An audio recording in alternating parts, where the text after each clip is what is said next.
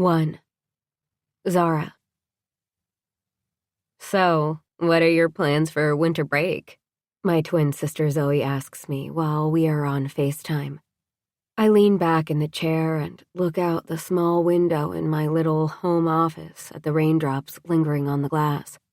We are both now in New York, but she lives in Soho in my brother-in-law Max's loft, and I live in Brooklyn in my sister-in-law Carrie's house. It was no surprise we both ended up in New York. Our parents live in their house on Long Island, and my brother Matthew is the captain of the New York Stingers. My brother-in-law Max is the assistant of the team. Those two used to hate each other, but now they are always together. I have no idea. I have to ask Ed. I tell her of my boyfriend. We have been dating for over a year now, and I just met his parents, and he met mine. I feel like something big is going to happen. Her eyes go big. No way. What kind of big? Like big, let's move in together, or big, let's buy a mansion and have your sister commission it? She jokes, and it makes me laugh. As an up-and-coming real estate broker, she is slowly becoming the top player in the game. I don't know, I tell her, sitting up. I cross my arms on the desk and lean toward the computer. I'm working from home today, but I will have to go into the office tomorrow morning. And by office, I mean Nordstrom. I have my dream job as a personal shopper. I started at the bottom of the chain. Sure, my family came in and I dressed them all, but I finally got my name out there when Tyler Beckett came in one day with his then fiancée, Jessica, and I dressed her for the red carpet event where her dress was ruined. They are Hollywood's royalty, and I dressed them. It was an honor, but what happened next was surreal. They say all it takes is one person, and that really is what it took. Soon they were booking appointments just for me. Now I'm slowly building up my clientele so I can open my own company called Zara's Closet. The good news is that even the designers are reaching out to give me samples. It's a dream come true. I just feel like something is coming, but I can't put my finger on it. Well, maybe he's finally going to propose, she says, and I open my eyes wide. Don't put it out there in the universe, I tell her. It jinxes things. Remember when we put it in the universe about prom? She rolls her eyes. It wasn't that bad. We both took the top-ranked rookies of the year, she smirks. We also got a Hummer stretch. We also didn't lose our virginity like we planned, I tell her. Those rookies didn't even want to hold our hands. That's because Matthew gave them the dick shrinking talk before they got there, she reminds me. Since he's 17 years older than us, our brother is always blocking the guys from us. This is what I'm talking about, I tell her. We were dumped 2 days before prom because you decided it would be a good idea to put a tracker on his phone. She shakes her head. That's because I had a feeling he was cheating on me, and you see I was right. I had a feeling in my gut. I slap my hand on the desk. I knew he was cheating. I felt it because he turned evasive and was all of a sudden always busy. You replaced his yearbook picture with a picture of a pig. She laughs now and doesn't do it quietly. You helped me, I tell her. You were the one who broke into student life and changed the picture. She just shakes her head and I hear the doorbell. I have to go. Ed is here, so I'll call you tomorrow. Unless you get engaged, then you call me ASAP, she tells me before I disconnect. Pushing away from the desk, I stand and walk down the steps to the front door. The doorbell rings again as soon as I get to the door, and I unlock it. Hey, I say, smiling at a frowning Ed. It's raining out here, and it took you forever to get to the door, he says, shaking off his jacket and spraying me with water. Well, hello to you too, I mumble, closing the door behind him as he takes off his shoes. I didn't know you were on your way. You didn't send a text. I was in the area, he tells me. I was visiting a client. I smile and walk to him. He matches my 5'8" height. If I wear heels, I'm taller than him, something that he hates, so I only wear heels when he isn't around. He is wearing a custom-made suit. I should know because I had it made for him. As a financial advisor at the top firm on Wall Street, he's making a name for himself. I figured I would come by. He doesn't make eye contact, and my stomach starts to turn over. Do you have time to stay for lunch, or is this just a quickie? I walk to him and put my hand on his stomach, throwing my arm around his shoulders. Actually, he says, walking out of my touch, let's go sit on the couch and talk. Just the way he says that, I now know something is coming. What's going on? I ask him, not moving from the door. You are acting really weird. He puts his hands in his pockets, and I look at him. Listen, I cringe. Nothing good happens when someone starts with, listen. Things are just moving too fast. I cross my arms over my chest. I'm under pressure at work to perform, and, well, I think I just need to. You're breaking up with me? I ask him, not even sure I need to ask the question. Not so much breaking up, but maybe just stepping back and taking a break. His voice is soft, and I have the urge to cry, but I have the bigger urge to charge at him. I put my hand up and I point at him. If you give me the it's not you, it's me talk, I stop talking before I threaten him. I'm sorry, he says softly. Grabbing his jacket in his hand, he walks to me, and I put my hand up to stop him. He just nods and walks out the door. I watch him through the frosted glass as he gets into his waiting town car. I walk to the stairs, turning around and sitting on the step. My phone pings in my hand, and I look down to see that is Zoe. I swear we feel each other's pain. I dial her, and she answers with a low tone. Don't tell me. He broke up with me, I say, putting my hand to my mouth to stop the sobs from ripping through me. I'll be there in 10, she says, and disconnects, and I know that, wherever she is, she will be here in 10 minutes. 2. Zara. Do you want to carpool to Mom and Dad's after the game?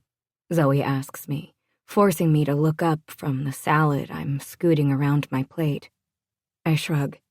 I guess it would make the most sense. I drop my fork. It's been 4 months. She raises her voice to get my attention. 4 months, not weeks. She leans toward me to hiss the last part. I know, it's just, I don't know how to explain it. I really loved him. Zoe leans back in her chair and I look at her. We couldn't be more different in style. She is always dressed for business, whereas I'm sitting here in my tight, light blue jeans with a white tank top and a long gray knitted sweater. Sure, I have Louboutin on my feet and my tan Hermes purse, but other than that, my long blonde hair is piled on top of my head, while hers is long to her waist in loose curls. We are going to leave here.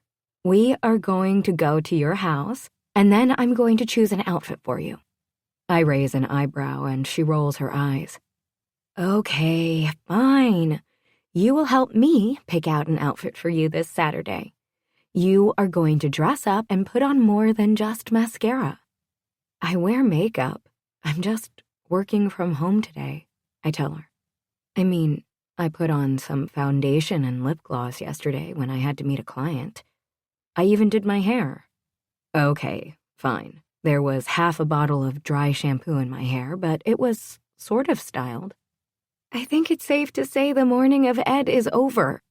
She picks up her water and raises her hand when she sees the waitress.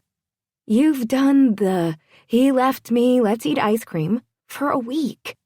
I lean back in my chair, crossing my arms. Then you did the, why didn't he love me song for 2 weeks.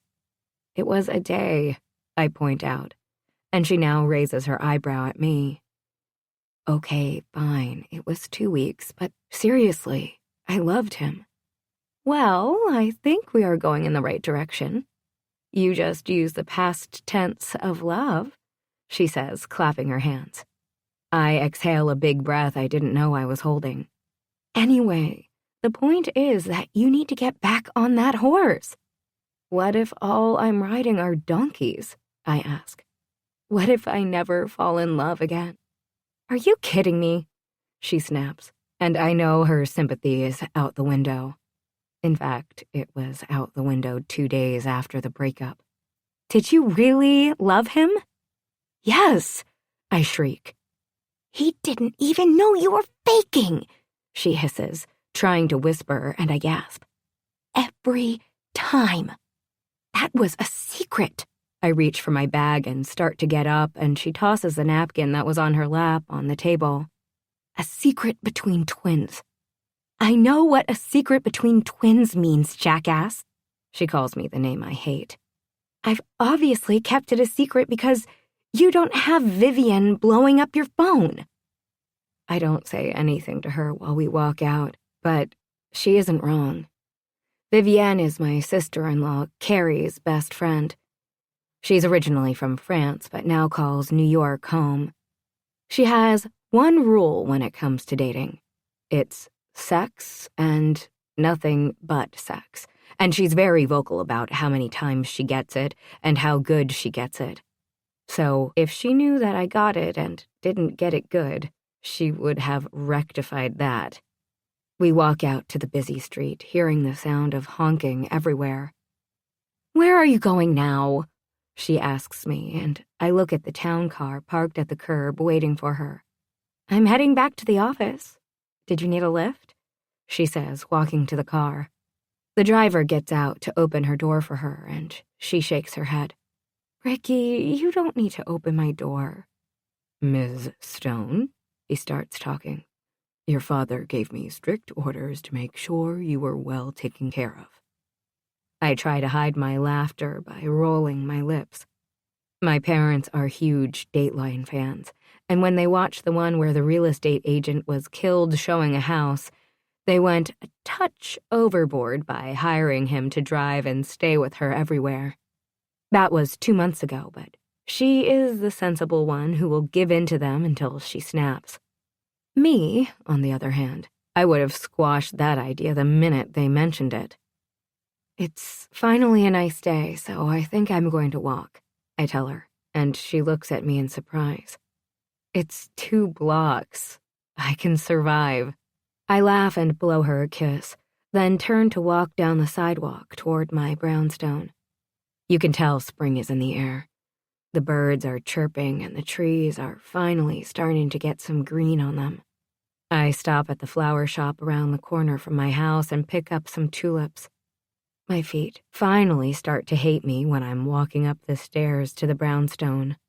I unlock the door and slip my shoes off, then make my way to the kitchen to find a glass vase. Bring some sunshine to my day, I tell myself, placing the glass vase with pink tulips in the middle of the white counter. My phone pings, and when I walk back to my purse and pick it up, I see a couple of messages from a couple of clients. I walk up the stairs to my office when another one comes in. This time it's from Vivi. Vivi, I heard you are taking your vagina out for a walk again. See you Saturday. I shake my head and immediately text Zoe. Me. What did you tell Vivi? She responds immediately. Zoe, that you are finally ready to come out and socialize. I toss my phone down and block it all out while I work, only looking up when my stomach rumbles. I close my computer and walk downstairs, taking out a prepared meal that my mother had sent over. The rest of the week was uneventful. I was swamped at work with the summer season coming and people already arranging their summer wardrobe. I'm bending down to zip up my suede black high-heel booty when the doorbell rings. But then the door opens. Bonjour, I hear sing-songed and know it's Vivienne. We're here, I hear Zoe yell from the stairs. Coming! I grab my black suede jacket and slip it on. I pull my hair out of the jacket and grab the gray knitted scarf to wrap around my neck. I walk down the stairs and look for them in the living room, but it's empty. I hear giggling and know that they are most likely in the kitchen. I walk in and Vivienne is just toasting with her wine glass. Jesus, we get it, Vivi says. You're in mourning. I look down at my outfit. Okay, the black jeans with matching shirt. I throw my head back and laugh. I swear it wasn't what I was going for. I put my hand on my stomach. I swear. Come, let's do a toast, Vivi says, and I walk to the counter. She pours me a glass of white wine. To your brother and Max. I throw my head back and moan. How long are these retirement toasts going to go on for? I ask, gulping down my wine. It's not every day they retire, Zoe says, and I glare at her. They aren't even retired. They are retiring. I gulp more wine. In 3 months. We've been toasting them since August when they announced it. I don't make the rules. I just live by them, Vivi says, wiggling her eyebrows. Now let's go before we get stuck in a shitload of traffic. I finish my glass, then set the glasses in the sink and run out to meet them in the town car. Well, this is surprising, I say, getting in and earning a punch in the arm from Zoe. Ouch, I say, touching my arm. I was just pointing out it's surprising Ed's working on Saturday. She winds up again and I jump back. Enough! As we make our way to the arena, all 3 of us are on our phones instead of talking to each other. Are you still following Ed? My sister asks me, and I turn and look at her. No, I shake my head. I blocked him. Why? She says, and I grab the phone from her. There on the screen, in an Instagram picture, is Ed, with a brunette. I look at her, and now Vivi is leaning over Zoe to see.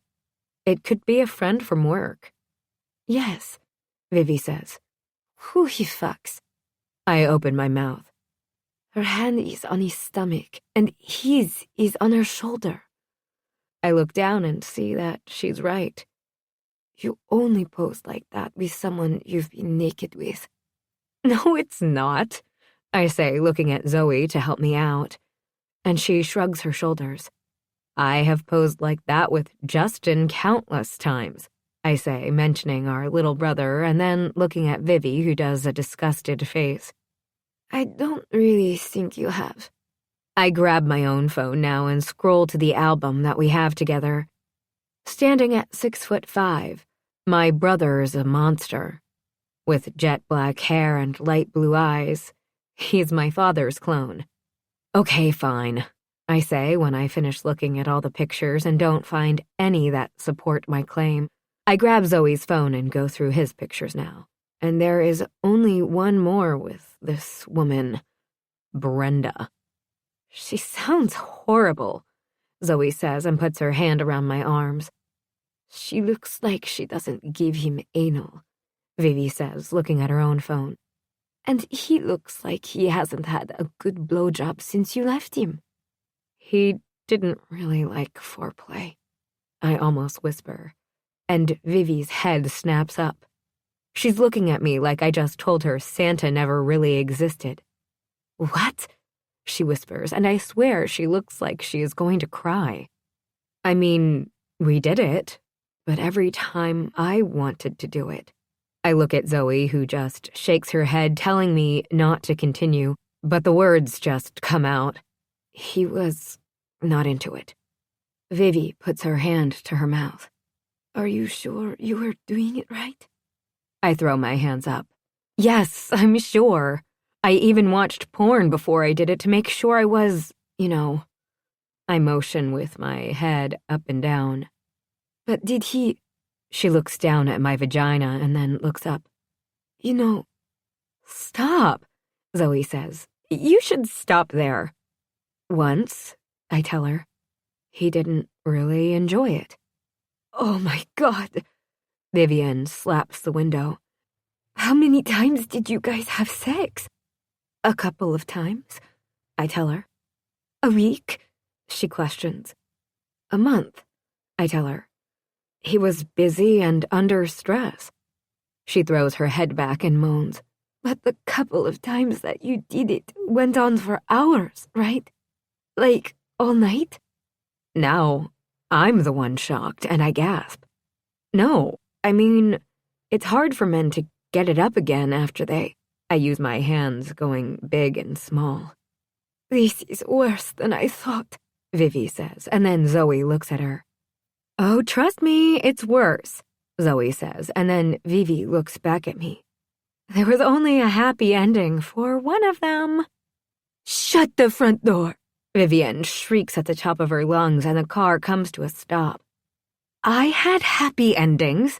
I glare at Zoe, who equally glares at me. By myself. Vivienne doesn't have a chance to answer because her door is opened and she has to get out. I smack Zoe's arm and she laughs, getting out of the car, and I follow. This explains why you are always wearing black, Vivienne says, and then I look at her. Can we please not talk about this?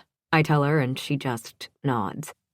My lips are sealed, but honey, you need to get laid, she says, and turns to walk to the entrance used by the players and family members. But tomorrow, that's another story.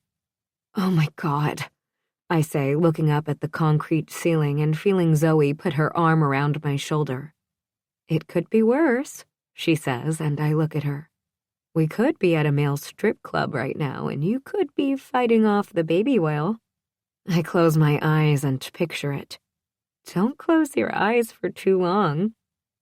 I shake my head and make my way inside, not sure what tonight will hold.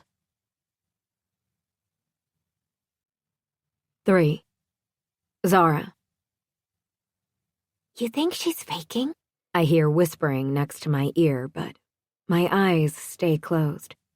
I don't know, the other little voice says, but her breath stinks. And I can't even stop the laughter from coming out of my mouth, shocking my sister Allison's 2 kids, Michael and Alexandria, who are leaning against my bed. I try to grab them, but they run out of the room, screaming. She's awake, Michael says. Tossing over the covers, I get out of bed. I'm in my old bedroom, and everything is pretty much the same as before I went to college. The walls are still a soft pink. My white desk sits in the corner with a huge corkboard hanging over it with pictures from high school. I go to the walk-in closet and grab the robe that I keep there. The only thing I actually took from this closet were the cool clothes, or at least what I thought were cool. I walk out, going down the spiral staircase to the kitchen connected to the family room. My mother is at the stove, flipping pancakes, her auburn hair piled on top of her head. Who sent the rats to wake me up? I ask. Walking to the coffee machine, I start my coffee and look over at my mother, who smiles at me. Good morning, she says. When my father comes in and goes straight to her, kissing her neck, I look out the window. He is always kissing her or touching her or holding her hand as far back as I can remember. The coffee machine stops and I walk to the fridge and look at my parents. My father stands behind her, his hands on her hips while he looks over her head to watch Sports Center on the television. Evan Richards is having the year of his life, my father says, not moving his hand, but looking over at me and smiling. Good morning, Princess, he says, still using the nickname from when I was younger. I mean, I think Allison is 30 and he still calls her Princess. Morning, I say, going over to the table to sit and watch the television. I hate Evan Richards, only because Ed loved him. Like, worshipped him. I look at him on the screen while he celebrates a goal with his cocky smile. His teeth are probably fake, I think to myself. He needs to shave all that scruff. I say to the room, and my father just shakes his head. I feel bad for him. He was the biggest name in hockey, and he still is a legend. But Zara and I used to cry and scream as soon as he took out the skates. Luckily for us, he had Matthew and Justin. Honey, beards are sexy, my mother says, which earns her a glare from my clean-shaven father. Well, not all beards are sexy. Babe. He growls and leans in to whisper something in her ear. Her eyes go wide and she laughs. Go away. She pushes him away with her hip. Morning. I hear her grumble and watch Zoe dragging her feet as she walks in the room. Those two gave me a heart attack. She walks to the coffee. I opened my eyes and came face to face with Alex. I laugh. She didn't even say anything. I thought she was possessed. Oh, good. You two are up, Allison says, coming into the room with her 2 kids behind her. My sister is 7 years older than me. She was 5 when my dad came into the picture, but her father is a douche and slowly erased himself from their lives. I owe them $20 each, she says, turning to high-five her kids. She is dressed in jeans and a sweater, but she looks great in everything. It's why she landed her husband, Max. Or, at least, that's what I always say. Now go play in the basement. Aunt Carrie and Aunt Vivi are coming over in a bit. They turn and run toward the basement. Great, I think to myself. More kids. My brother Matthew and Carrie have 4 kids, 2 boys and 2 girls. And I swear I call them the Duggars. Carrie says the factory is closed, but Matthew just shrugs when she says that. Accidents happen, is his go-to saying. I want to play with the hockey sticks too, Alex says, going down the stairs to the basement. My parents love their kids, but they love their grandkids even more. The basement is literally a toy store. Why would you pay your kids to wake us up? Zoe asks, sliding into a chair next to me. She is wearing almost the same thing as me, without the robe, and her hair is also tied on top of her head. It's payback for all the times you woke me up when you were kids. She smirks and goes to kiss my dad's cheek. Suck up, Zoe mumbles and just laughs at her while I just shake my head. We were kids, I tell her, and she just shrugs. Zoe opens her phone to scroll through her Instagram. Are we having a family lunch? I ask my parents, and then turn when I hear Zoe gasp. Her eyes fly to mine, and when they go wide, I know something is up. And from the look of horror on her face, it's bad. Like tsunami bad. Oh, my God, she says, and puts her hand on the top of her phone to block what she's looking at. Her eyes fly to Allison. I need backup, she says, and the way her voice comes out, Allison springs into action, getting on my other side. I look at both of them, and we are distracted when Carrie yells from the front door. We are here, she shouts, and the kids run in with a hurricane of kisses and hugs before they run off to the basement. They went traditional, and all their kids' names have to do with family members. Cooper is named after my dad, and is the biggest honor that Matthew could have given him. Frances is named after Carrie's mom, who passed away. There is Vivian, who, thankfully, is nothing like her namesake.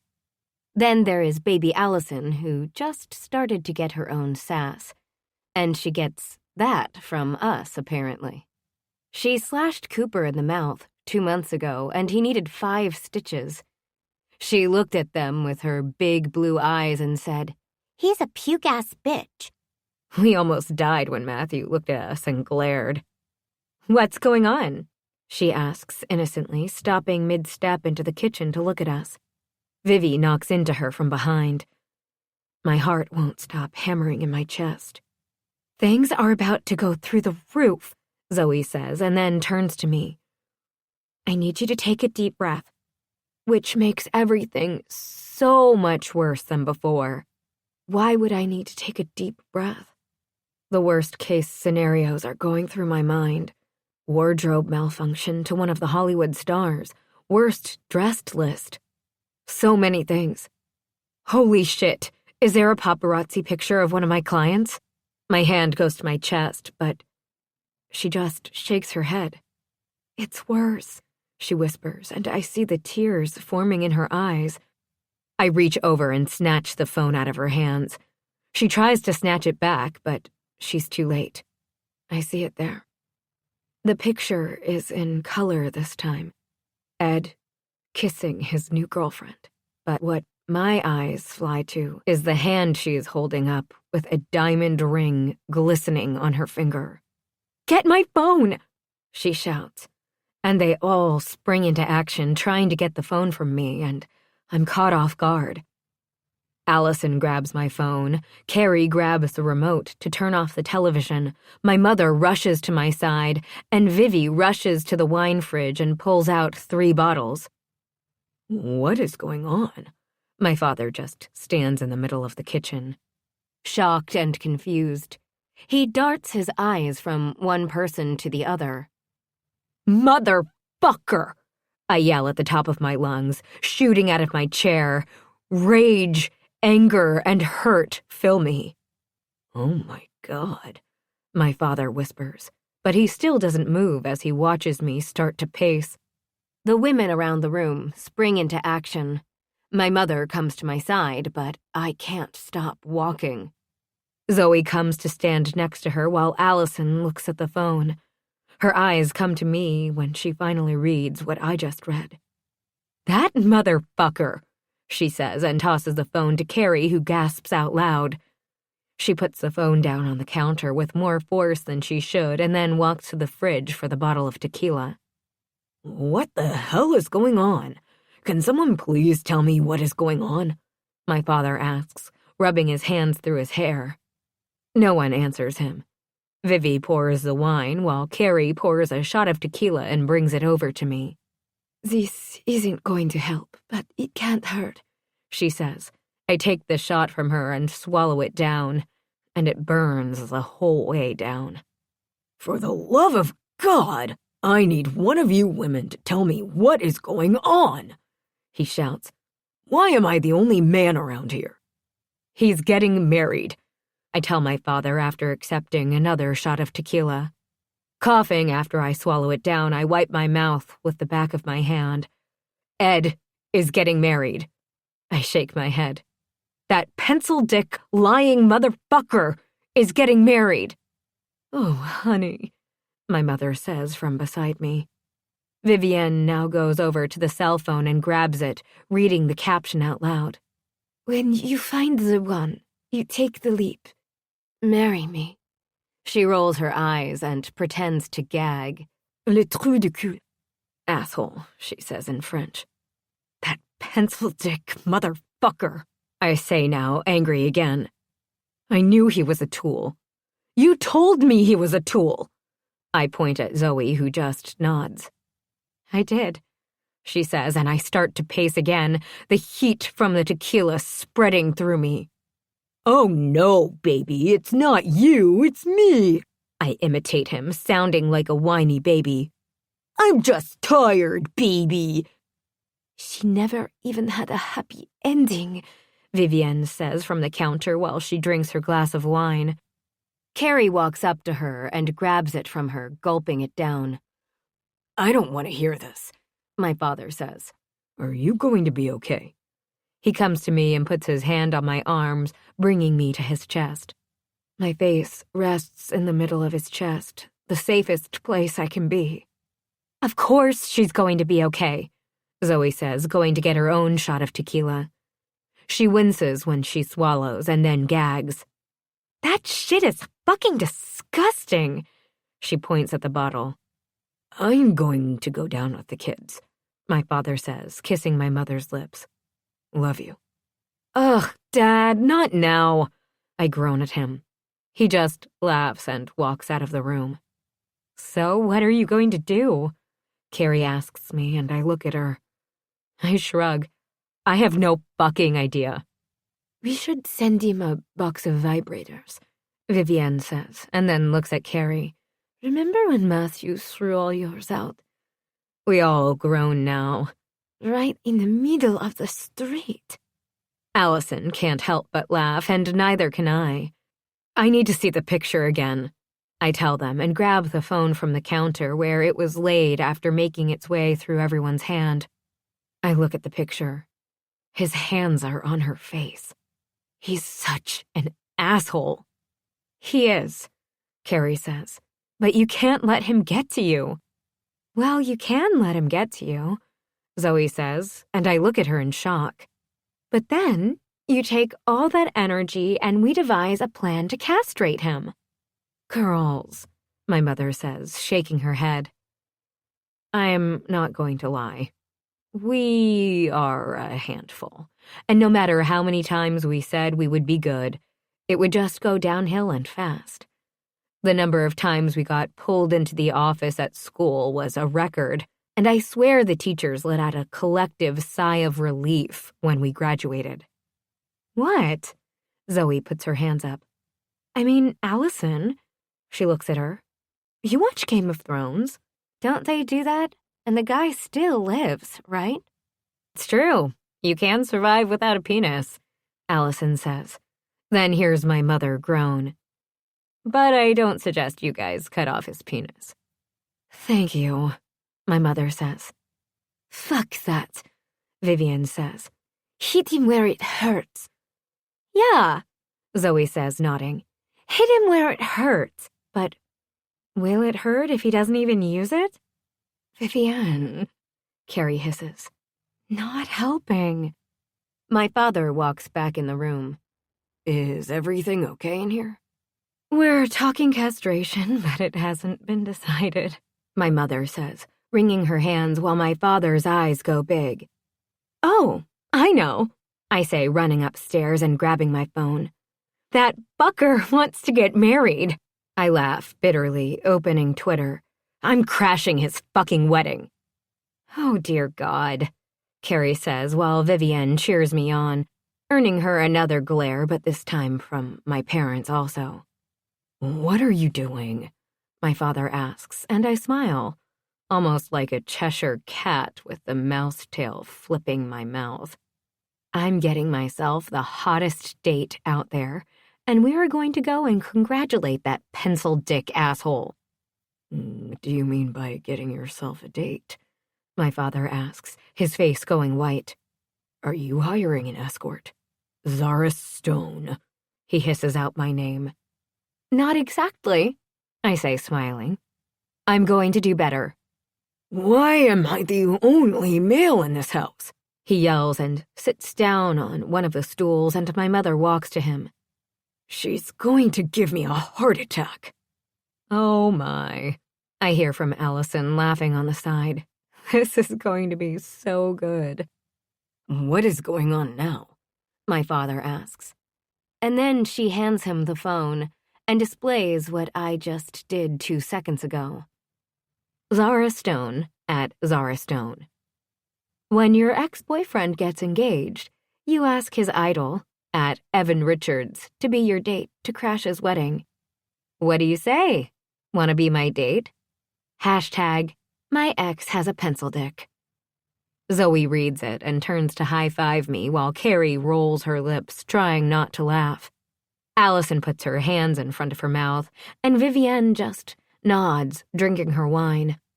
My phone beeps, and my father looks at me. I think he answered. I grab the phone from him just when I hear Carrie's cell phone ring. Her eyes look from the phone to me. It's Matthew. Did he answer you? Zoe asks, and I open my Twitter. Evan Richards at Evan Richards. Sounds like a plan. DM me. Zoe laughs out loud. Yeah, buddy, you better DM him right now. What does that even mean? Why is this happening? My father just moans.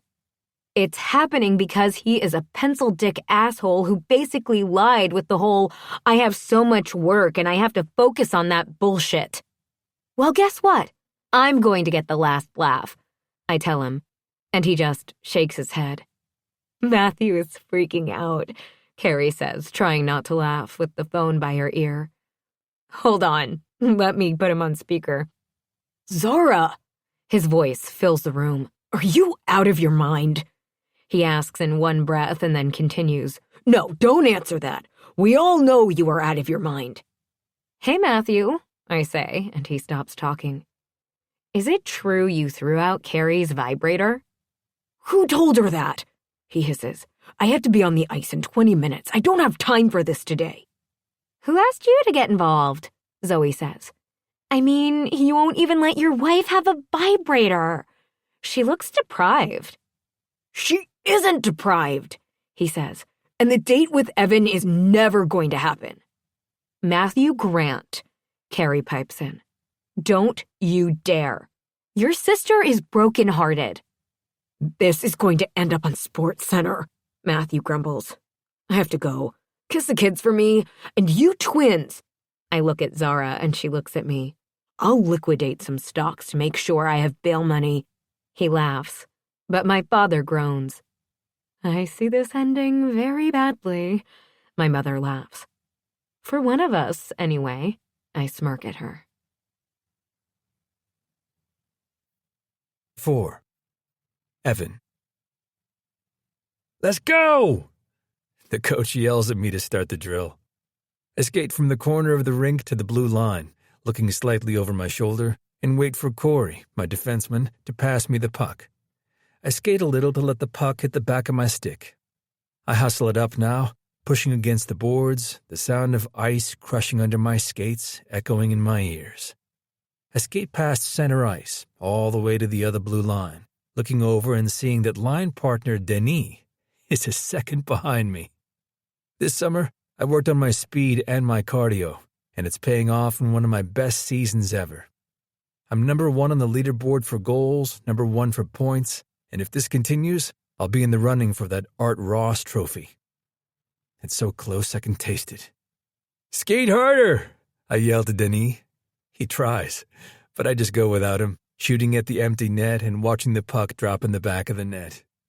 I skate around the net, laughing at Denis, who is finally getting to the net.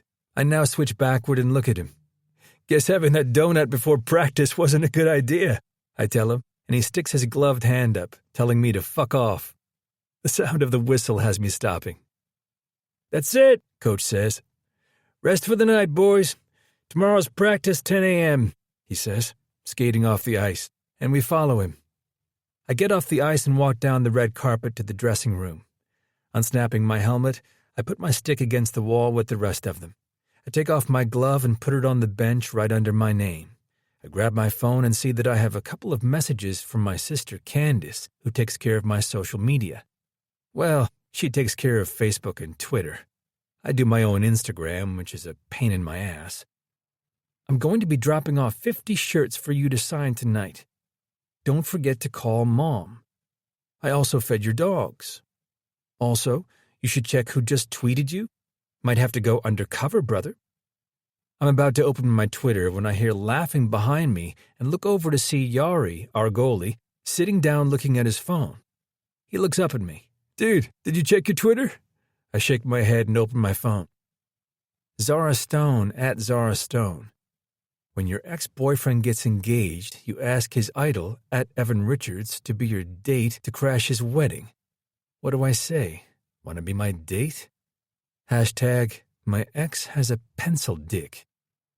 I chuckle at the hashtag and then look at the name again. Holy shit, Zara Stone. My fingers move across the keyboard before I think about it. Evan Richards at Evan Richards. Sounds like a plan. DM me. The minute I send it, my phone blows up, showing me Candace is calling. Yo, I answer, grabbing the bottle of Gatorade next to my gloves, then sitting and taking a drink. Are you out of your fucking mind? She shouts, and I can so picture her in the Range Rover I bought her with her glasses on and her makeup and nails perfectly done. I shake my head. I'm the oldest of the three. Chloe is the middle child, and she stays out of my business unless she needs tickets or a reservation somewhere. But Candace is the one always up in my stuff. Okay, fine, I pay her to take care of my things, but sometimes she goes overboard. But she knows hockey, I mean, our father played hockey, not pro level, but he played it in college, and then he took on the role of coaching. My uncle is also a huge hockey player, and he only played 5 games in the NHL. You would think with the hockey family that I started playing hockey when I was a kid, but I didn't. When I was 13, my father forced me to go play with him and a couple of his friends, and the rest is history. I was drafted 45th. I never thought I would actually play in the NHL, but the team gave me a shot, and at 19, I was raising the cup over my head. It was a dream come true. I was traded 2 years later, and now, 7 years later, I have a couple of months left on my contract before I'm a free agent. What are you talking about? I tried to act stupid, but I know the minute I sent out that tweet, she got a notification on her phone. Laughing, I lean down and untie my skates. You really want to go on a date with Zara Stone? She hisses out her name. I heard she's a bitch. From who? I ask her, knowing she doesn't even know who Zara is. But she has hated every single girlfriend I've had. The last one I had 4 years ago, she threw a party for me when we broke up and posted about it. It did not go over well with my mother, who is pissed at both of us. I know people, she says, and I laugh now loudly so she can hear me. I'm serious, Evan. She stops talking. I don't think it's a good idea. You are at the top of your game. You are like the most eligible bachelor out there. Canned. You can relax. It's just a date. If that even. I try to talk her off the ledge. My phone beeps and I see I have an incoming call from an unknown number. I have to go. Someone is calling me. Okay, are we still on for tacos? She asks. Well, it's Tuesday, so yeah. Pick it up and meet me at my house, I tell her, and then accept the other call. Hello? Hey, Evans, the male voice says, and I think I know who it is, but I'm not sure. It's Grant, Matthew Grant. Holy shit. So Zara's father is the Cooper Stone. He's basically a hockey god or idol with more records than any other hockey player out there, and Matthew is her brother. From what I hear, you don't fuck with him. But apparently his other sister dated his arch-nemesis under his nose. Yeah, I say, trying not to laugh at how crazy my life has gotten in the past 10 minutes. You know why I'm calling? He says, and I hear guys talking in the back. He's probably at practice also. I have an idea, I tell him. So we are on the same page, he says, and I have no idea what book he's reading. Yeah? Yeah, I say, and he disconnects. What the fuck just happened? I ask, and don't expect anyone to answer, but Brett, my closest teammate and partner in crime on the ice, answers me. You just put another nail in your coffin. He laughs, and I get up, moving my skates out of the way, and pull my jersey off, tossing it in the big bin in the middle of the room. It's one date, Jesus, I tell him, and he just shakes his head. Have you seen her? He asks me, and I shake my head. I mean, maybe in passing, I tell him, and then grab my phone and go back to Twitter and click on Zara's picture. It fills my screen in the little circle, and I have to sit down. I swear I hold my breath when I see her. Her strawberry blonde hair covers half her face and half her lips. Her gaze is aimed at the camera, and I swear it feels like she's staring straight at me. I zoom in and see her eyes look gray, and her lips are plump and half open. She isn't pretty, and she isn't beautiful. Exquisite is the only word that comes to mind. I hear chuckling again, and I look at Brett. So, not really, right? I stutter, looking down at the picture and then up again, and he continues chuckling. I didn't. It comes out lower now. He's shaking his head as he unwraps tape from his leg. Do you know her? Met her last year at the Max Horton Foundation event. She walked in and jaws dropped, he says. Her date was this skinny dude who looked like a banker. Maybe that's the pencil dick. I look down again, imprinting her picture into my brain. It's just one date, I tell him, turning my phone off and putting it on the shelf. One date. I don't know if I'm trying to tell him this or if I'm trying to convince myself of it. I get into the shower and then make my way over to the kitchen, grabbing a heaping plate of pasta and chicken. I look around and see it's almost empty, so I sit down and start eating while I scroll TSN to check the stats. I see my Twitter app is going nuts, and I'm about to open it when Candace calls. Hey, I say, putting the phone to my ear while grabbing another forkful. Hey, so, she starts, and I know she is irritated.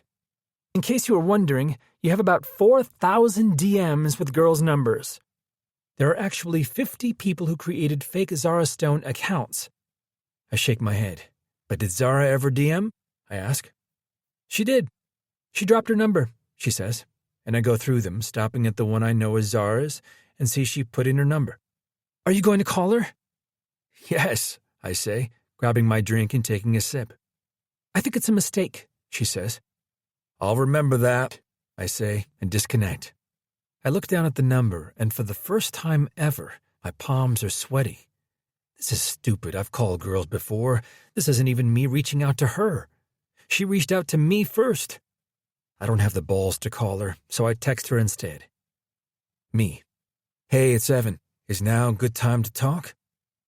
I press send and look at the text I should have sent with an emoji. While I'm looking down, I see the bubble with 3 dots at the bottom appear and then disappear, but no message is coming through. I watch it like a hawk, and finally she answers back. Zara. Getting ready to have family lunch. How was tonight? I smile at the phone and then type out my answer. Me. Text me when you can talk. I put the phone away and then get up and head to the gym. For 2 hours, I lift weights until I feel the burn everywhere. I take another quick shower before I leave and look at my phone. Grabbing my baseball cap, I put it on backward, then grab my phone, wallet, and keys. I look around and yell out a bye to whoever is left in the locker room. Today was not mandatory, but it's always good to get on the ice. I walk to my black BMW, pressing the button to unlock the door and get in. I make my way home to my brand new house. Well, it's not brand new because it's been 6 months. I know I shouldn't have bought it since I don't know where I will be at the end of the season, but I couldn't help myself. I pull through the gate to the community and make my way down the street. It's a new development, which is why I couldn't say no. I love huge properties.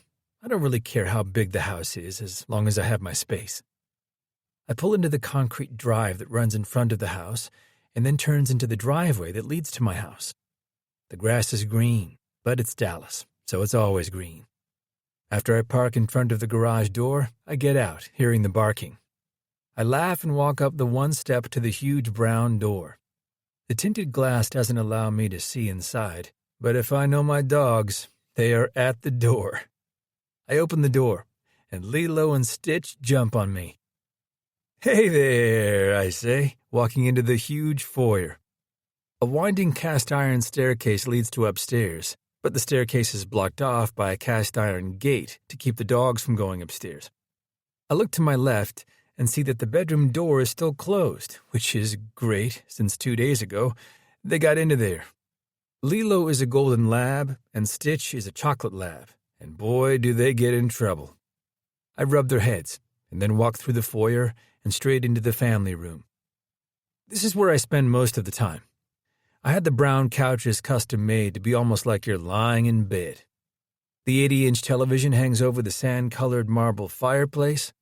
A wooden bookcase sitting to one side contains photos of all my big moments in my career. A couple are also of my family at functions or at Christmas. On the other side is the hallway to my bedroom, which sits in the back of everything, and another gate stops them from going in there. I walk past the kitchen that sits on my right to the back door, and I open them to let the dogs run outside. I close the door, going straight to the kitchen to grab some water. I grab the television remote that sits on the counter separating the family room from the kitchen. I turn it on to SportsCenter, and then walk to my stainless steel double fridge, opening it to grab a water bottle. I turn and grab an apple that sits in the middle of the island. The huge bowl sits on a marble countertop, the same marble counters all around the kitchen. The color is on the dark brown side, but the cabinets are light brown, so the counters pop more. It came with a 6-burner built-in range that I cook on sometimes. Okay, maybe not that much, but my mother has cooked some delicious meals on there when she visits. I grab my phone and order the stuff for the taco party that I'm having tonight with Candace. Hearing the dogs bark, I look out the window and make my way outside, seeing them running after each other at full speed. This, right here, is why I bought the house. I don't even see my neighbor, or if I do, it's far away. I walk to the end of the concrete patio covered by a wooden lanai. I have a fireplace on one side with the dog beds right in front of it. 2 rocking chairs sit in front of the window by the door. My mother loves sitting in them and rocking in front of the fire at night. A grill sits on the other side of the patio, next to the outside bathroom I had installed. A white hammock hangs right at the end of the patio. The pool in the middle of the yard, surrounded by palm trees, gives it a tropical feel. The dogs finally look up and see me and charge straight for me. Lilo drops the ball at my feet, and I bend over, picking it up and throwing it as far as I can and see them take off. I play catch with them for about 30 minutes before they both lie at my feet, panting. I turn around and pick up their water bowls to fill them with the outside hose. They get up right away, coming to the bowls. I leave them outside when my phone beeps, telling me someone just punched in my code at the gate, alerting me that my order has arrived. Walking inside, I go to the door right as he was about to ring the doorbell. "Hey, Senor Evan," Manuel says, handing me a huge bag. "This is everything for you," he says, and I nod at him. "Have a good night and keep up the scoring." He tips his hat to me and walks back to his car. I bring the big heavy bag back into the kitchen and put it on the island and start taking out the containers. I take the plastic bag of homemade tortillas out first. Then the round container of queso is next. I open it up and smell it. I grab the big bag of homemade chips, dipping one in and letting it melt on my tongue. I unload the 3 containers of taco stuff. One is beef, one pork, and the other shrimp. A bowl of Spanish rice is on the bottom. The door slams shut, and I know it's Candace. "Oh, good, I'm just in time," she says, dumping her purse on the table right off the kitchen. She comes over and starts opening the containers. "I'm starving," she says, walking to the cupboard and taking out 3 plates. We get our tacos, and she tells me what needs to be done in the next week as we eat our dinner. "Did you see Twitter?" she asks me when I finish my last bite of queso. I shake my head. No. I pick up my plate and bring it to the kitchen. I only keep Instagram so I can do the stories. She gets up from her chair and comes over, putting her own plate in the sink and rinsing it off just before she puts it in the dishwasher. She walks over to the counter and grabs the dish towel to wipe her wet hands. "Your DMs were blowing up. I had to charge my phone 5 times since that tweet this morning." I shrug, not sure what I'm supposed to say. "Are you really going to do this?" I honestly don't know what you mean. I lean back against the counter and cross my arms over my chest and watch her. "Are you asking me if I'm going to go on a date with her?"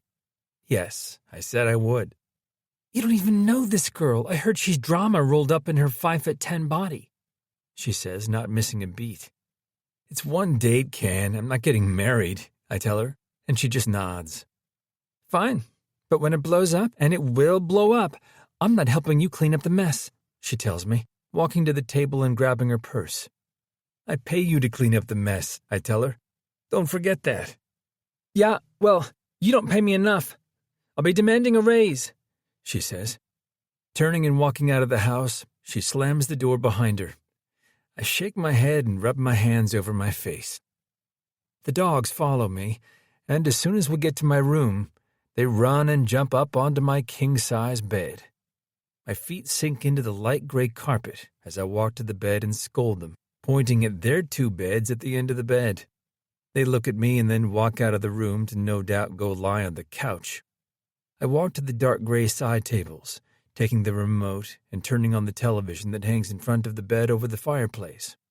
I didn't want anything fancy in my bedroom, but then I came home and found my mother had gone against everything I wanted. It's masculine, I will say that, but with a softer touch, according to her. The gray fabric headboard is comfortable when I sit up and watch television, so that is all that matters. The covers are a light gray and look fluffy as fuck, but I don't make my bed every morning either. I just throw the covers over.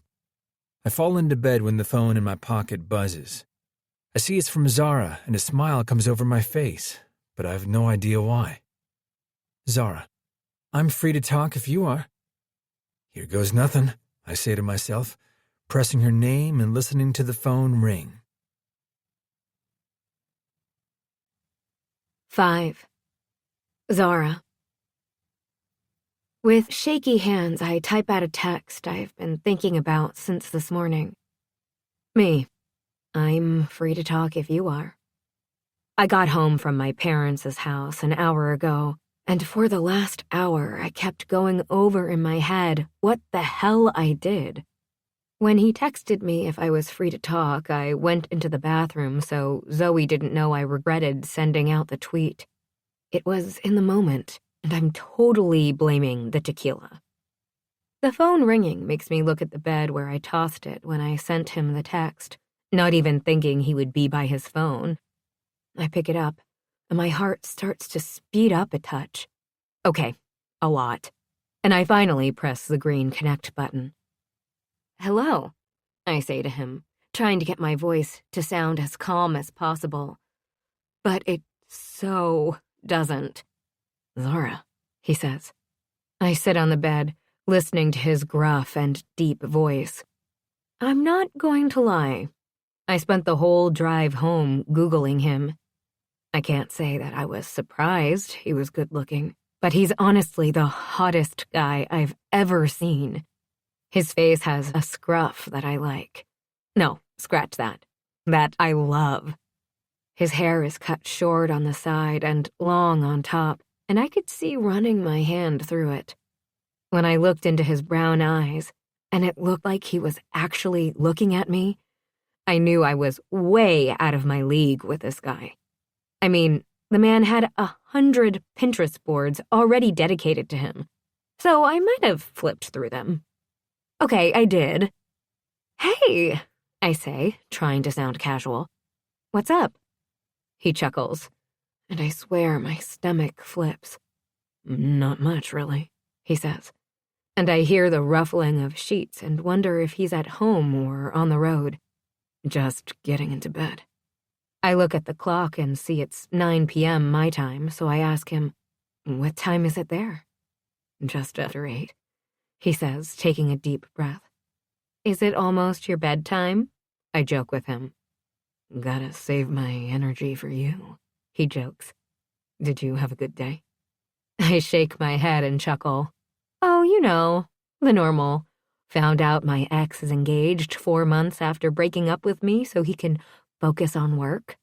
I get into bed and sink down on the pillows and look up at the ceiling. When I found out, I kind of went ballistic and flew off the handle. Is that so? He says, and I swear I could picture him smiling. A smile I've looked at for an hour now. Fucking Pinterest. I mean, I usually fly off the handle, but this one was a bit more than anything else. I laugh. It didn't help that I had 2 shots of tequila in me and it was 9 a.m. So you drunk tweeted me? He laughs now. Interesting. The way he says that word makes me sit up. Why is that interesting? It's just, if you didn't have the tequila in you, you wouldn't have tweeted me? He asks me, and I lie back down, thinking. Probably. I tell him the truth. He loves you so hard. At first, I thought he did it just to get a rise out of Matthew and Max when he used to throw out your stats, but... Yeah, your brother isn't my biggest fan, especially now, he tells me, and I turn over in the bed. Jesus, did he call you? I ask him, holding my breath. This is so embarrassing. Yeah, he did, he says. I mean, the conversation lasted maybe 5 seconds, and he said maybe 4 words. I heard Max in the background throwing clout. He chuckles. But I stop him from talking. I'm so sorry you got dragged into this. I totally understand if you don't want to come with me. I've never crashed a wedding before, but it's on my bucket list. I laugh now when he says that. Do you even know when he's getting married? According to his latest Instagram post, he can't wait to make her his wife, and he said beginning of June. I tell him. I don't tell him that after that happened, I had a couple more shots of tequila, but everyone held my phone hostage. They also hid their own phones. If you can get me the date, I can check my schedule and see if I'm available, he tells me. It should be the playoffs by that point, he says. I didn't even think, I say, and I turn over again. Listen, Evan, I get that you probably think this is the stupidest thing that has ever been done, but if you knew me, you would know it's probably not, and I'll probably do something to top this. He laughs. But I don't want to blow up your life. I got 1,000 phone numbers today, he tells me. My DMs were blowing up. Fuck, I whisper. I'm so sorry. Why? It's not every day a gorgeous woman takes a stand for herself and, in return, asks me out. We've never even met, I tell him, waiting for him to answer. No, we haven't. He starts telling me, and his voice goes softer. But after I agreed to be your wedding crasher date, I checked out your picture on Twitter. My heart starts picking up, and I put him on speakerphone while I go on Twitter and check the picture. It was taken on the beach when our family went to St. Bart's. Do you know that you have hundreds of Pinterest boards dedicated to you? I tell him. He laughs now, but not just a small chuckle like he did before. This one is deep, and I can picture him leaning over and laughing. What? It's true. You were checking me out, he says between the fits of laughter. Well, I knew what you looked like. Sort of, I tell him. I mean, with a helmet on and a visor. I have seen him play before. Where do you live? He asks me when he finally stops laughing. New York, I tell him, and I know he lives in Dallas. He plays for Dallas. I leave tomorrow night for Jersey, he says, and I literally hold my breath. I'm there for 2 days. Okay, I say. Zara, can I take you out? He asks me. I mean, I think it's good if we meet before we just crash a wedding. You want to drive into the city and take me out? I ask him in shock, not expecting this at all.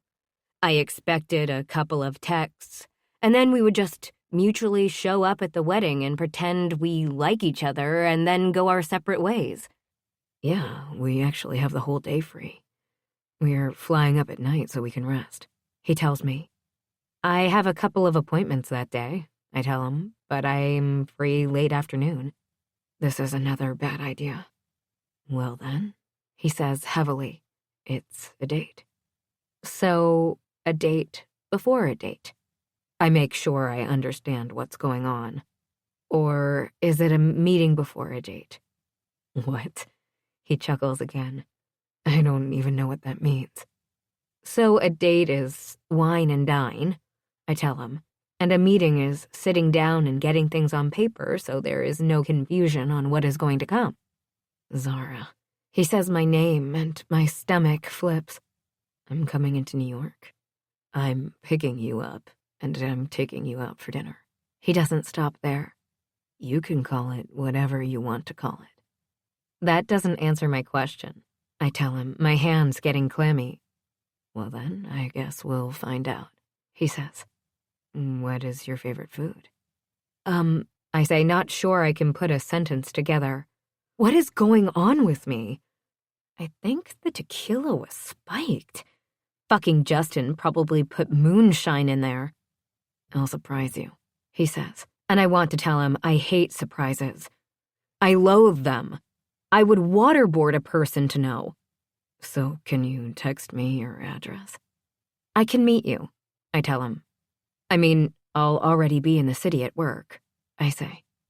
You can either give me your address or I can call in a couple of favors and get it. If he was sitting in front of me, I would glare at him. Fine. Challenge accepted. That wasn't a challenge, I tell him. It was me, thinking. Give a woman a second to think. Sleep tight, Zara, he says, ignoring me. I'll see you soon. It's the last thing he says before hanging up. I look down at the phone and see that it's the screensaver of Zoe and me in Paris, standing in front of the Eiffel Tower. When a text comes in, I see it's from Evan. Sweet dreams, Zara. I think about answering it, but I don't. Tossing the phone on the bed, I get up and walk into the bathroom, flipping on the light to the small ensuite. Well, it's big for New York, but small for me. The huge, deep white tub sits in front of the door next to the glass shower. The tiled floor cold on my feet as I walk toward the tub and turn on the water. I turn to the 2 hanging shelves that I had added when I moved in, lighting the 4 candles on each. I undress, turning off the light and taking in the glow of the candles. I get into the hot tub and lean back, closing my eyes. This usually relaxes me. I usually just let it wash over me. But all I can see are the different pictures of Evan going through my mind. The one with him in a Batman shirt. The one of him in a suit. The one without a shirt. My face starts to get hotter and hotter, and I give up on the bath. I get out, drying myself off, and I slip into bed. The next day goes by so fast, I don't even notice the time, nor do I stop to eat. But when the door opens and slams shut, I get up from my desk and go to check. "I've been trying to call you all day long." I see Zoe kicking off her shoes and coming in with a brown bag. "Why haven't you picked up?" she asks me, and I walk downstairs. "I am going nuts," I tell her.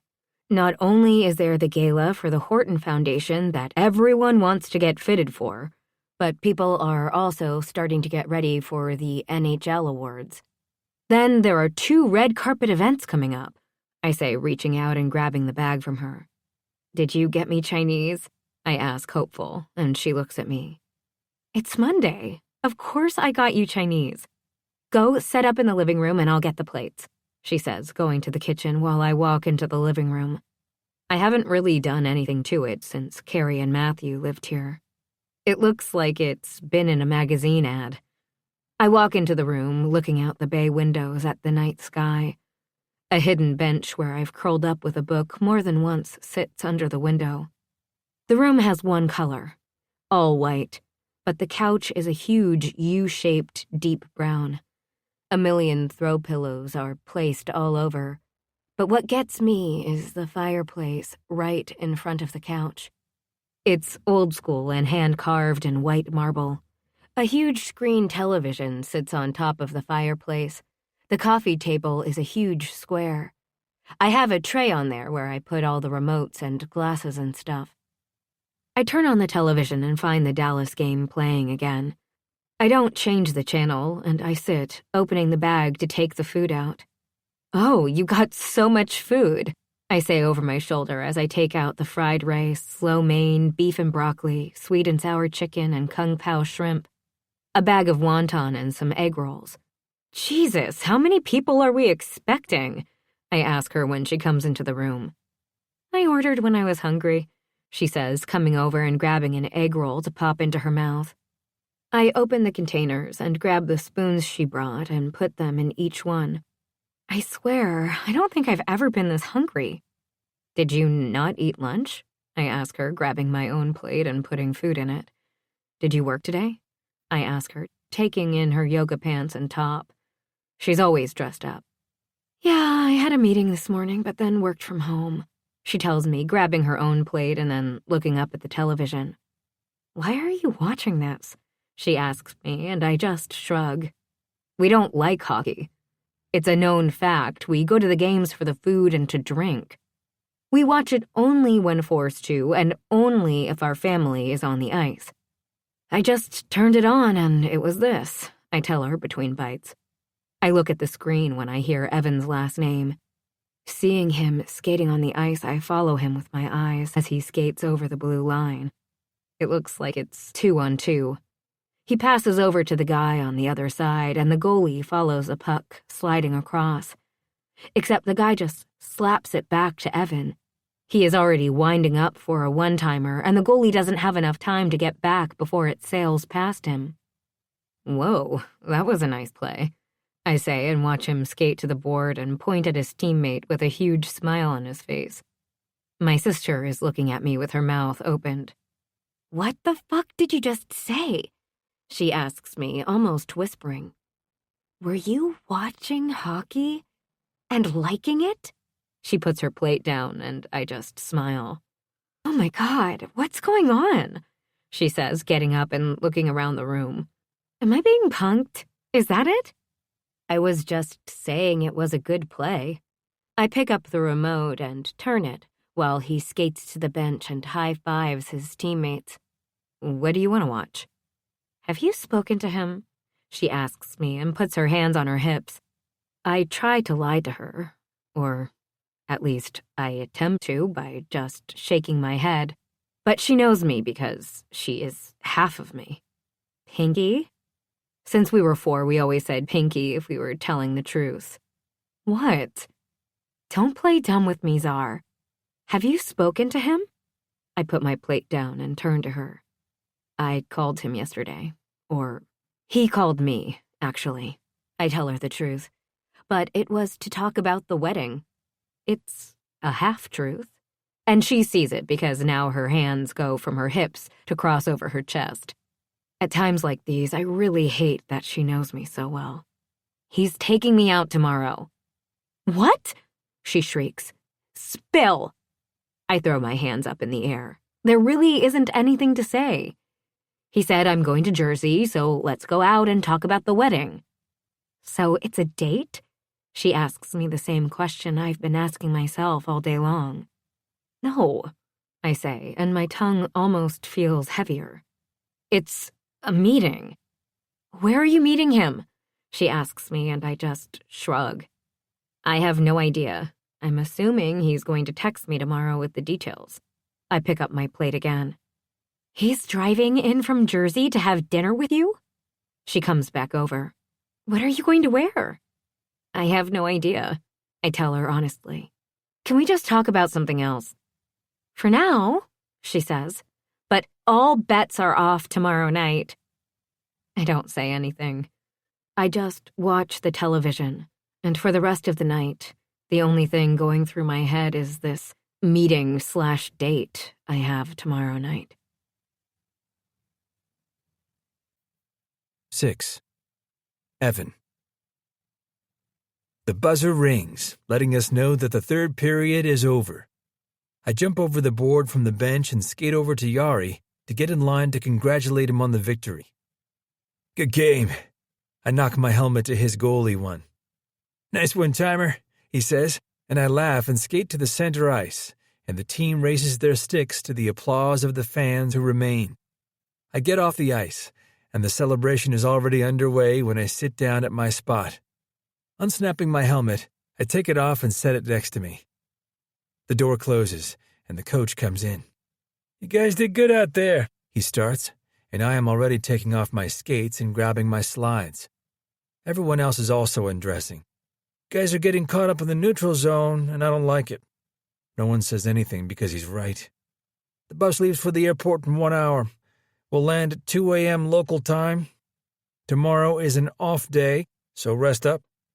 He nods to us and walks out of the room, leaving the door open and giving the journalists time to come in and ask questions. I'm about to peel off my jersey when I see Scott, the reporter with SportsCenter, approach me. Hey there, Evan. Good game tonight, he says. Taking out his phone, he presses the red button and takes out his little square notepad with questions. Tonight's goal is for sure going to end up as one of the best plays of the night, he starts off saying, and I smile thinking about it. Was that something you guys practiced? No, I say. It is just the chemistry that we have with each other on the ice. We play very similar. There were a couple of turnovers in the zone tonight. How crucial is it to stop that from happening? He asks into his phone and then puts it in front of my mouth. I think we really have to tighten it up on our end. Mistakes happen, and it's just part of the game. We learn from it and move on. You were trending on Twitter last night, he starts, and I force myself not to smile. Zara Stone reached out to you for a date. He looks at me, raising his eyebrows. The reporters standing around us hear the question and look over with interest. Is that date going to happen? I laugh now. Come on, Scott. A gentleman never kisses and tells, I say, then nod at him. Thanks for the questions. I walk away from him and go into the shower area where I know they can't follow us. I wait there for 10 minutes until I hear the music start playing, which means the reporters have left. I walk back out, stripping off my jersey and tossing it in the big bin. I find my skates and helmet packed away for our trip. I take off my pants and hang them on the hook. The sound of the Velcro echoes in the room once I take off my chest protector and also hang that. The only thing that comes on the road with me is my helmet and skates. Other than that, I have one I travel with and another that stays here. I'm one of the last ones in the shower, and when I finally slip on my black suit jacket, it's almost time to go. I grab my overnight bag and head out to the waiting bus. I sit at the front of the bus since I'm one of the last ones on, and when Coach finally gets on, you hear the hiss of the bus as it finally pulls out of the parking garage. I grab my phone and go through my messages. I have a couple from my mother about my game tonight. My father also sends me a couple, but his are harsher. He points out every single mistake I made, which are on point, and he isn't wrong. I guess that's why he's going for a head coach job next year. The last one is from Candace. Me. Good news is you're still trending on Twitter. This time because of that goal and not the stupid date. I roll my eyes at the last comment and then go on Instagram. I scroll through the stories, and then I search Zara Stone. She is private, so I request to follow her. I see that she has her name and a website, so I click it, and it takes me to Zara's Closet.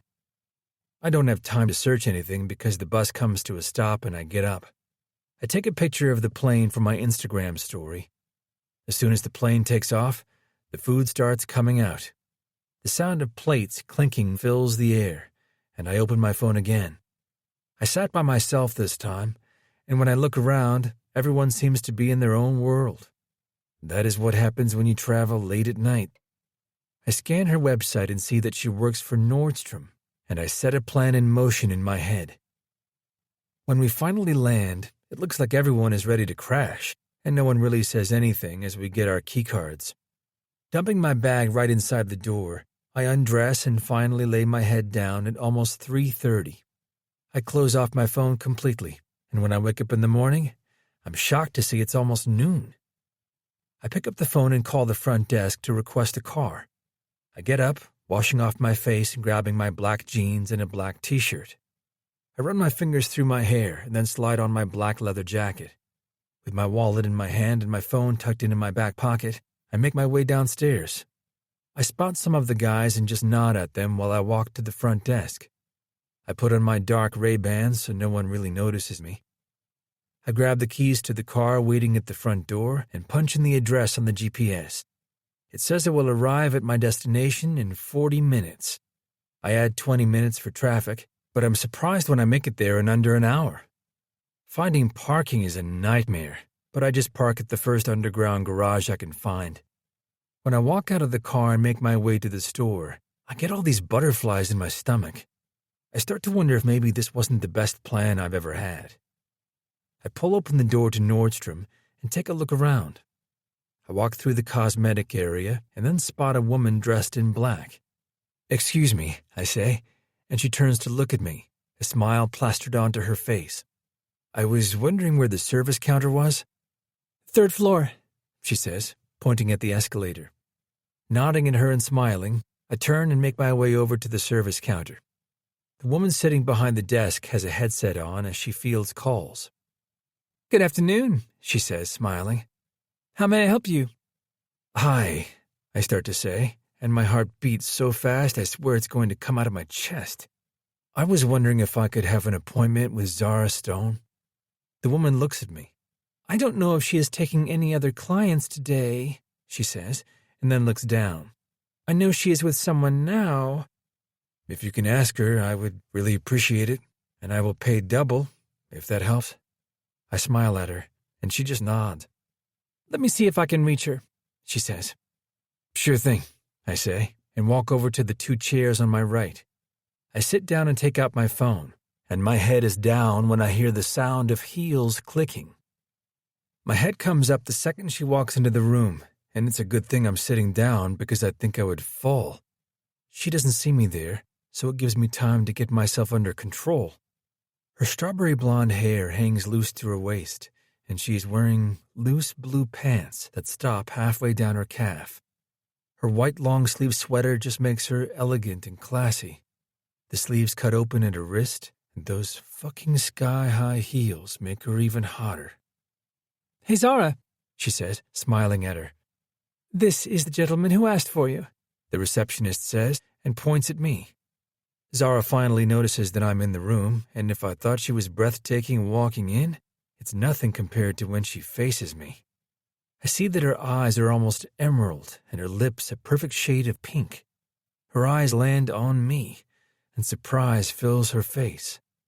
"Effin'," she whispers, and my cock springs up for a salute. "What are you doing here?" I get up, smiling now. "I need a suit.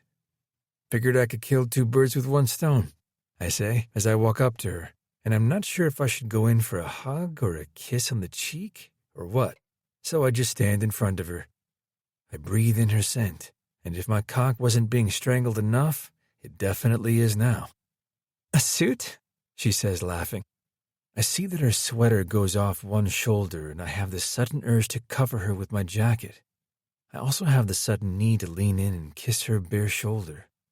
I wonder if it's as soft as it looks. I wonder if she would get goosebumps. I wonder if she would lean into me. Hello," she says. My eyes fly to hers, and I know I'm so not ready for her. "Every year we have our casino night," I start telling her. "And, well, I need a suit." She folds her arms over her chest, pushing up her perfect tits that would fit perfectly in my palm. "Interesting."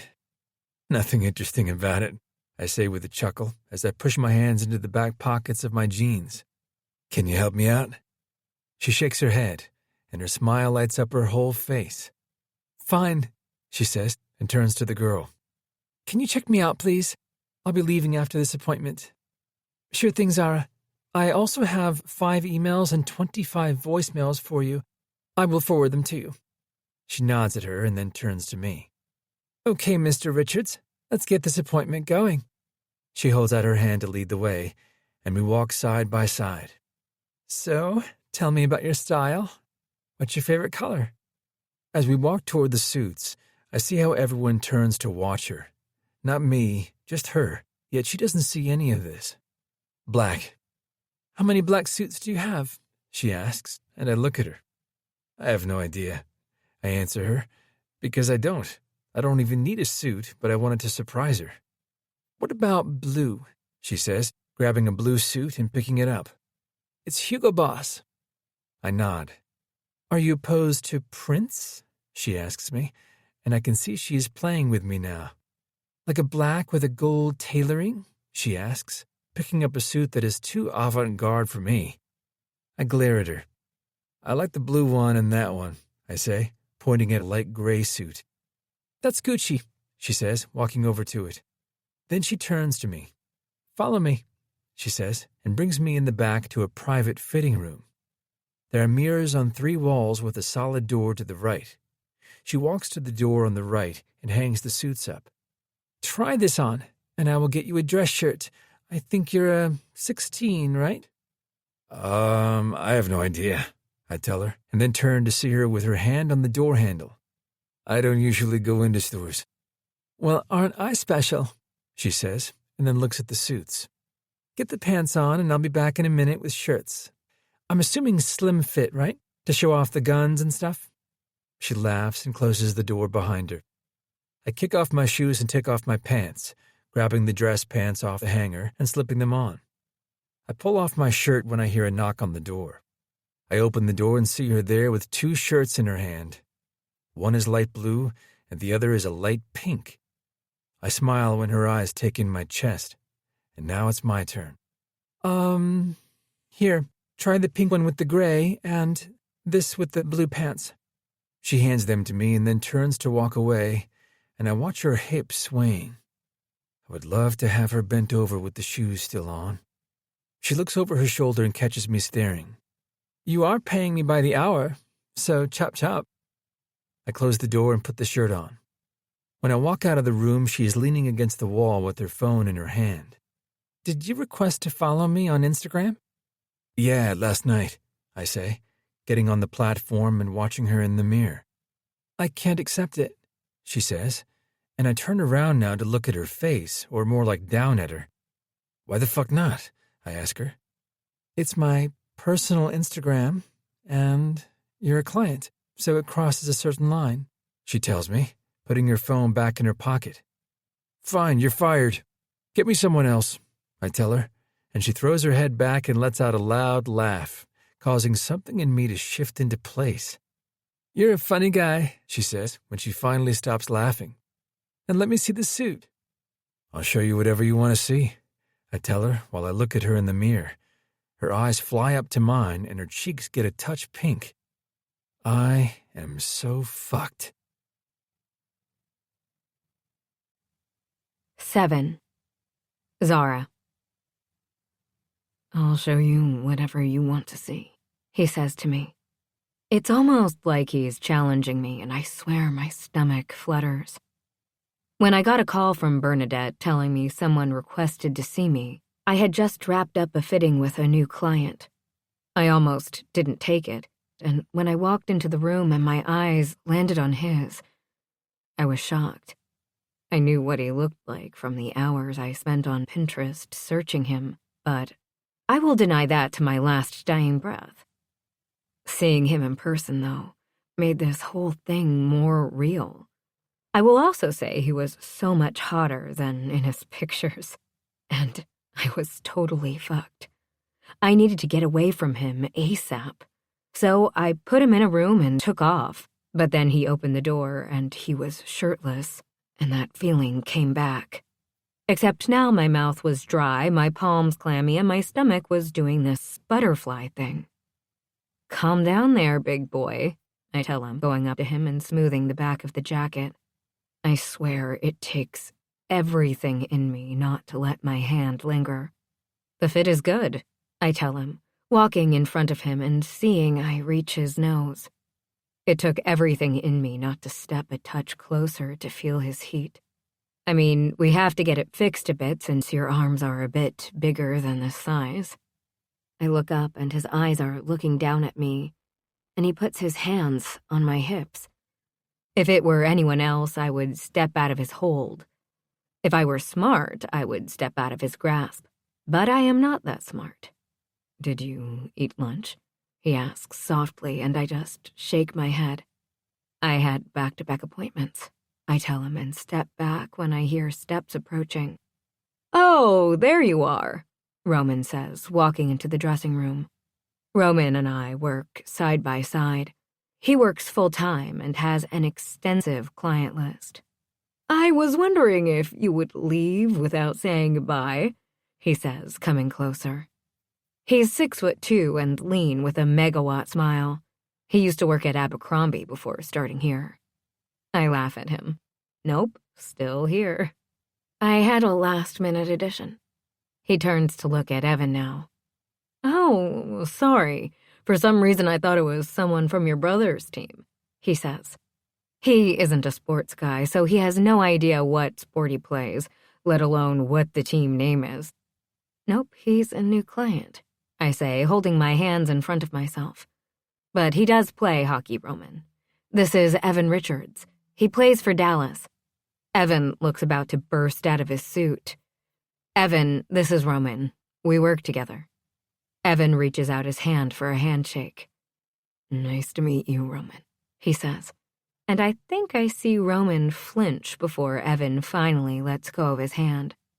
I was wondering if you wanted to catch up after work, he asks me, and I'm about to tell him no when Evan speaks. She's busy, he says with a tight voice. I look at him and the smile on Roman's face goes away. I'm sorry, I had no idea, he says, holding up his hand. I'll see you next week, he says, nodding to me and walking away. What in the world was that? I ask him, pointing my finger at Roman walking away.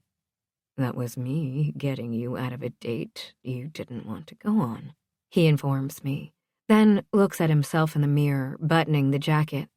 I like the fit of this suit. Don't you change the subject, I tell him. What if I wanted to go on a date with him? He shrugs his shoulders. Then you should have tweeted him instead of me, he says. Should I try on the next one? He says. And I don't know what to say. I've never been on the receiving end of this. I've seen it with Matthew and Max and my father, but I've never had anyone act like that for me. I think I'm just going to take it, he says, ignoring the fact he just laid claim to me. Can I have this shipped to me, or do I have to take it right now? I can have it shipped to you, I say, but that was not okay. What wasn't okay, Zara? He asks. He steps closer to me, and I'm suddenly at a loss for words, again. You coming in here and just throwing down for me, I tell him. What do you feel like? Italian? He says, walking back to the room and shrugging off his jacket. We can have whatever you feel like. I feel like kicking you right now, I tell him, and he looks up and smirks. It just makes me want to kick him even more. I mean, kick him and then kiss it better. Okay, I'll surprise you, he says, and shuts the door before I say anything.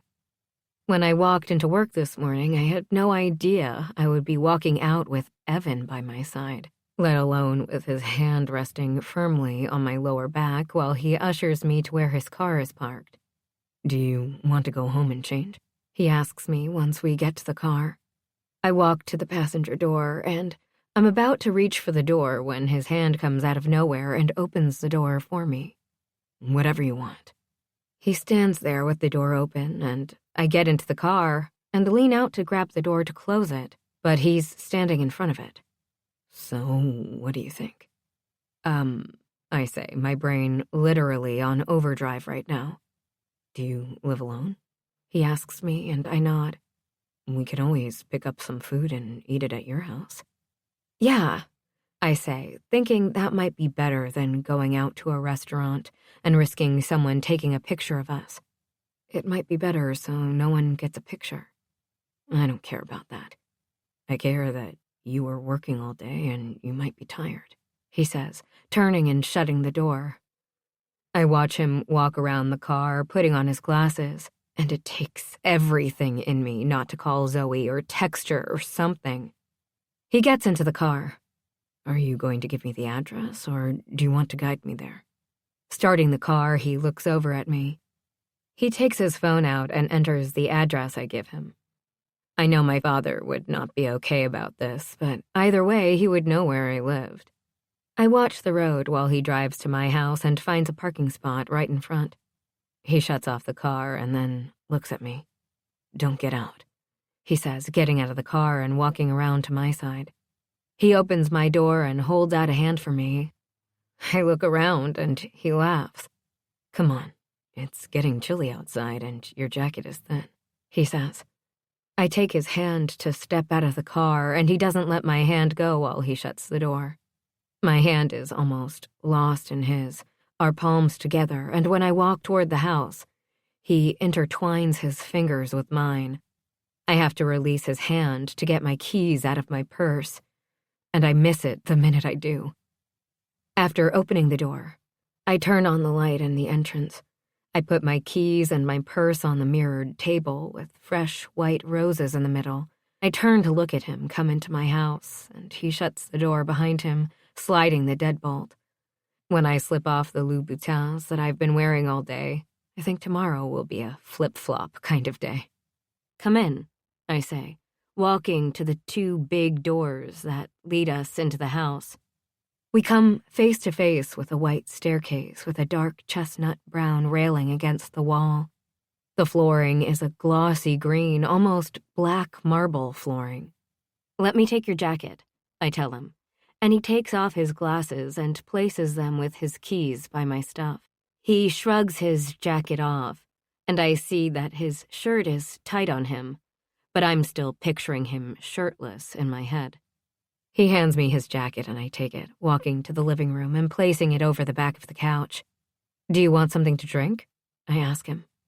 Water would be great, he says. I nod, turning to get him water, and he follows me. I turn left and head down a narrow hallway. Various frames line the wall from top to bottom with personal pictures of the places I've traveled. When I look over my shoulder, he's looking at the pictures, but I'm already at the end of the hallway that opens to a huge kitchen.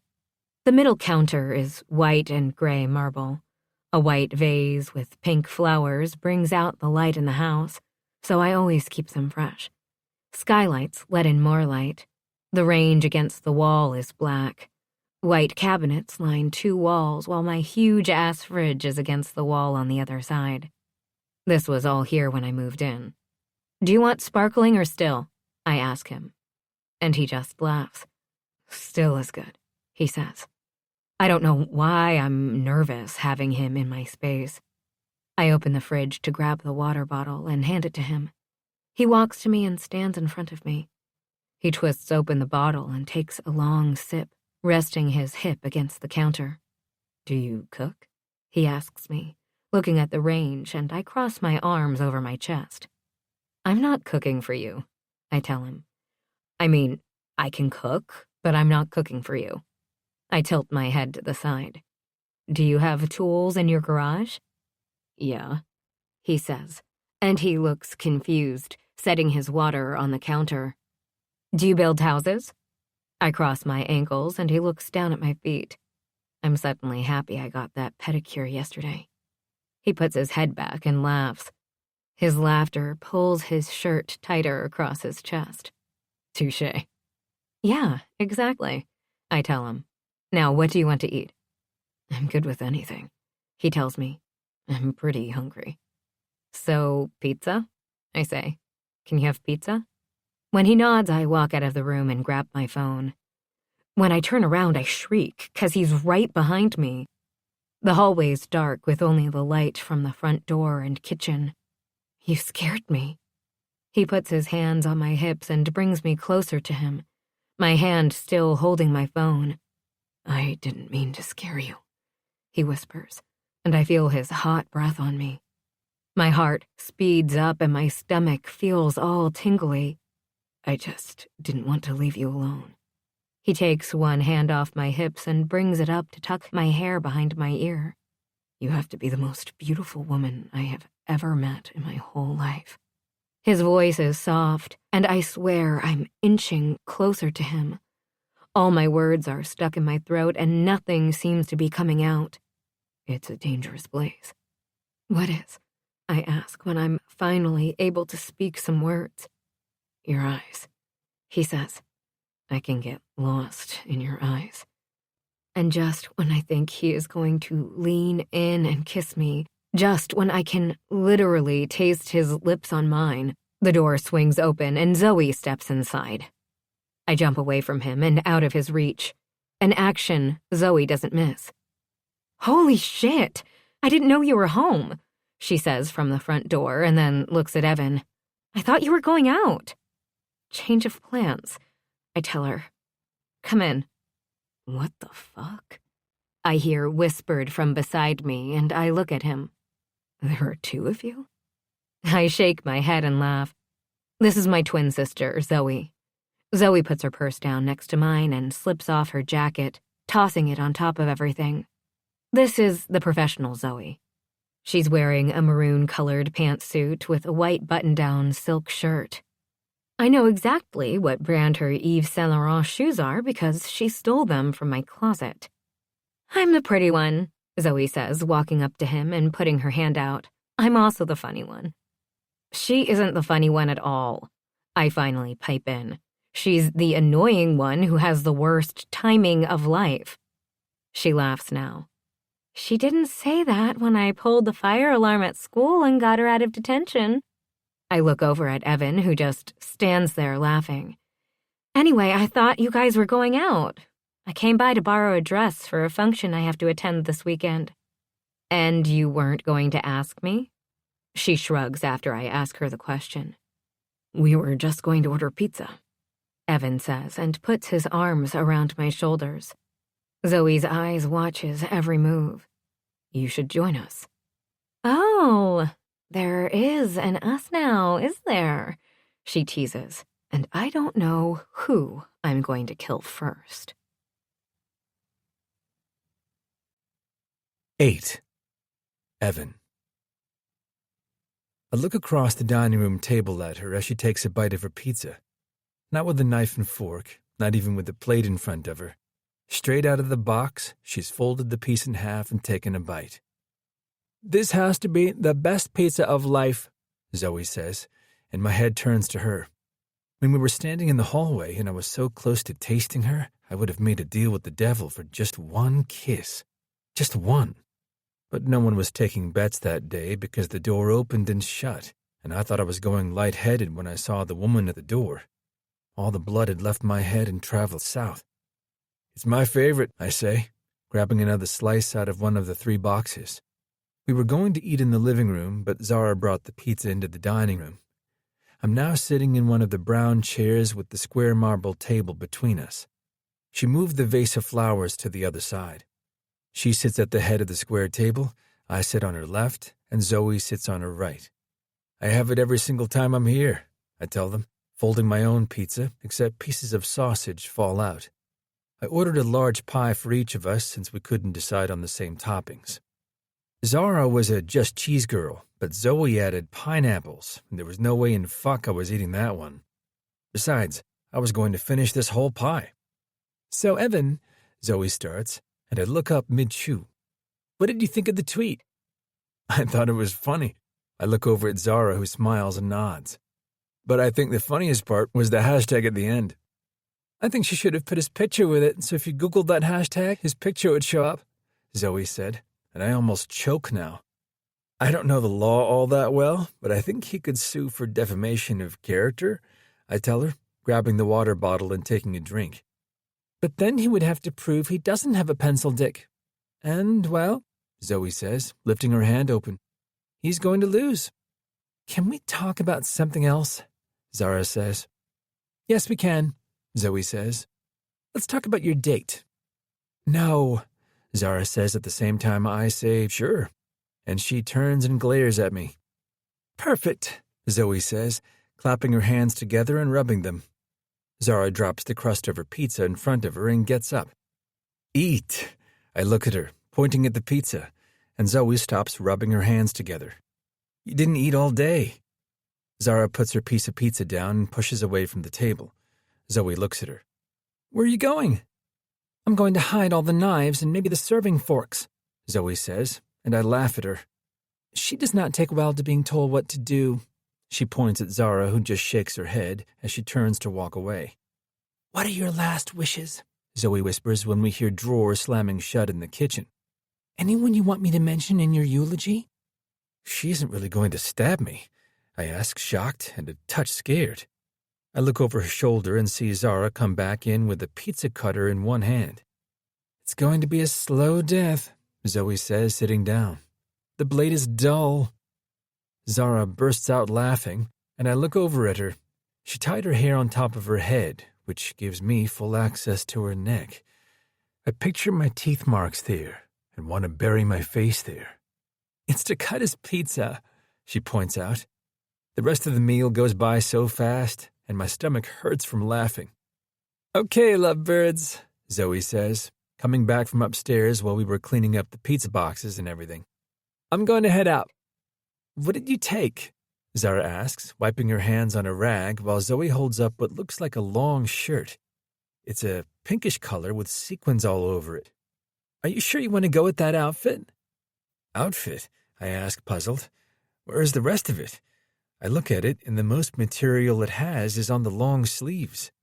"You need to wear pants with that." Zara looks over at me while Zoe tries to hide her laughter by rolling her lips.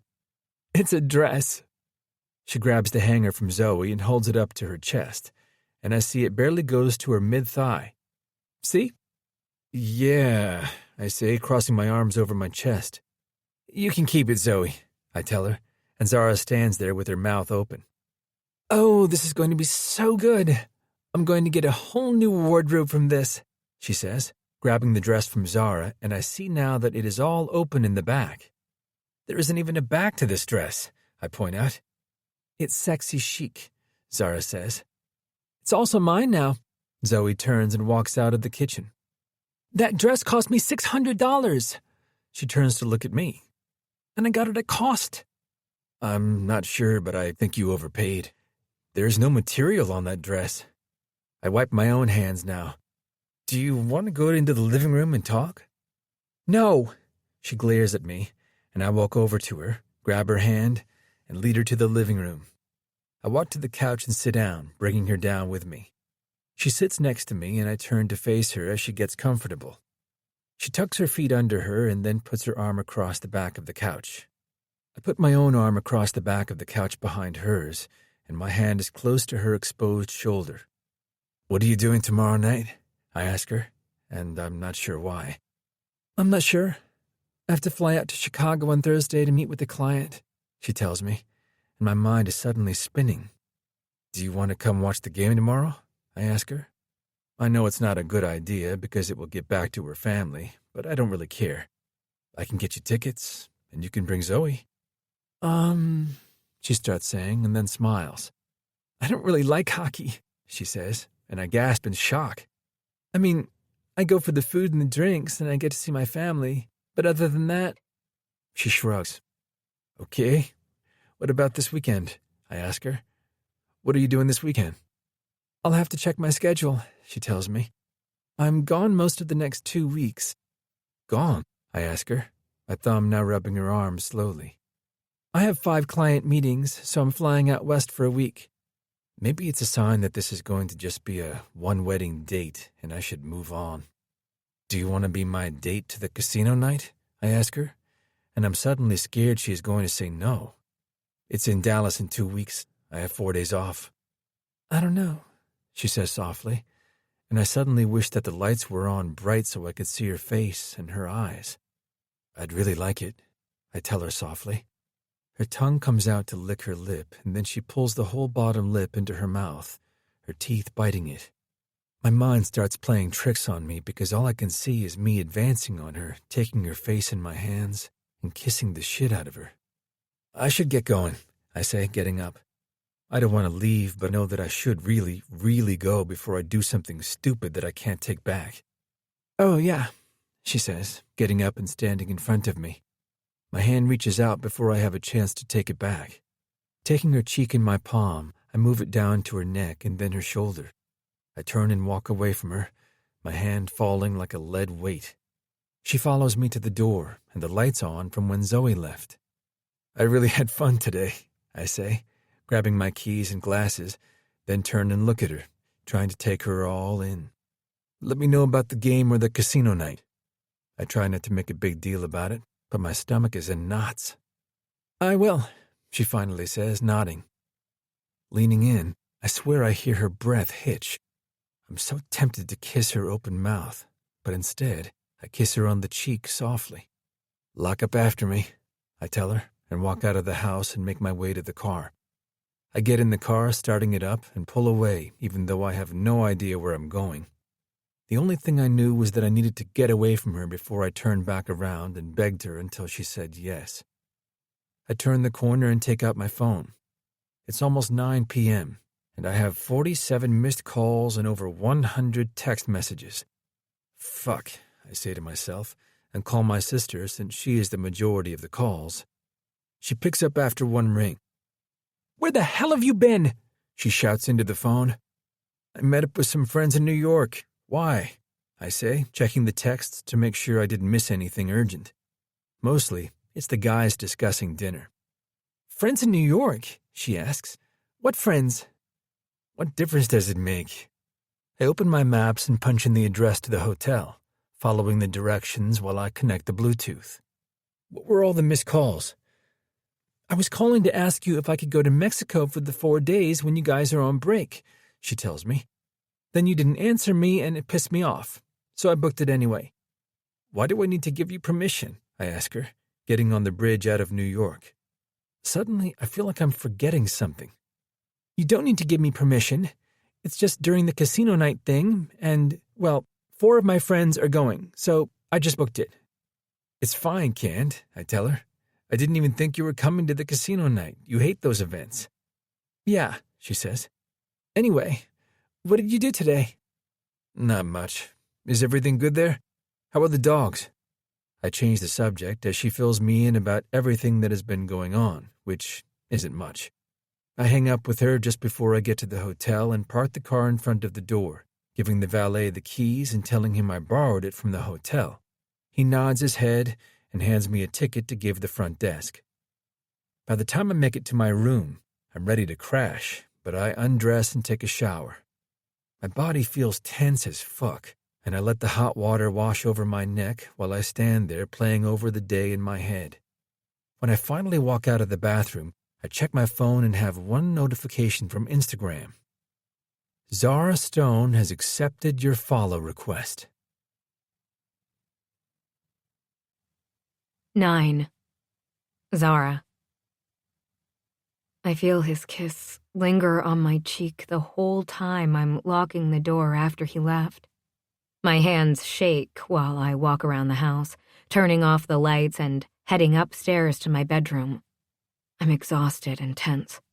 Tense because I want to go watch his hockey game, but know that I can't without it getting back to my brother. Tense because I want to be his date to that casino night, and tense because all I wanted was for him to kiss me before he left. I start the bath before I undress and light the candle. Slowly sinking into the hot water, I wait for the tension to leave my body. I'm usually good with closing off my mind and just letting it go, but not tonight. Tonight, the only thing I see when I close my eyes is him, smiling, laughing, looking into my eyes. I give up on relaxing and get out of the bath, wrapping in a huge white plush towel. I walk to my bedroom and slide into bed, grabbing my phone and checking my messages. I can't even deal with the messages from Zoe right now, or the fact that she started a group chat. Instead, I go on Instagram and see I still have it open to Evan's page. I click on my own Instagram and go back to my follow requests, and right there on the top is Evan's name. I don't know if I should or not, but my finger has other plans, and I click confirm. I put my phone down and turn off the nightlight I have beside my bed. My phone rings, and I see that it's Evan. "Hello," I say softly. "Does this mean we crossed a certain line?" he says, and I can see him smiling in my head. "Don't celebrate yet. I just accepted for now, and then tomorrow I'll block you," I say, rolling my lips when I hear him scoff. "What are you doing?" he asks, and I hear his moving around. "I just got out of the bath, and now I'm lying in bed. You?" I ask him and hear what sounds like him getting into bed. "I was just getting out of the shower when I got the notification." I listen to his voice and wonder what he sleeps in. "No, I'm sliding into bed. I have to be at the rink at 9 for practice." "You should get to bed," I tell him, looking at the clock. "Have you thought about it?" he asks, his voice soft, and I close my eyes, imagining him here. "Come visit me, sweet Zara." "I'll think about it," I tell him. "But I'll let you go for now so you can get some sleep." "Sweet dreams, sweet Zara," he says, barely above a whisper. "Night," I say, and hang up before I shout that I'll come to the game, and I'll come to his house. I'll give him anything he wants. What the hell is happening to me? I am never, ever like this. It took Ed 5 dates for me to miss him, or at least want to miss him. I raise my hand and put it to my forehead. Maybe I should call Denise, Max's sister, and see if she can check me out to see if I'm okay. Closing my eyes, I spend the night, tossing and turning. I have weird, vivid dreams that Evan is here, or I'm somewhere with a huge-ass lawn. It's so weird that when my alarm rings at 8, I groan and press snooze. But soon, the smell of coffee lingers in the air, and I sit up in bed, the covers falling off my naked body. "Hello?" I shout. "Seriously?" Zoe says as she comes up the stairs. "You hear a noise and you shout instead of getting up and calling 911? She comes into the room holding 2 cups of coffee.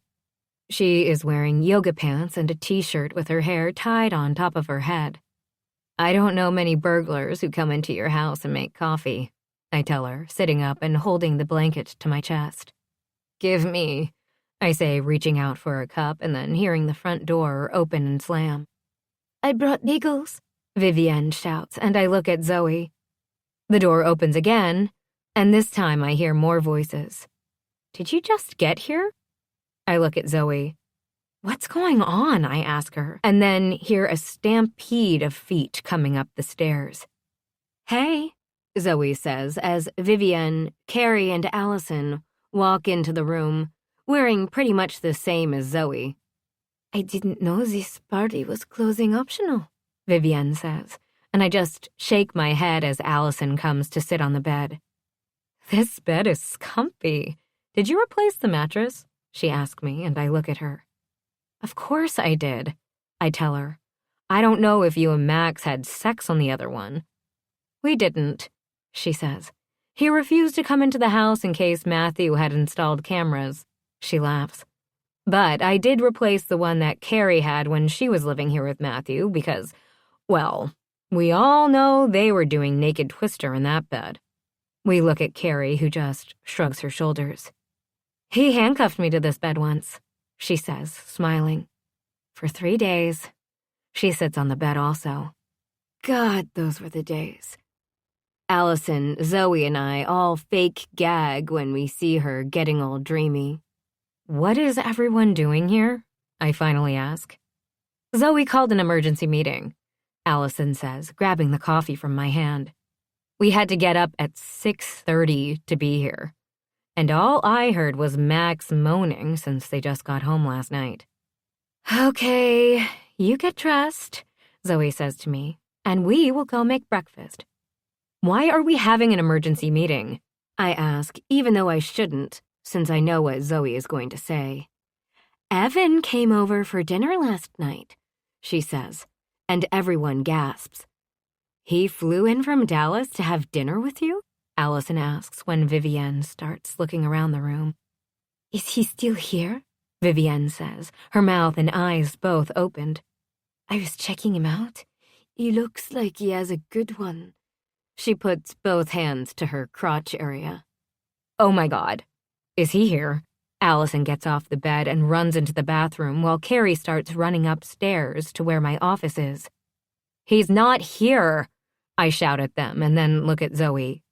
Dude, twin secret. Sorry, she shrugs. I don't think I can do this one alone. Get out, I say, getting out of bed naked and then having Allison look at me.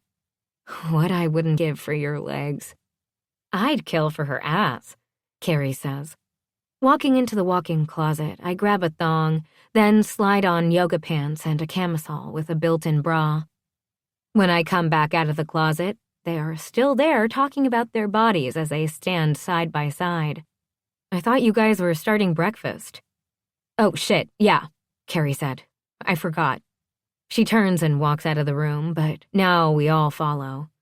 And just when she hits the last step, the doorbell rings. Seriously, it's like Grand Central Station in here, I say, and Carrie goes to the door. When I get to the bottom, I look around the corner and gasp out in shock. What is that? I ask while she comes into the house with the largest bouquet I've ever seen in my whole life. Are those flowers of Venus? Vivienne asks of the flowers in the round cardboard box. The light blush pink roses look like a dome. Where is the card? I ask, and they all look at me. Carrie goes to the living room and places the flowers on the center table, and I walk to it, grabbing the white card tucked behind the side. I open it up, and I can't help the smile that comes over my face. Have a great day, sweet Zara.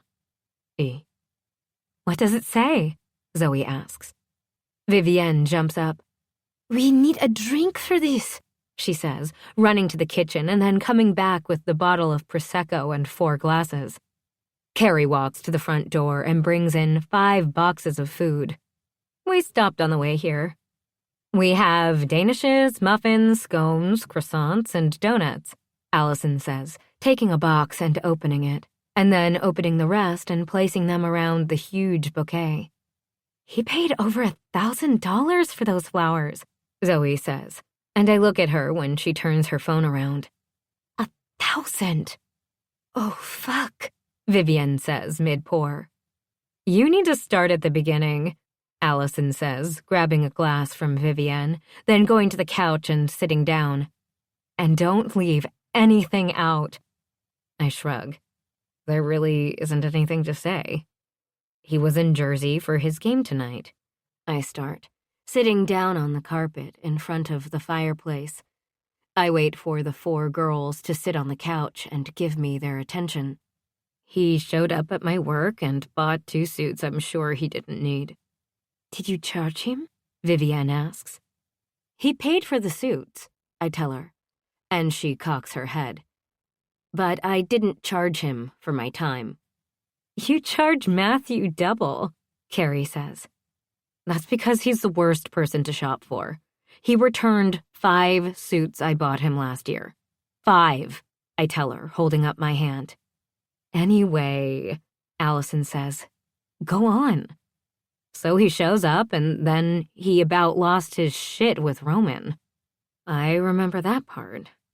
What do you mean by lost his shit? Allison asks. Like, dude, watch it, or dude, you best fuck off? More like the second one, I answer, and see her eyes widen. Anyway, after he held the door open for me and helped me get in his car, I say, shocked.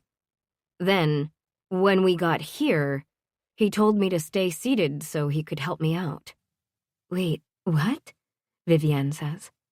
Like, holding the door open for you? Asshole, Zoe says sarcastically, and I glare at her. I don't bother answering her. Instead, I just continue. Then we came here, and he was all like, can you cook? And I was like, can you build a house?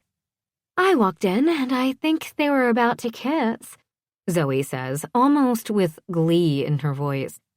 Shut up, Carrie says, grabbing the bottle to fill her glass up.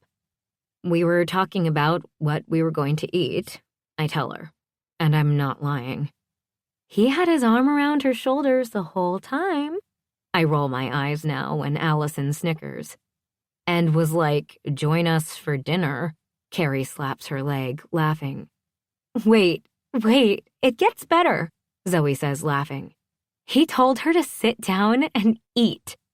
Carrie and Allison both sit up straight. So fucked. He wants me to go watch the game tonight. You hate hockey, Zoe says. Then he wants me to visit him and attend the casino night his team is hosting. I tell them, and the doorbell rings again. I get up and go to the door and unlock it, and I'm shocked when I see 2 people at the door, and one is carrying a huge fruit basket. Oh my God, someone says from behind me. I reach for the fruit basket and then hand it to Zoe so I can take the big white box that is handed to me. I thank them and close the door, walking into the living room. If you don't want to date him, I will, Vivienne says. Well, I don't date. I will have sex with him for you. I know she is joking, and I know this because that is what she does, but it bothers me. Zoe places the fruit basket down and hands me the card. There is no room for anything on this table anymore. I open the card and everything in me flips. My heart, my stomach, everything. For my sweet Zara. I hand the card to Zoe because I don't think I would be able to talk without it sounding all giddy. I open the box and let out a huge laugh. There is a Dallas jersey, a t-shirt, a sweater, and a baseball hat. The card has my name on the top, and I know he wrote this one himself. Just in case you venture out tonight, here are 4 tickets. Also, it might be bad luck if you don't wear my jersey. E.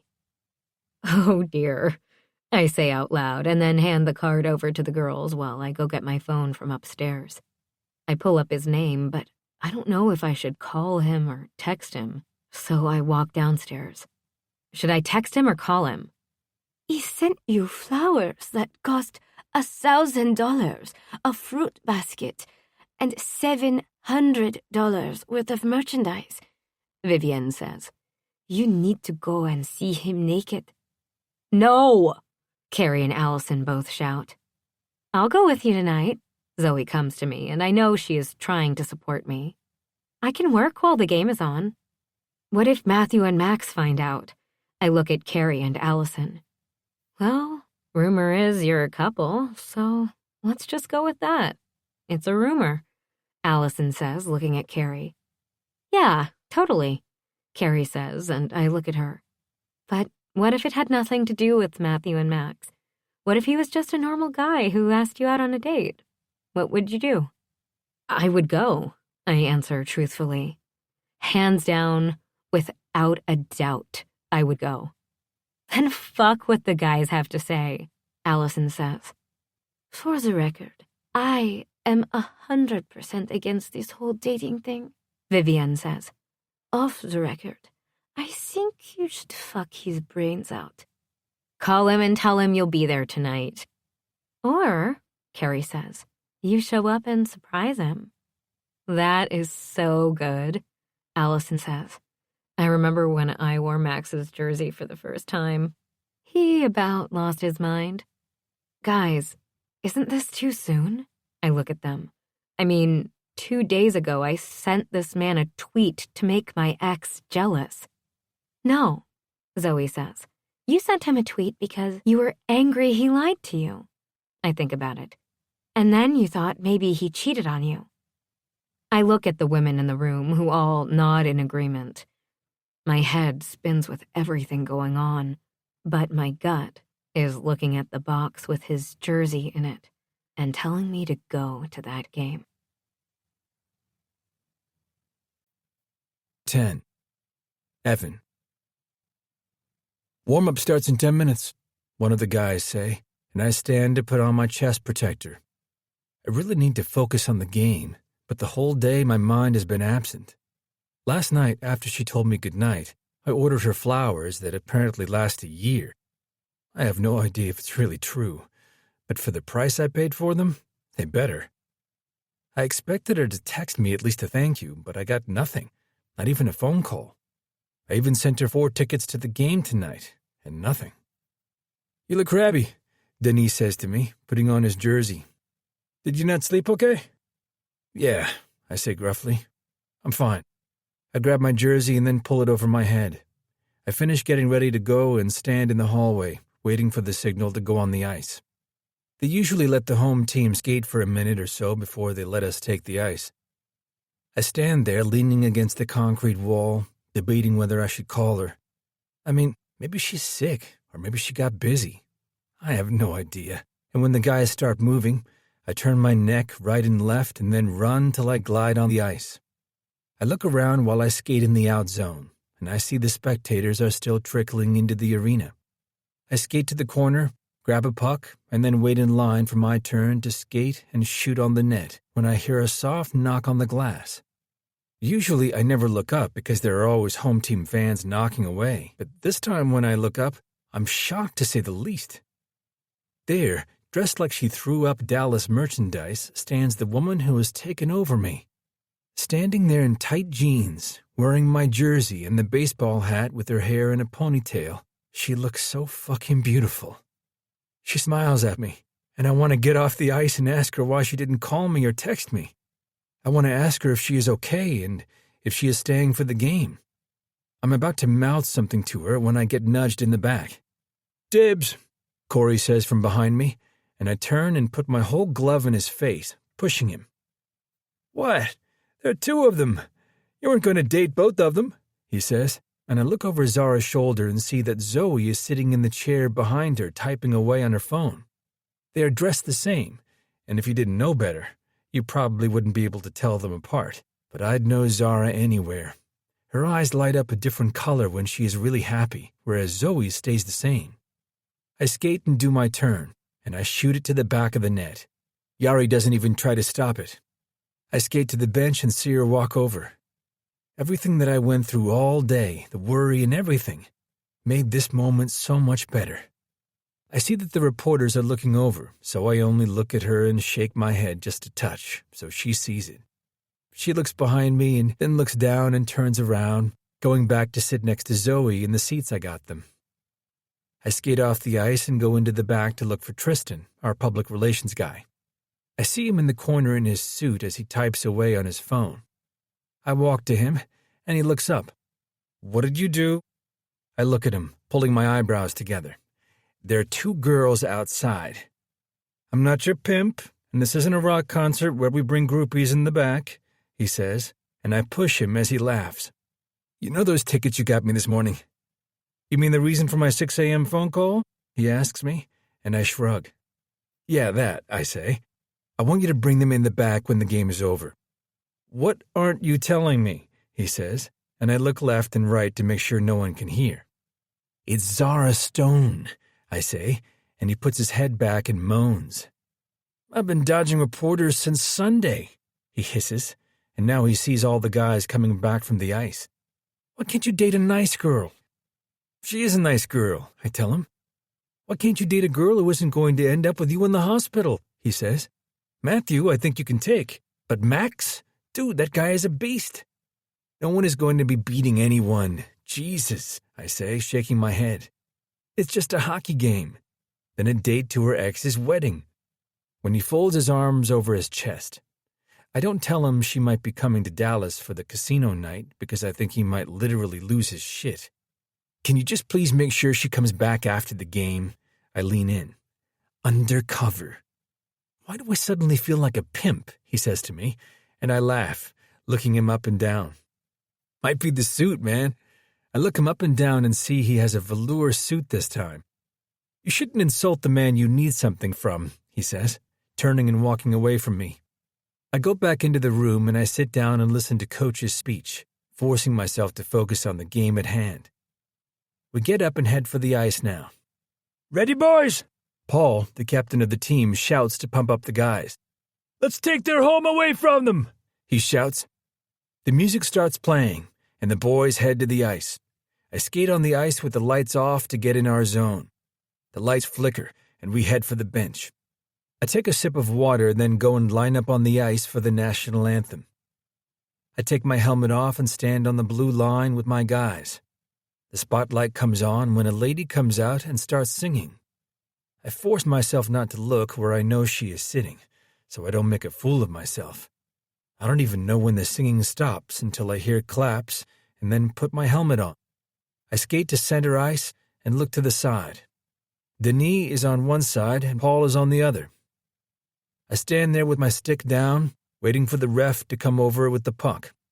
Mav, the center for the Jersey Chiefs, is there. "Look who it is," he says, smiling. "The Bachelor." I roll my eyes at him. "Will you accept this stick up your ass?" I ask him, and he throws his head back and laughs. "When do you play New York again?" he asks me, and I don't answer him. "I need to get tickets for that game. My money is on Horton," he says. The ref comes over and the music in the arena gets louder.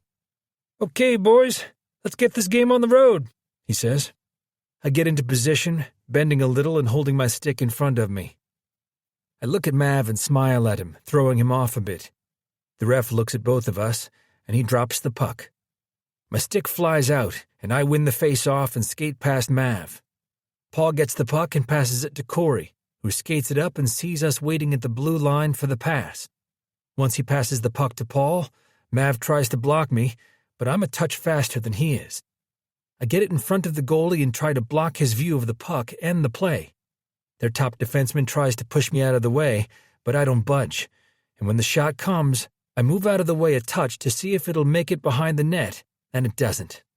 The goalie makes a glove save, and the whistles blow.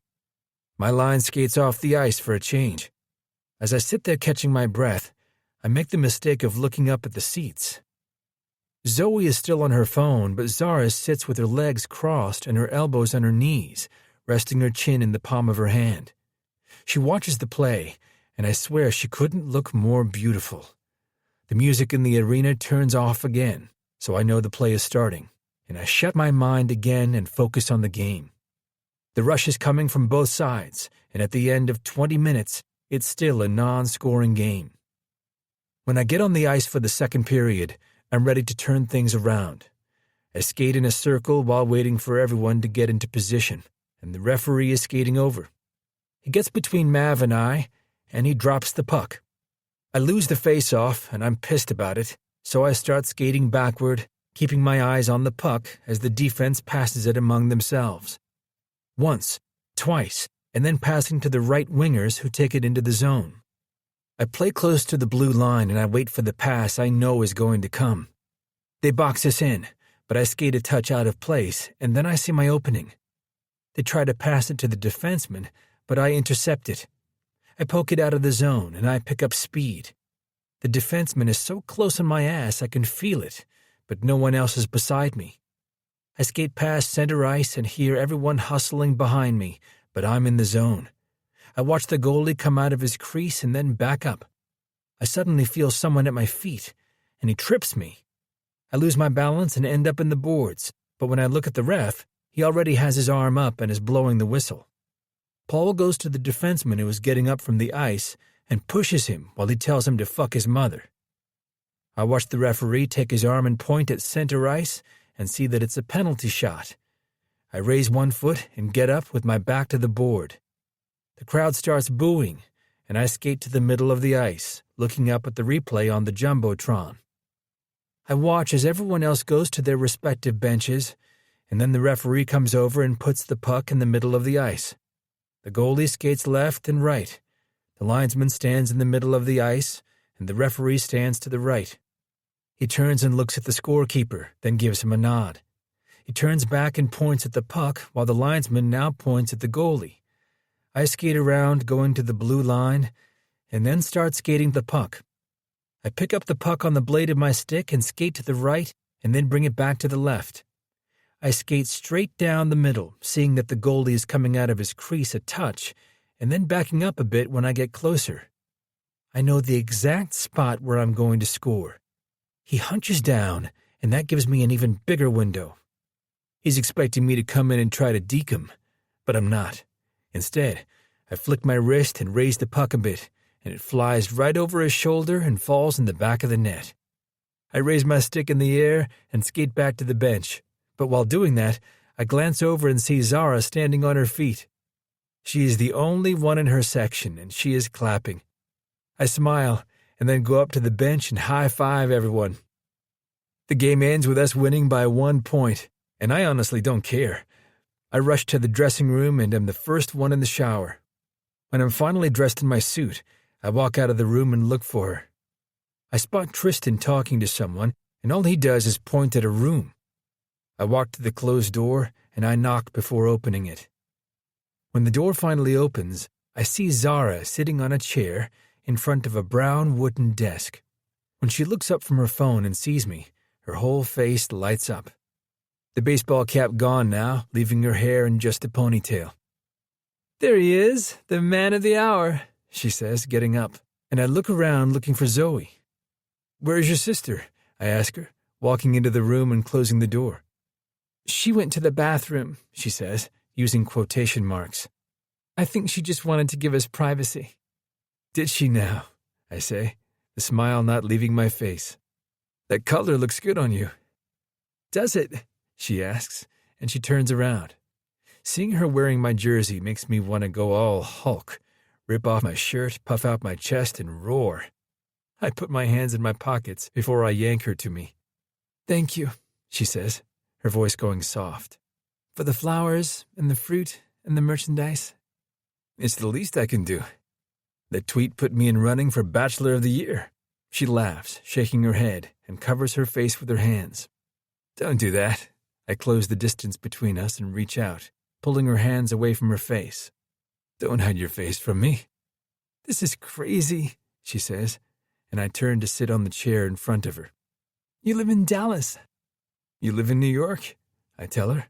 The same thought was running through my mind all day long. "You travel all over the place?" I look up at her. "You do too," I remind her, and I can't sit anymore while she tries to talk herself out of whatever this is. She stands there in front of me, and my hand reaches up to cup her face, my thumb rubbing her cheek. "Why don't we play this day by day?"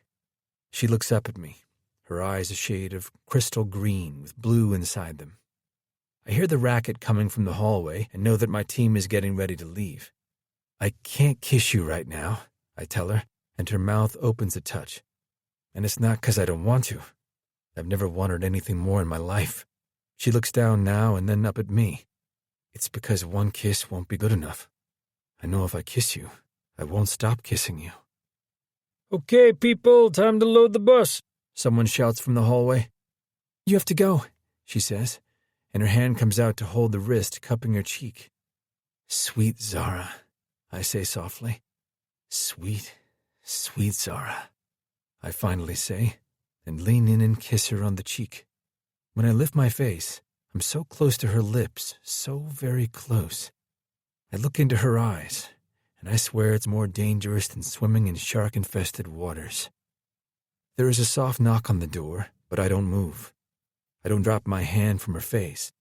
I do nothing but get lost in her. Sorry to interrupt, Zoe says, sticking her head in the door.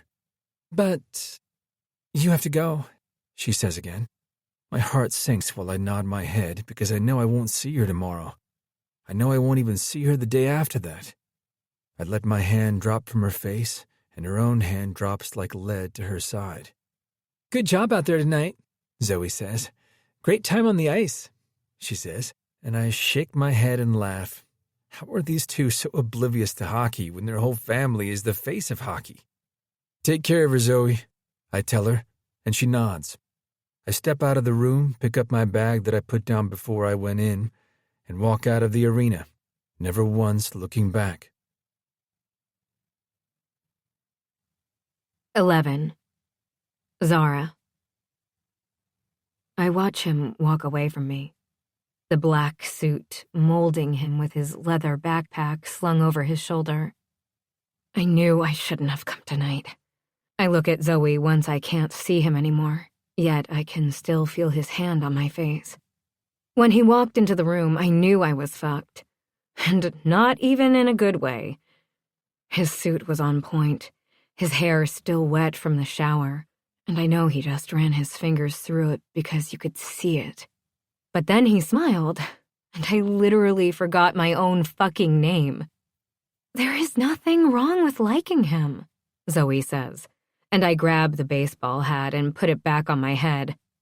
I don't like him, he's just a friend. I lie, and we walk out, making our way down to the underground parking garage where the driver waits for us. There is almost no one here. I see some of the players walking out with their wives or girlfriends, but we don't make eye contact. The driver sees us and gets out of the car to open the door. I get in first, and then Zoe. Want company tonight? She asks me, and I just shake my head. No, I have to pack for Chicago, I tell her, and I just look out the window. I don't bother looking at my phone. My head is a fucking mess, and I just don't get it. I look over at her. I've known him 3 fucking days, I tell her, and she knows this is how we work things out. I just do all the talking. 3 days. I can't like him. I shake my head. It's crazy. 3 days. I have food in my fridge older than that. Why? She finally says. If it's in the fridge longer than 2 days, chuck that shit out. It starts to smell. Her face grimaces. He lives in a different time zone. I keep the list going. In a different state. It could never work, she says, and then looks at me. I have a friend in Dallas. I could maybe play matchmaker. I turn and glare at her. Well, that answers that question. How do I know he doesn't have a chick waiting in Dallas? I tell her. Or puck bunnies all around the United States. Don't forget Canada, she says. United States and Canada. Yeah, there too, I point out. He's got a great smile, she says, and I look over at her. I don't have to agree with her because it's obvious. He has a great sense of style that he had before you. I nod. He opens your door for you. I roll my eyes.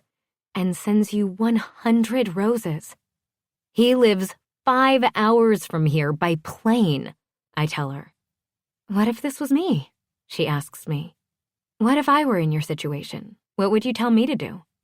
I cross my arms over my chest, not answering. Exactly. You would be like, fucking YOLO, Zoe. I would not say that, I tell her. Really? What about that biker I dated? She says. Zoe, YOLO, Zoe. Who cares that he has a warrant for his arrest? Pretend he's Charlie Hunnam. I didn't tell you to marry him, I point out. And didn't you have good sex? I woke up to his old lady coming in with her kid, she points out. She didn't even blink that I was naked in his bed. I shrug. I mean, I guess it's a win. Why don't you just stop overthinking it and just go with it? Call him, don't call him, answer his calls, text him when you feel like it, she says. Just don't shut it down before it even starts. Worst case, you have a great story to tell your kids. I look out the window and she doesn't say anything when the car pulls up to my house. I kiss my sister and tell her I'll call her tomorrow.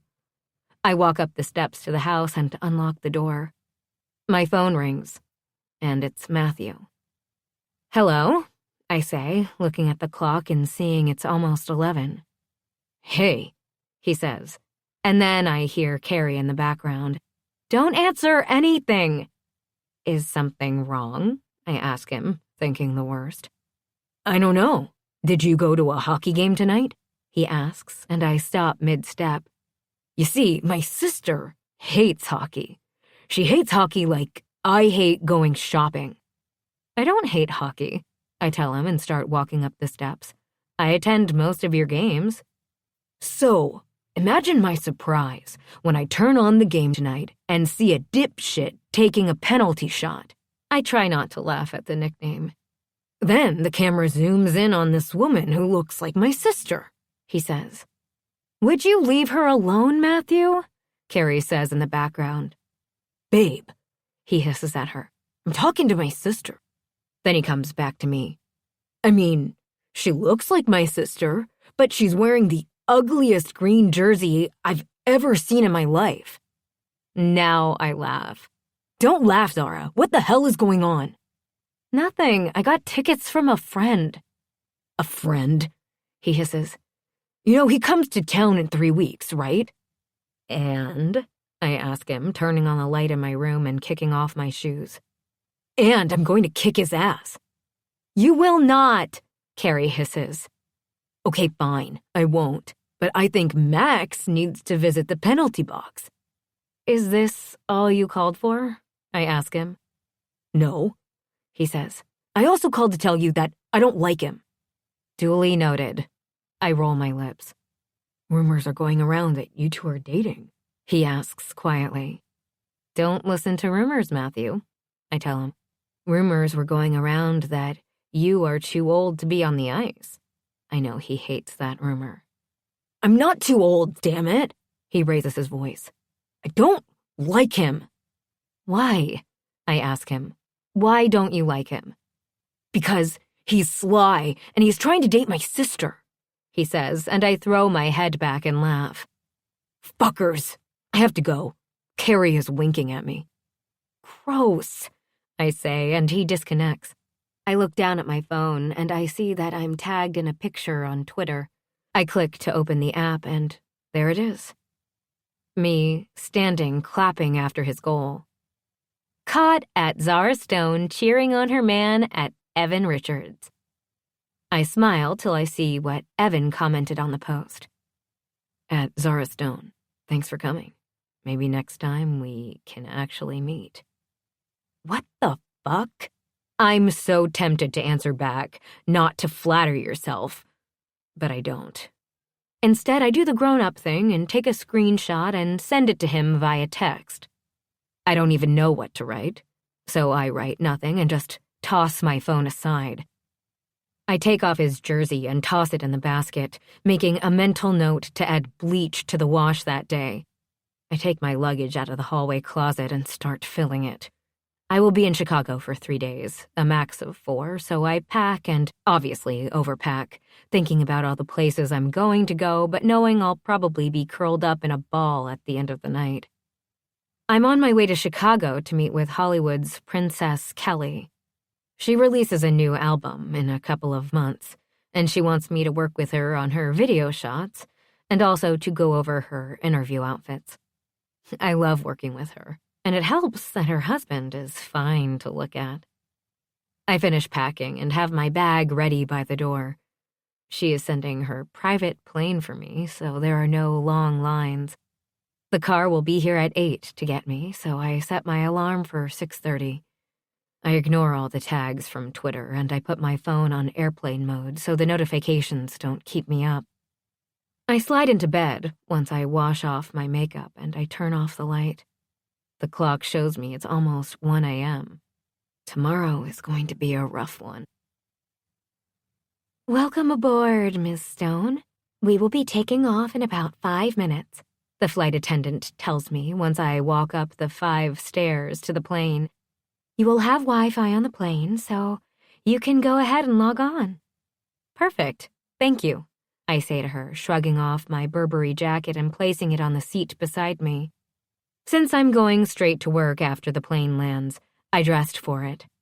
I'm wearing tight white pants topped with a lace crocheted button-down beige short-sleeved shirt. I paired it with strappy Jimmy Choo gold high heels. I place the cream-colored Celine purse with my jacket and grab my phone out of my bag. I fasten my seatbelt and finally turn my phone back on. The phone doesn't stop with the notifications coming in, and I see I have 15 missed phone calls. I see that Evan answered me back, and all he said is, "Evan, I'll speak with you in the morning." Really, I say to myself. Or not, I answer him, and then check the messages from Zoe. Zoe, where the fuck are you? Zoe, you need to call me back ASAP. I text her. Me, I'm on the plane. Sorry, my phone was on airplane mode. Not more than 3 seconds after I pressed send does the phone light up in my hands. What the fuck? She hisses. I've been trying to get in touch with you all night and this morning. Why? I say and feel the plane moving. Have you not been on Twitter? She asks me, and I put her on speakerphone and then go to Twitter. People are going nuts. Why? I ask and go on Twitter. I have over 100 notifications. What is going on? I'm not sure you caught the photo from last night because you didn't comment on it, and knowing you would have been, "Bye, Felicia." I saw it, but I just texted him a picture of it, I tell her. Well, the comment is gone, and in its place is a new one. I think he just threw down. She snickers. I go back to the picture. Doesn't my girl at Zara Stone look great in my jersey? Oh my God, I say, and then see that it's being retweeted over 100 times. Yeah, Zoe says. Anyway, I have to go. I have a client on the phone, but call me. She disconnects, and I go through the comments. One of them even tags Matthew and Max, and I have to put my hand over my mouth when I see Max's response. At Evan Richards, define your girl. I text Allison. Me, is Max okay? She answers me right away. Allison, Matthew called him this morning. They are going over plays for when Evan comes to town. This is funny as shit. Me, they aren't really going to hurt him, right? I have to ask her since I'm actually scared. Allison, good news is that they have a couple of games to calm down. I scan the texts and finally open the ones from Evan. Evan, can you call me in the morning? I tried calling you and I'm going straight to voicemail. Evan, sweet Zara, please call me. Evan, I can't sleep. I'm about to call him when my phone rings and I see it's him. Hello, I say, looking out the window at the clouds. Hey, he mumbles, and I can hear sleep in his voice. I've been trying to call you all night. I put my phone on airplane mode, I tell him, and the phone sounds like it's ringing. Are you FaceTiming me? Yes, he says, and I accept the call. The little circle goes round and round, and then his face fills the screen. and I see he is in bed. He is on his stomach, and the phone is in front of him. I see his head. "Fuck, you're beautiful," he says, and I look down. I don't take care of my Twitter account. I look at him confused. "My sister Candace does, and she is the one who wrote that comment," he says. And I hear barking, and then the phone flies out of his hand when the dog jumps on the bed. "Lilo, off," he says, and picks up the phone again. "Sorry, the dog jumped on the bed." I laugh, looking at the dog, look at the camera, his nose coming to the screen and sniffing it. "Go away, she's mine." "Were you the one who wrote the comment about me being your girl?" I ask him. "Or was that your sister?" "No," he says. "She was sleeping. I deleted her comment and added my own." "You know that Max replied, right?" I tell him, and he just smirks. "From what my sister-in-law said, he's fired up." He just shrugs. "Whatever," he says. "Where are you?" "I'm on a plane going to Chicago," I tell him. "I'll be there for 4 days." "When are you going home?" he asks. "Saturday, and then I'm out again on Sunday to LA. I look at him, and he looks so tired. "Why don't you go back to bed and call me later?" "I'm going to sleep better now, knowing you're okay," he says, and tries to hide his yawn. "I'll talk to you later, sweet Zara." I smile at the nickname he keeps using. "Talk to you later." I hang up the phone, and the flight attendant comes out with my breakfast. I smile at her, eating the fruit and going over the designs I'm going to show Kelly. My phone rings again, and I look down, seeing it's from my mom.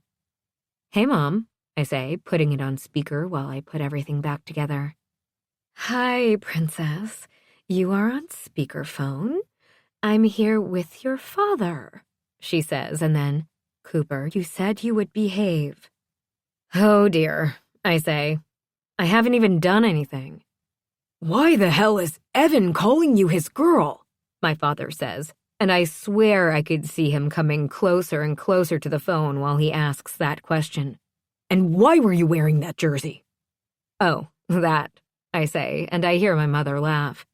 "He invited me to watch his game." "How many minutes in a game?" my father asks me. "A lot," I answer. "Parker," he hisses at my mother. "Honey, your father just got off the phone with your brother, and they are a little bit worried." "That I went to a hockey game?" "I've survived before, so I'll survive now." "This isn't a joke, Zara," my father says. "He said you were his. You know what that means." I say, and my father continues. "There are certain men out there," he starts. "Like your father," my mother says, "and your brother and Max and Zach." "Parker, this is not funny," he says, and I can see them. "These men, once they say you're theirs, you're theirs." "Dad," I say, "I love you. I really do. But it was a joke." "You don't joke about things like this," he says. "Dad, I have to go. We are landing right now," I tell him. "Mom, can you calm him and the others, please?" "Will do, honey. Call me later," she says, and I disconnect the call the minute the wheels touch down. I put my jacket on and grab my purse, walking down the steps and seeing that a car waits for me. The driver puts my luggage in the trunk. "Welcome to Chicago," he says, walking to the back door and opening it. I get in and see a huge bouquet of red roses. "Those were delivered 5 minutes ago," he says. I look at them and grab the white card. "To my sweet Zara. E." I smile a smile I don't think I've ever worn. It's a smile that can't be erased. It's a smile that, even if you want to erase it, you can't. It's a smile that fills your heart. It fills you with warmth and makes your stomach do that little flip. Dad was right, I say to myself as soon as the driver gets into the car. 12. Evan. "Come on, you two. Let's get you outside. I roll out of bed, grabbing a pair of shorts and rubbing my face. I walk out of my bedroom and open the back door, letting the dogs free. Turning, I go back and start my coffee and turn on the television when the front door opens, and I hear heels clicking on the floor. I walk to the fridge and grab the orange juice, shaking it. I see that there is just a bit left, so I bring it to my mouth and swallow the rest of it.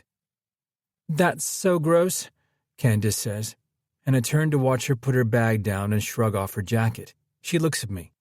"You don't remember?" I look at her confused.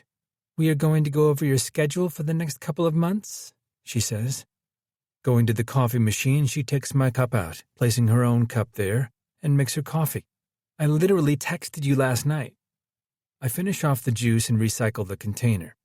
I open the fridge, taking out the milk and dumping some in mine, then hold it out to Candace in question, and she nods. I place it on the counter and walk over to the door, opening it for the dogs to come in, and they both run to my sister. "Hello, little ones." Her voice changes to a baby voice. They sit in front of her, their tails wagging while they wait for their turn. I hear my name from the television and look up to see the replays from last night. The first one is the tripping call, and I laugh, looking at how I tried not to fall on my ass but failed miserably. Then the camera cuts to me skating and replays my penalty shot. I'm watching the screen, and it cuts to Zara when I was celebrating. "That was a shit show," Candace says next to me, and I wait to hear what the commentary says. "So what do you think, Jim?" one of the reporters says. "You think this is the start of a love story?" Jim laughs. "I have no idea, but I'm sure everyone will be watching the meetup between Richards and her family." "No doubt," the other reporter says, and I turn the television off. "It's ridiculous that your love life is even a topic on SportsCenter," she says, going to the table and pulling out a chair. Grabbing her purse, she starts taking her stuff out. "I must have seen that replay 50 times since last night, and they always switch from you to that girl." I keep my anger at bay with that comment. "That girl," I say, going to the table, "has a name." I look at her. "It's Zara." "Yeah, I know. I keep having to fucking tag her in my posts," she says, and I wait for her to settle all her things. Once she has the laptop opened and is writing on the yellow legal pad in front of her, she looks up at me. "What?" "How about I help you with that?" I tell her. "If it has to do with Zara and me, let me answer it." "You haven't answered your Twitter since you opened it." She sits back, folding her arms over her chest. "Yeah, except when she asked me out and I commented," I tell her, taking a sip of my coffee. "That reply was low and rude." She shrugs her shoulders. "How was I supposed to know you met her?" "I did meet her. I was the one who gave her the tickets," I tell her, and the doorbell rings. "This isn't over," I say. Getting up and going to the door, I see that it's the suits I bought in New York.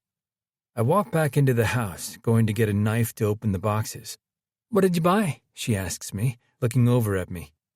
"I bought a couple of suits," I say to her. I get the suits out and see a whole bag of stuff under it. I take the bag out and find 5 pairs of jeans, really nice jeans, 2 sweaters, and a couple of shirts.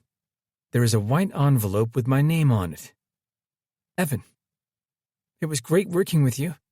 I saw these and knew you would look good in them. Zara." I smile, knowing she was thinking about me. "You have these same suits hanging in your closet," Candace says. "And the sweater." She laughs. "I also bought you these jeans at Christmas." I grab the stuff and take it to my room. Grabbing my phone, I send her a text. "Evan, sweet Zara, nothing better than getting a note that you're thinking of me." I press send and bring my phone with me to the kitchen. "She's shopping for you now?" "What's the problem exactly?" I finally ask her. "Like, what has she ever done to you?" "What has she done to me? That fucking tweet flooded my phone. I've heard she's immature and fake." "By who?" I ask her. "Couple of the wives who have met her." She mentions the wives of the players. They all get together to go over fundraising ideas, and Candace has always been in the clique. "Well, I've met her, and she isn't immature, and she is nothing but real," I tell her, and she rolls her eyes. "I'm not going to fight with you about a woman who is going to be a distant memory in 4 months, she says, and sits down. "Now, let's get to work," I have a meeting in 2 hours. I let it slide for now, but I know we will have this conversation again in the near future. For the next 2 hours, we go over all the things she wants me to do. I make a list of things I will do and things I won't do. The NHL awards are in late June, she starts saying. I'm going to book the rooms this week. Mom and Dad said they are flying in, and so is Chloe. Cool, I tell her, and she starts packing up her things. Don't forget, I leave on Thursday and I'm back the week after, she says. I will check your account in the morning and at night. Can you lay off the girl shit, please? I invited her to casino night, I tell her, and she stops packing her stuff. You did not, she hisses. Are you crazy? Why? I ask her. It's a fundraiser. Besides, she didn't say she would. Well, here's hoping that she doesn't. She fake smiles. If you want to have sex, call Tina, or even Karina. She's in town and would love to have dinner with you. I push my chair away from the table and it scratches the floor. Enough, canned. She shakes her head. Use your brain, Evan, she says, and storms out of the house. I look up and close my eyes, counting to 10, but it doesn't seem to help. I'm pissed that she is being like this, and I have no idea what to do about it. When the phone rings, I don't even look to see who it is. What? I snap. Okay, I hear her voice, and I'm suddenly calm. How about you call me back after, she says. Or not. That is good also, she mumbles, and then hangs up. I call her right back, and she answers. Yes, she says, and I have to laugh. I'm sorry, I take a deep breath. I didn't look to see who was calling me. Do you not have caller ID? She asks me, and I hear a car door slamming. Where are you? I ask her, and then I hear cars honking in the distance. I just got to my hotel, she tells me. I was calling to, 1, thank you for the flowers again, and 2, to tell you that if you want to return any of the items, you can do so just using my name. It's in the system. You didn't have to send me all that stuff, I tell her, and go to sit on the couch. But, she says, I may lose you. I'm stepping into the elevator, she says. I hear a ding, and sure enough, the call drops. I wait by the phone for her to call me back, and she does. Sorry, she says, out of breath, and I press the FaceTime button and hear the phone ring. Are you trying to FaceTime me? Yeah, I say, and then I look at my phone and see the little circle go around, and then I finally see her. She's looking down at the phone with one side of her hair tucked behind her ear. She isn't wearing any makeup, or if she is, I can't even tell. Her smile fills the screen. Hi, she says softly. Hi, I say back, and I want to see her. How far is Chicago to Dallas? I ask her, and she laughs. I have no idea, she says, and I see that she is sitting on the bed now. Why? I wonder if there is a flight out. I tell her the truth. Are you crazy? She says, laughing. You can't just come here. Why not? I ask her. Don't you want to see me? I joke with her. What were you saying about the clothes? She asks me. Oh, that, I tell her. I really liked the fact that I was on your mind so much, you got me clothes. She rolls her eyes. How bad was your Twitter account? She asks me, and I shrug. Did you know I was on SportsCenter 5 times last night? She tells me, and now lies down on her side while looking at me. She is so beautiful, she takes my breath away. My sister texted me each time she saw it. Yeah, I saw it too, I tell her. Now the question is, whose jersey are you going to wear when I come to town? She giggles. I don't usually wear jerseys, she says, and I frown at her. Did you think about the casino night? I ask her. I did, she says softly. Do you think it's a good idea? Yes, I don't even think about it. I think it's the best idea I've had in a long time. Okay, she finally agrees. I'll book myself a hotel. No, I tell her. I have 3 bedrooms. She says. I'm not really... Okay, book a hotel, I say. If this is the only way she will come, then she can have her hotel room. I have a call coming in from a client. Let me call you back, she says. I nod at her, and the phone disconnects. I get off the couch in search of some food when my phone rings again, and I think it's her, but see, it's my mother. "Hey, Mom," I say, picking up the phone and putting one of my prepared meals in the microwave. "Evan," she says, "I was thinking about you," her voice getting tight. "You saw the news?" I ask her with a laugh, knowing she saw the news. "If you're asking me if I saw your penalty shot from last night, I did," she says. "It was a great shot." She pauses. "She's very pretty." I laugh now. "Have you spoken to Candace?" "I have," she says. "She isn't happy about this." "Yeah, well, she needs to get used to it," I tell her. "It's just that," she says, and trails off. "Yeah, I get it, Mom. I date a lot," I tell her. "I get that I've had lots of women, but," I say, trailing off, "I like her." "Okay," she says quietly, and waits for me to continue. "I really like her," I tell her. "It just feels different." "Your sister doesn't want you to get hurt," she tries to defend her. "I don't want to get hurt either." I look up, "But I want to get to know her." "Then you get to know her," she says. "Just tread lightly." "I will, Mom," I say, and she changes the subject. We speak for about 10 minutes, and then I let her go. I'm cleaning up the kitchen when the phone rings, and I suddenly smile. She isn't just calling me, she's FaceTiming me. I prop the phone up while I wash my dish and see her face come into the picture. "Are you washing the dishes?" she asks, and I see she is sitting at the desk now with her own phone propped up. "I am. I just finished eating," I tell her. "I just ordered room service," she says. "What did you eat?" "Chicken and veggies," I tell her. "Did you cook that yourself?" She raises her eyebrows. "Nope," I say, turning off the water and walking to grab a hand towel. "I have meals brought in. What did you order?" "A kale salad and some grilled salmon," she says. "I'm going to hit the gym tomorrow morning before work." "I have to be on the ice at 9, I tell her. "We have 2 away games on Tuesday and Thursday, but then come right back and have a Friday game."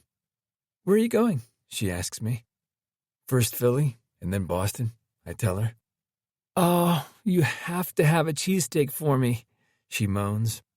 "The one with the cheese whiz." When her meal gets there, she doesn't let me go. Instead, she eats and we chat the whole time. She tells me about getting kicked off her school bus when she was 6 for telling the bus driver he was a douche canoe. Then, Zoe also did because she just did what Zara did.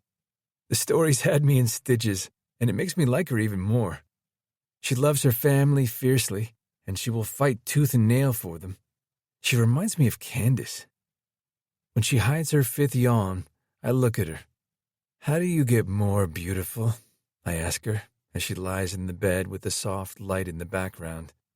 Her eyes look down shyly when I say that. "I'm not beautiful," she says, and her voice is soft, almost as though she's embarrassed. "You were so much more than beautiful," I say, and suddenly I wish I could reach out and push the hair behind her ear and lean over and kiss her. Softly. "I'm going to get to bed." "Me too," she says. "Sweet dreams, Evan." "Sweet dreams, my sweet Zara," I tell her. She looks at me with that sly smile again and then disconnects. I turn off the lights in my bedroom, and I fall asleep with her smile on my mind. 13. Zara. "Thank you so much," Kelly says, hugging me when the car arrives to bring me to the airport. It's been a whirlwind of 4 days filled with fittings and design changes. We hit up a couple of designers who bent over backward to design what she needed. I even picked up a little something in case I went to the casino night with Evan. Every single night we've spent hours and hours on the phone talking. He makes me laugh at the stupidest things. He also is hands down the hottest guy I've ever seen. When he traveled and FaceTimed me wearing his cashmere Burberry jacket and beanie, I swear I had drool dribble out of my mouth. His scruff makes it that much hotter. I'm usually drawn to a clean-shaven man, but Something about Evan just makes it. "I want you to promise me you'll go to that casino party," Kelly says to me, rubbing my back. I usually never bring my private life into anything, but she saw me on SportsCenter and had to ask me about it. When I told her the story, she was bent over laughing. "Even if I have to send the plane to LA and drag you to Dallas myself." I laugh at her and go to hug her husband, Brian. "I would listen to her if I were you," he says, and I just shake my head. "Thank you guys so much for having me," I tell them both and watch the driver load my bag into the car. I get into the car and text my sister that I am on my way home. I don't bother texting Evan because I know he got in last night close to 2 a.m. They have their game tonight at home, and then he's off again for another 2 games road trip. I jog up the steps to get on the plane and smile at the flight attendant when she asks to take my jacket. I shrug it off and give it to her and walk to the table and see a square, white box on it. "Those were delivered less than 2 minutes ago," she says, and I turn and take off the curled ribbon. When I open the box, I laugh because there are 4 cupcakes in the box, with a little note on the side. "A sweet treat for my sweet Zara. E." I shake my head and sit on the chair, taking a picture of it and adding it to my Instagram. A sweet treat for sweet Zara. I don't tag him, but I know he'll see it. He's been all over my Instagram these past couple of days, liking pictures, sending me DMs about my pictures. And they come at all hours of the night, probably when he's on the bus or the plane. They look too good to eat, but I reach in and grab a red velvet one, which is my favorite. I bite into it, and I swear it's the best cupcake of my life. The cream cheese frosting is whipped, which makes it so much lighter. I'm taking my second bite when I see that Justin, my younger brother, commented on my picture. I open it up. "You have never been called sweet in your whole life." I laugh and answer him back. "It just depends for who." I click on his name and see that he has just 1 picture up, which I know is a freaking lie. I know he has a secret Instagram that is not for family members. I also know that Snapchat is his social media of choice. He's going to turn 18 in a couple of months, and from what I've been told, he's a hot one on the ice, and his extra activities off ice have him nicknamed Sly Stone. The flight goes by faster than I thought, and by the time I'm finished checking my email and responding, the flight attendant is opening the door for me. I walk out and am met by Zoe, who stands by her town car, her phone in her hand as her fingers fly over the keyboard. "Well, well," I say when I finally get close enough to her. "To what do I owe this surprise?" She looks up and smiles. "I saw your cupcakes on Instagram." She winks at me. "Sweet Zara." She makes fun of the nickname. "I already ate 2, I tell her, and I wish I was lying. The red velvet and the carrot cake. "Ugh," she says, turning and opening the back door for me. She holds out her hands for the white box. "What's left?" "I think chocolate and vanilla," I say, scooting over so she can get in. "Ah, those suck," she says and opens the box and then glares at me. "That is not funny. This is a Reese's peanut butter cupcake," she says with a smile. She reaches into the box and takes it out and bites into it, and some of the frosting gets on her nose. "This is the best thing I've ever tasted in my life," she says between bites. "It's so good." "Yeah, the other one is s'mores," I tell her. And then the phone beeps in my pocket. I see it's a text from Evan. "Evan, don't watch the game tonight." I look over to see what Zoe is doing, and she is chewing the cupcake with her eyes closed. "Me. And why is that?" He answers right away. "Evan, because I'm going to suck, and I don't want you to see it." Me. Doubt it. I don't tell him that I've watched every single game he's played in the hotel room. I don't tell him I've cheered so loud when he scored that the front desk called to check and see if I was okay. I get home and walk into the house, seeing the mountain of mail that Zoe picked up while I was gone. I carry the suitcase upstairs and start a load of wash. Zoe comes back up, carrying 2 glasses of wine. "What time is your flight tomorrow?" she asks me, handing me 1 glass. "My flight is at noon," I tell her. I get in at 2. Putting my glass of wine down, I go to grab my other luggage. "How long are you there for?" she asks, grabbing her phone and lying on my bed. I swear, I thought I would get a little bit of a break after award season was over, I tell her, looking at the closet and packing things. Instead, it's even more busy. "They all want to shop at Zara's Closet," she smiles at me. For the next 2 hours, I show her the different outfits that I'm packing, and she also takes a couple home to spice them up, as she says. When it's close to 7, the doorbell rings. We look at each other and then walk downstairs. The man at the door holds 2 pizzas. "Delivery for Ms. Stone?" he says, and hands me both pies and then turns and walks away. "I think your man is trying to get you to like him. You know the saying, the way to a man's heart is through his stomach?" she says, grabbing 1 box and bringing it to her nose and smelling it. "I'm starving." She walks into the living room, and I turn on the television and go to the guide.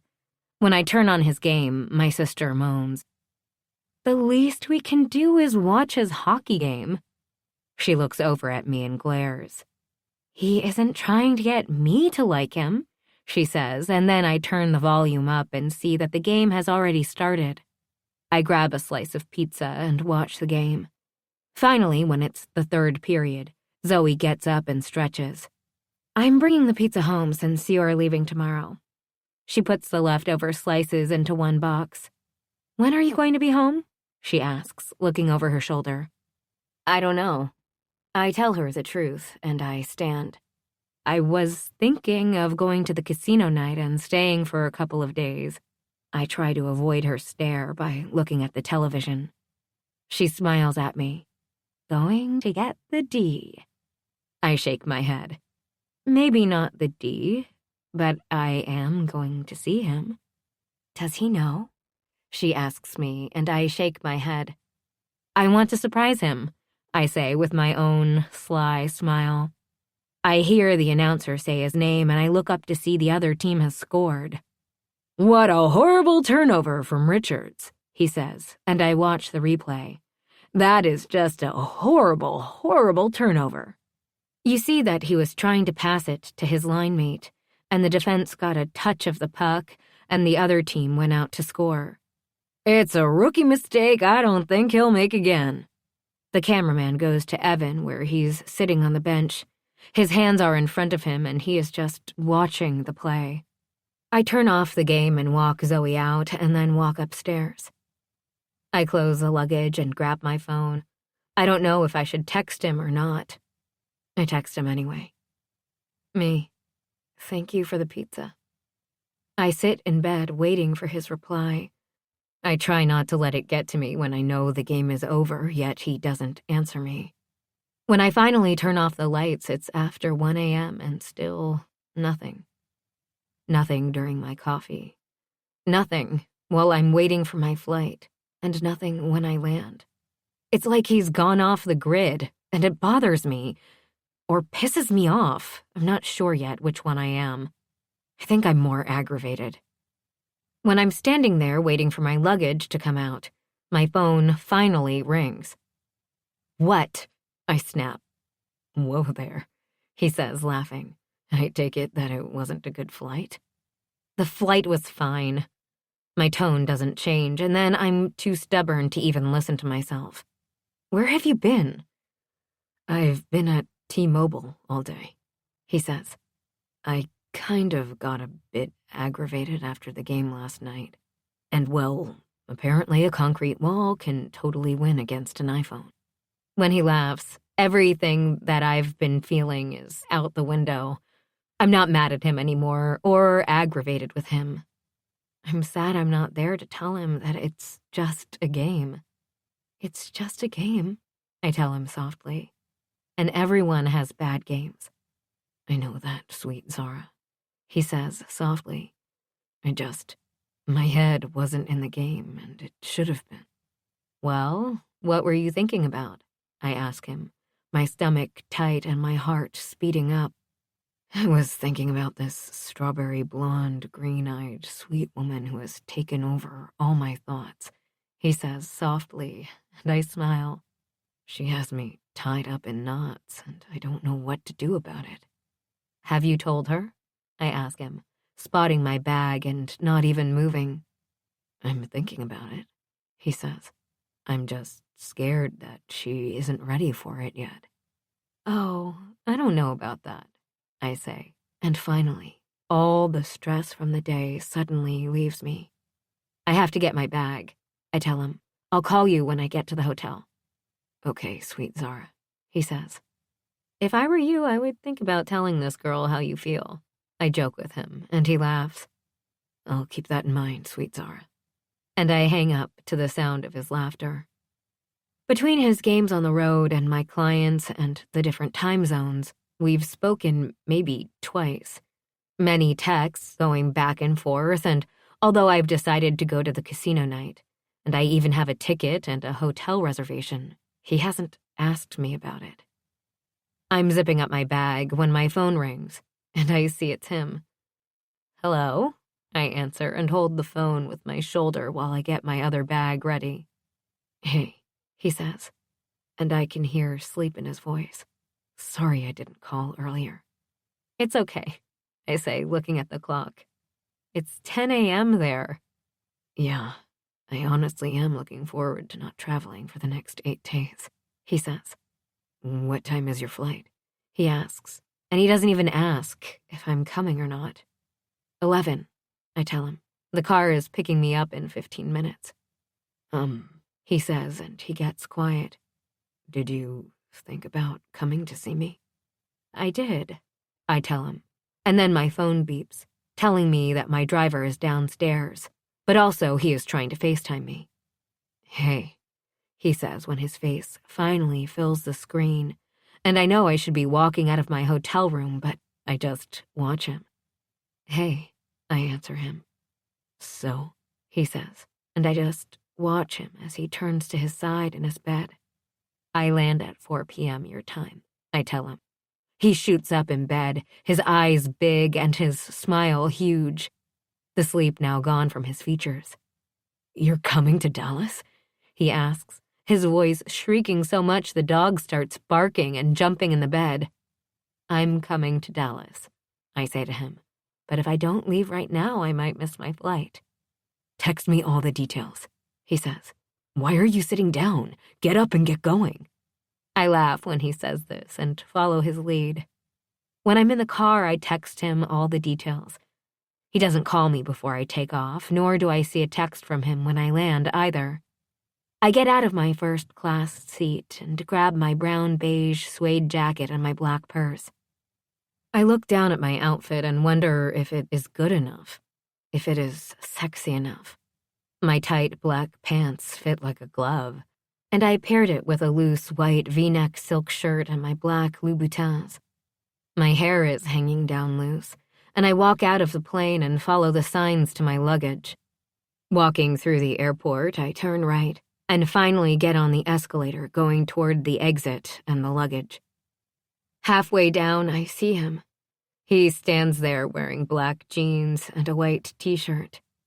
His eyes watch the escalator, and I see them light up as soon as he sees me. My eyes lock on his, and when I finally make it to the bottom, I walk to him and see that he has flowers in his hand. Welcome, my sweet Zara, he says, holding the flowers out for me. I reach out and grab them, and he walks closer to me. So close I can smell him, finally. I look up at him and wait for him to finally kiss me.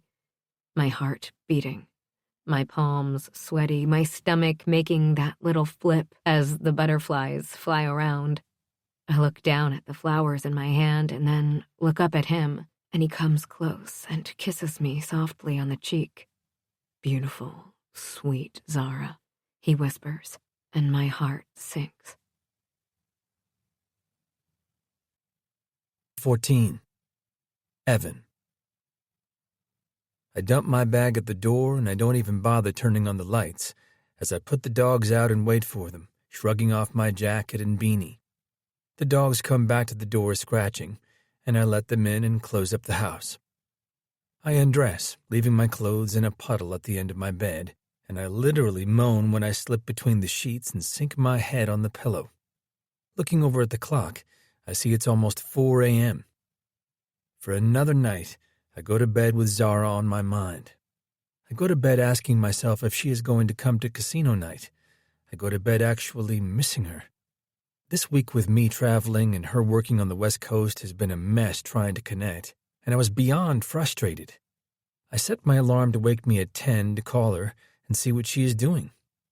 Tomorrow, I'm going to get the courage and the balls to ask her if she is coming.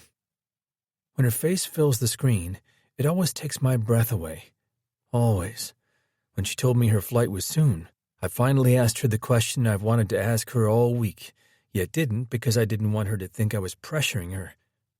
When she told me she was coming to Dallas and landing at 4, I about lost my shit. I was so excited, I got out of bed right away and started making all the plans. I went into the guest bedroom and made sure everything was okay for her. Even though I wasn't sure if she was staying here, I wanted it to be perfect. The last person to stay in this room was my mother 2 months ago. The big king-size bed sits in the middle of the room with the beige headboard. The white duvet fluffed up with 6 pillows all lined up in 2 rows. The beige throw blanket at the end of the bed half rests on the bench in front of the bed. The bed sits in front of the 2 windows that show the front of the lawn. I walk into the ensuite bathroom and make sure there are clean towels. I'm so nervous. "Lilo, Stitch," I call for them at 3:30 when I'm just about to leave to go and get her. My heart hammers in my chest. "I'm going to pick up a friend," I tell them, and they both sit in front of me with their tails wagging. "Wish me luck," I tell them, grabbing the bouquet of roses I picked up earlier. I get in the car and make it there in record time. As I walk into the baggage area, my palms are almost dripping with sweat from my anxiousness. My heart beats so irrationally and fast, I'm surprised I'm not having a heart attack. I walk to the screen and see that her plane has just landed. I didn't text her to tell her I was picking her up. I didn't text her anything. I look around the baggage claim area and see maybe 7 people lingering. Standing in front of the escalator, I wait anxiously for her. My leg starts to shake as I watch for any signs of her. My finger taps the stems of the roses I hold by my side. I spot her shoes before anything else, and slowly, like I'm unwrapping a beautiful gift-wrapped present, she finally comes down. Her hair flows down loose, and I want nothing more than to bury my hands in it. I wonder if it feels as silky as it looks. I can't help the smile that forms on my face. I can't help the beating in my chest, and I can't help that my mouth is dry. Our eyes lock, and no one else exists. The room could be on fire, and I would only have eyes for her. I walk slowly to the escalator, my eyes never leaving hers. When she finally walks off it and is in front of me, my heart that was pounding just a second ago is now beating perfectly. I hold out my hand with the long-stem roses in them, and her eyes finally see them. "Welcome, my sweet Zara." She smiles at me shyly and reaches for the roses, our fingers grazing each other, and it's another shock to my heart. She looks down at the flowers and then up at me, and I'm suddenly so close to her I can smell her soft citrus smell. I can hear her breathing. Her eyes come back up to mine, and I want nothing more in my life than to kiss her. I get even closer to her, but I stop myself from kissing her. I stop myself because the only thing going through my mind is how I'd get lost in her kiss. So lost that I'd pick her up and leave her without her luggage. Instead, I lean in, and I swear her breath hitches, and then I kiss her softly on the cheek. "Beautiful, sweet Zara," I whisper to her, and I want to trail my nose along her cheek to her neck, but I stop myself. I look at her eyes again.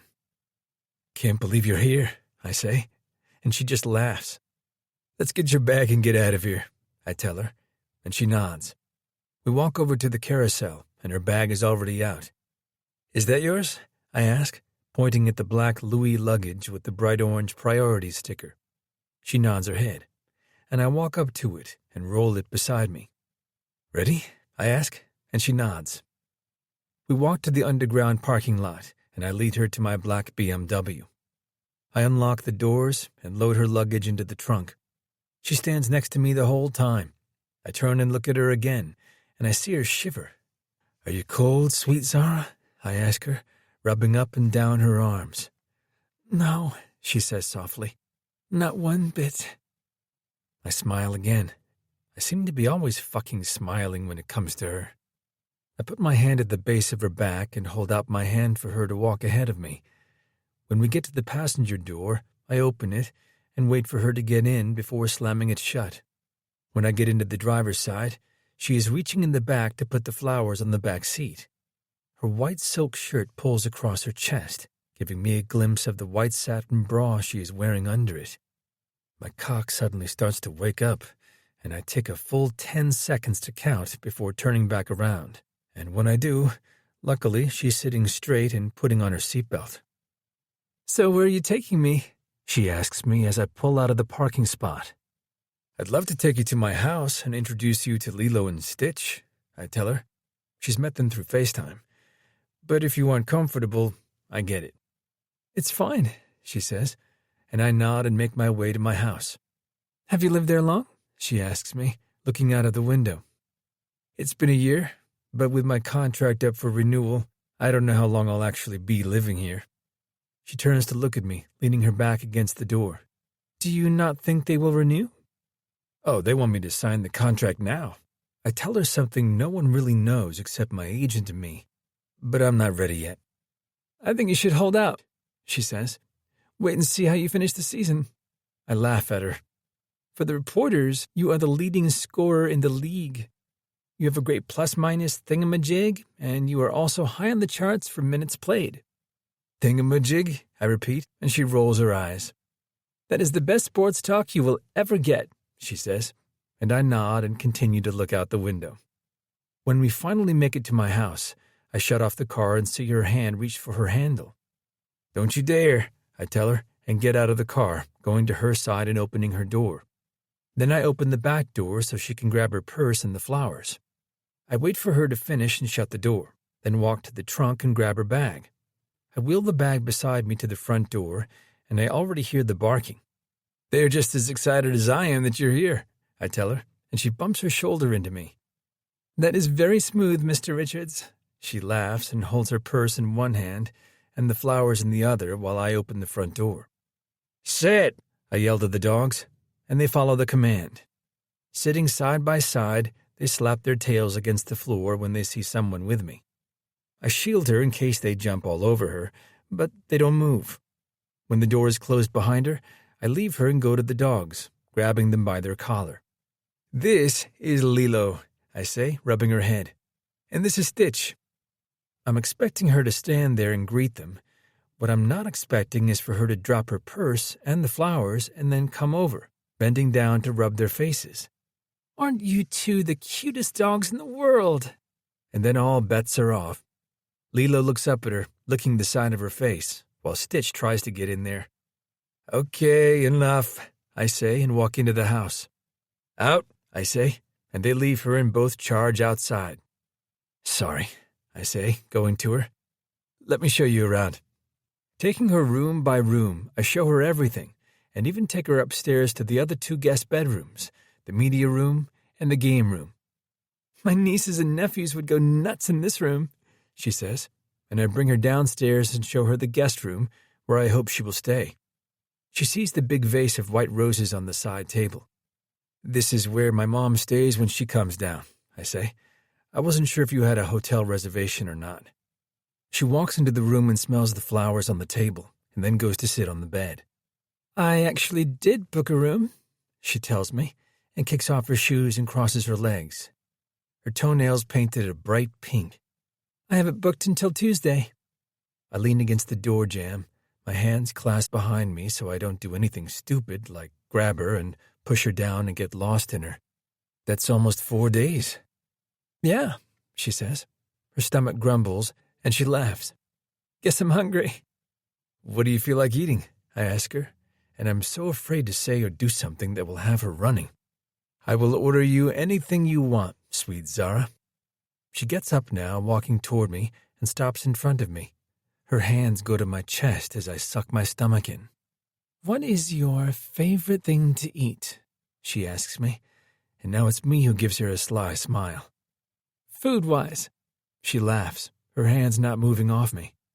Zara, I whisper, and look at her hands on my chest.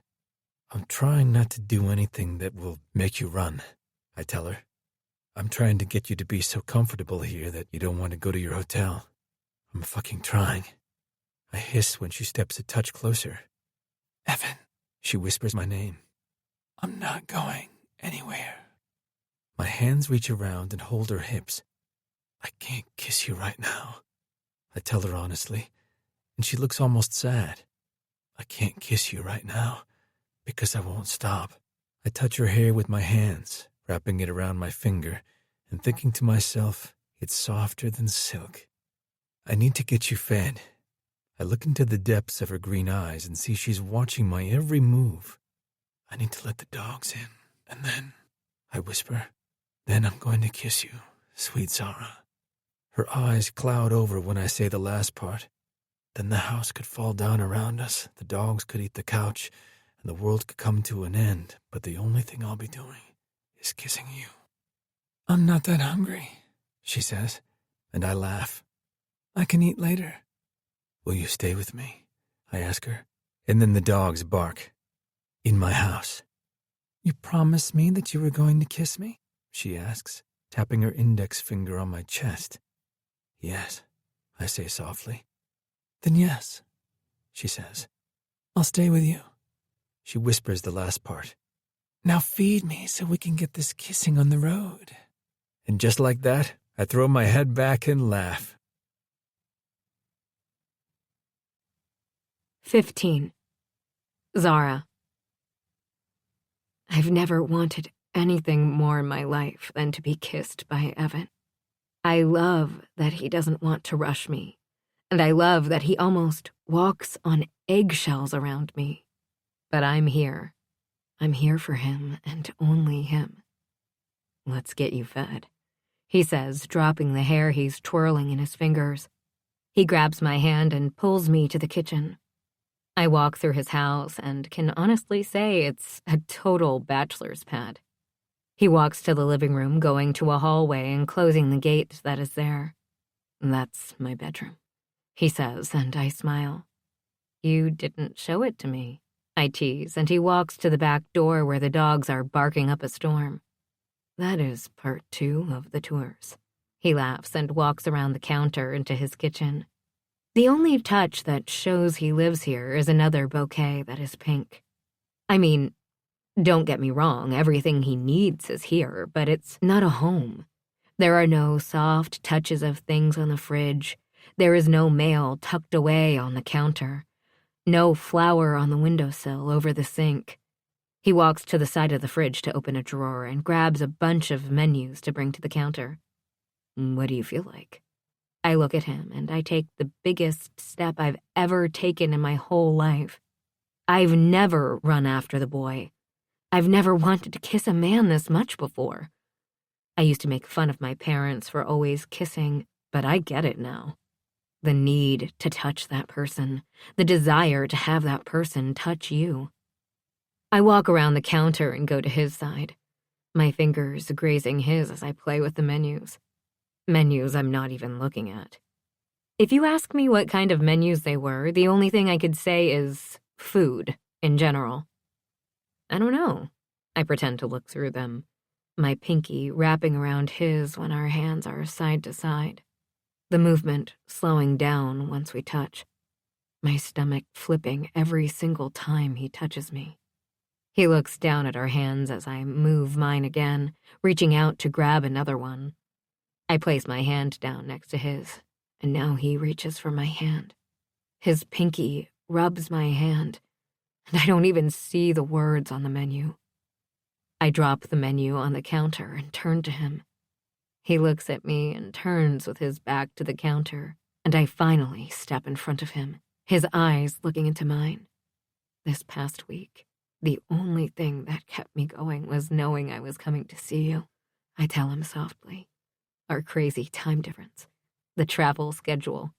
I put one of my hands on his chest, my palm opening flat, the beating of his heart thumping against it. I knew that come Friday I would be with you. I take a deep breath, and I really wish I had a couple of shots of tequila before doing this. I didn't care where I was going to stay, and I didn't care what I was going to wear. The only thing I cared about was seeing you. I say the next part almost in a whisper. The only thing I cared about is kissing you. Having you kiss me. My hand moves up now from his chest, and I slowly touch his face. I lean in, just a touch, and he bends his head now, his eyes turning almost black. My fingertips in his scruff ignore the pinch. He leans in, and our noses touch from the side as he leans his forehead against mine. Sweet Zara, he says, and I can feel his hot breath on me. His one hand goes to my hip, pulling me closer, while the other one goes to my neck. The heat from his hand makes me shiver, knowing he's going to kiss me. I wait for it as he moves my face up to his, and then, the moment I've been waiting my whole life for. His lips touch mine softly, his bottom lip touching my top lip as he tries not to rush the kiss. I bring my other hand up and wrap it around his shoulders, and I get on my tippy toes in front of him, and finally, his mouth touches mine. I think I sigh as my eyes close, and his tongue slowly moves into my mouth. His hands don't move from my hip or my neck as he groans into the kiss. His tongue slowly rolls over mine, the kiss so slow that I savor it. I'll remember this kiss forever. It's a kiss I've dreamed about. It's the kiss that my sisters would tell me about that I never had. A kiss that every single little girl dreams about having. It's a kiss that even if I wanted to tell them about it, I couldn't do it justice. I softly move my head from one side to the other, hoping to deepen the kiss and get more of him. He lets go of my lips when we are both so breathless we can't breathe. Both of our chests are heaving. He finally lets go of my hip, but only to move the hair from my face. He cups my face in his hand. Ruined, he says softly, leaning in and kissing me again softly. His kisses are soft. If I don't get away from you, no one is going to be eating. My fingers play with his hair at the nape of his neck. I'm totally okay with this plan. I kiss him again, and now his hand moves to my back, rubbing it up and getting lost in my hair. My stomach, however, has other plans and takes this moment to gurgle. I'm going to honestly kill my stomach, I say between pecks. My eyes remain closed. My sweet Zara. He chuckles, and now I open my eyes to see him. The softness of his face makes me lean in and kiss his chin now. Why don't you take the dogs outside and I'll order some food for us? Even if I say no, my stomach is going to say yes. I reluctantly release him and turn to see the two dogs sitting by his feet. Do you guys want to go out with me? I tell them, and Stitch gets up first, going around in a circle while wagging his tail. Let's go, I say, and turn to walk to the door. Opening it, I let them walk out ahead of me. I look over my shoulder, and Evan is there just staring at me. Order food so we can do that kissing thing again. He shakes his head with a smile. Chop, chop. I clap my hands and walk out onto his concrete patio. His yard is huge, and the dogs run in the distance. I walk to the hammock hanging right at the edge of the covered patio and sit in it softly, my feet never leaving the ground. I lean back in the hammock, watching the dogs run back and forth after each other. My hand touches my lips as his kiss lingers. "Food should be here in 20 minutes, he says from behind me. The dogs now run full force toward him. He grabs their silver bowls and fills them up with water. "There you guys go," he says and looks up at me. "I hope you like Mexican." I do. Turning in the hammock, I look at him. "Good, because it was the one that took the least amount of time," he says. Coming over, he bends over and softly kisses my lips. Not with tongue, just a kiss. And just because. He stands by the hammock, and the dogs finish drinking and come around us. I stand only so I can hold his hand. Once my hand is in his, he brings it to his lips. We say nothing to each other, and when his phone rings in his pocket, he tells me the food is here. I walk into the house and wash my hands and make my way around the kitchen looking for plates. I finally find them walking to the table with them the same time he comes in with the huge bags. "How much food did you order?" "I didn't know what you ate, so I told him to bring a little bit of everything," he says and unloads the food while I go in search of utensils. I also get a couple of water bottles from his fridge. "It smells so good," I tell him, sitting down and seeing all the containers he has opened. "This is chicken tacos." He points at one. "Fish tacos." I listen to him tell me all the different things he ordered while I grab a chip and dip it in the queso. "I'm not listening to anything you say," I tell him, and he laughs. He sits down in front of me. "This is the first meal we've had together alone," I tell him, grabbing one of the shrimp tacos. "It is," he says, grabbing a taco and then loading it with some guacamole. "So, what are we going to tell everyone tomorrow?" I ask him, and he looks at me with his eyebrows pulled together. "What do you mean?" "I mean, people are going to ask if we are together," I tell him. "I mean, the whole world knows. And now we got through the first awkward kiss part." "There was nothing awkward about our first kiss," he snaps. "If you want, I can show you what I mean right now." I laugh out loud. "Relax there, cowboy. I'm not saying that it wasn't a good kiss." I joke with him, and he glares at me. "It was better than good. What I'm saying is that people are going to be there, probably members of the press. So what do you think we should tell them?" "I don't give a shit what we tell them or if we tell them anything at all," he says between bites. "I'm good with whatever you want to tell them." "We could play it off as I'm visiting a friend." He raises one eyebrow. "Jesus, relax there," I tell him. "You need to calm the male hormones, please, and listen to me." "Not sure I want to hear what you have to say." "I'm saying that we don't have to go in there and play tonsil hockey and have people taking a picture of us.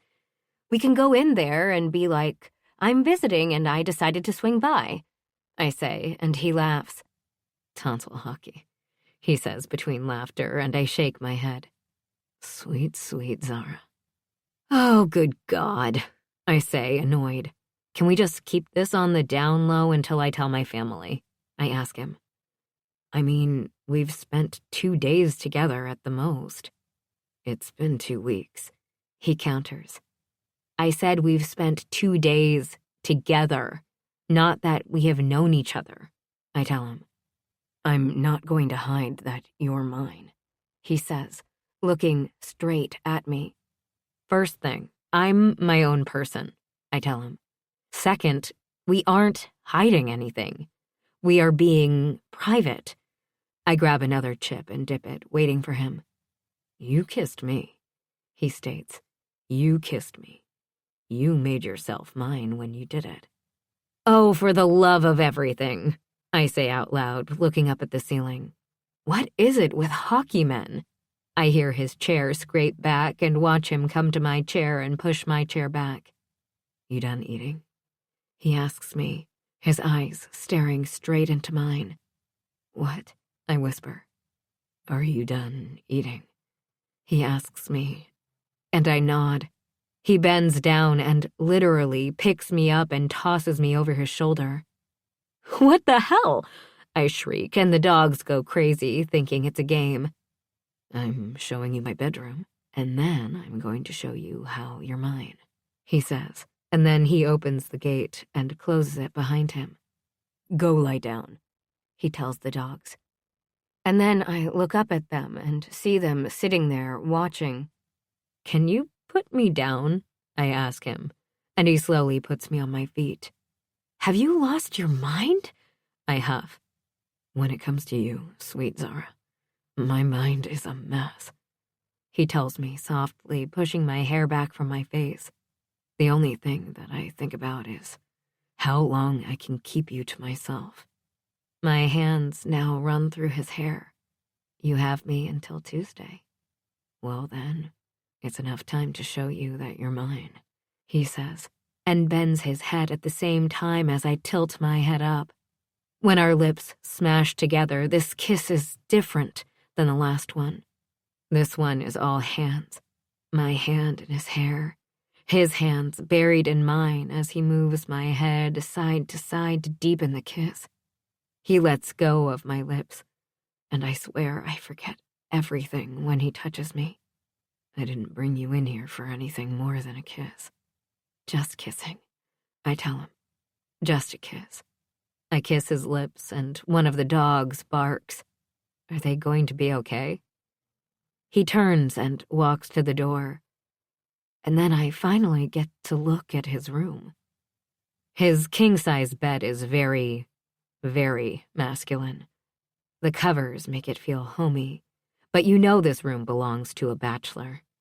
I turn to look out the window and see the dogs running in the backyard, and then hear him coming back. I turn to look at him. "Do you want to go outside with them?" "We don't have to," he says, coming into the room. "Do you want to change?" "I actually would love to take a shower," I tell him, looking down to see that it's almost 9 already. "Okay, let me take you to your room," he says, holding out my hand. He brings me to the room, grabbing my bag on the way. "There are fresh towels," he says, and then grabs one side of my face to kiss me again. "Text me when you get out." He turns to walk away. "Or you can come find me on the couch." He closes the door behind him, and I have to sit down to allow my heart to settle before I get up and take a shower.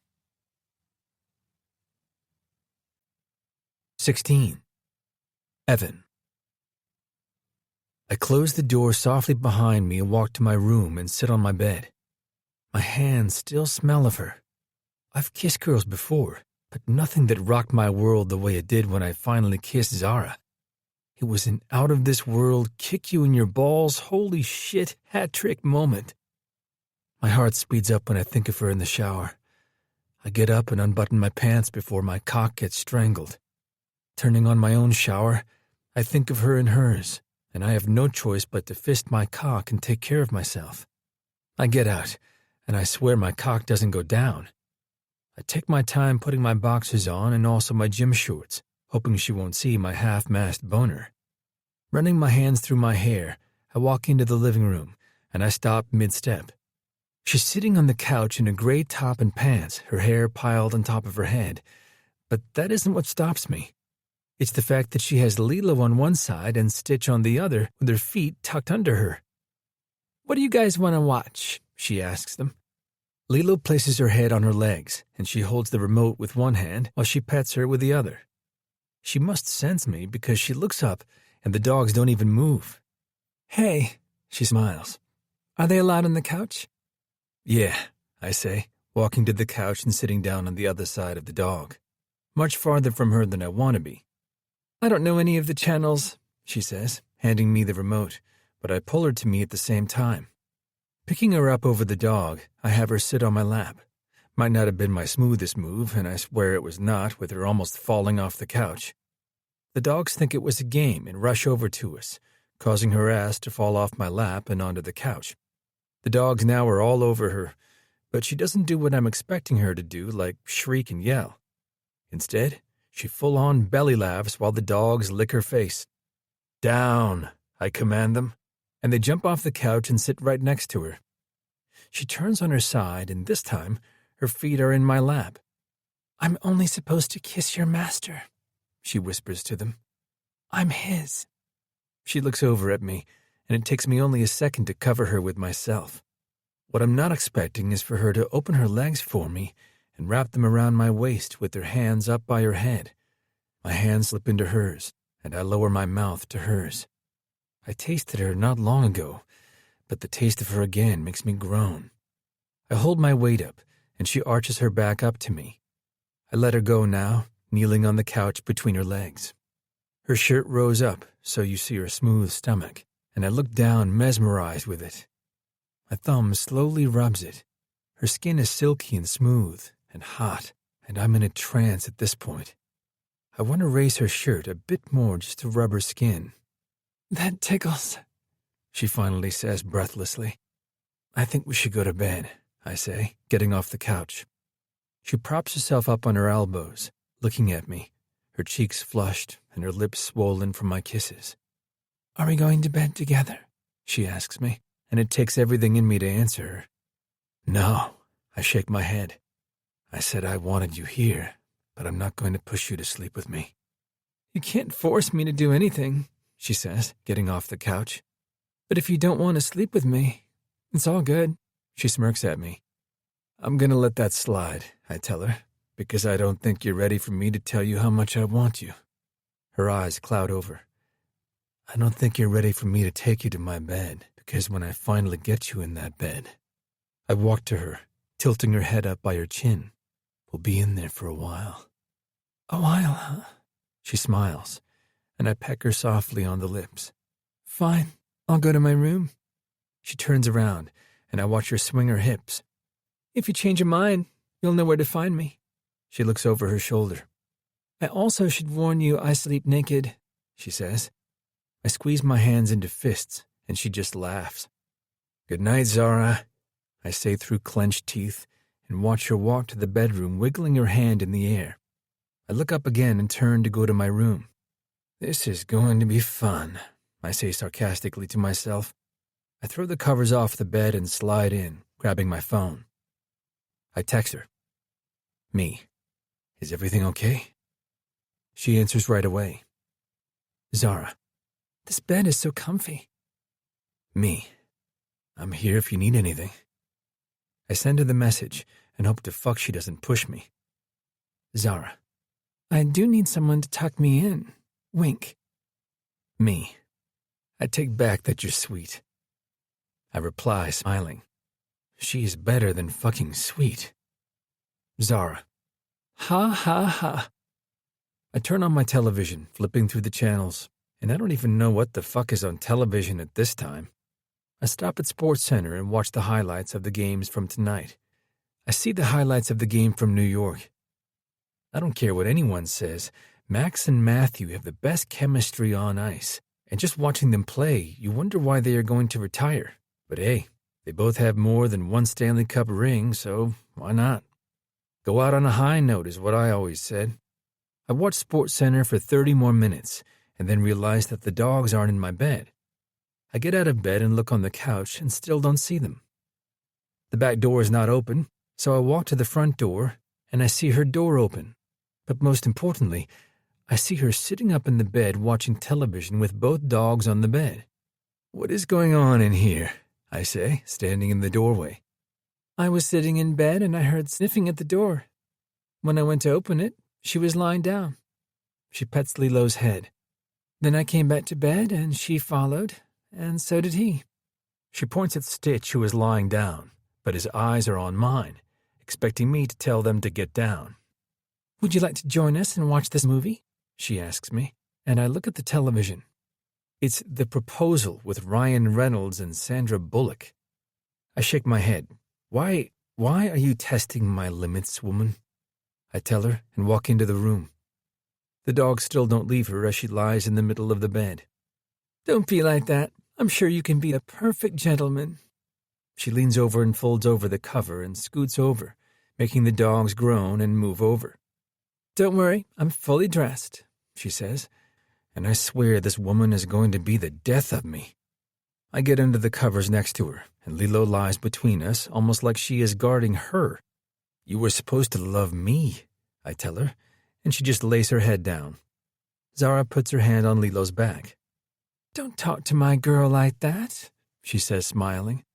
I grab her hand in mine, and just like that, we watch a movie together in bed, like it's been done for years, except I haven't even known her for a month. She moves her legs, and that makes Lilo also move, but she gets up and goes to the other side of Zara and lies down on top of her, and Zara has to move closer to me. She does all this while laughing. I open my arms and reach around, pulling her close to me. She looks up at me, the little freckles on her nose that you don't really see except if you are really close. "Hey," she whispers. "Hey," I say, and lean down to take her mouth again. Her tongue slides into my mouth, and then we both moan.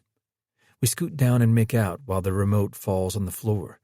The dogs get off the bed, and then it's just the two of us. My mouth never leaves hers.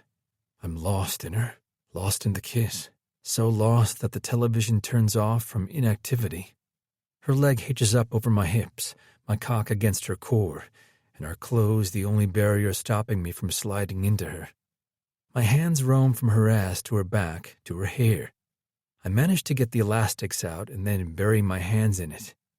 I don't know how long we kiss for, and if you ask me, it's not long enough. She lays her head on my shoulder and just pulls me closer to her. Our chests are flushed together, and with our feet intertwined and her in my arms, I fall asleep. The next morning, when my eyes flutter open, I have to take a second to get my bearings.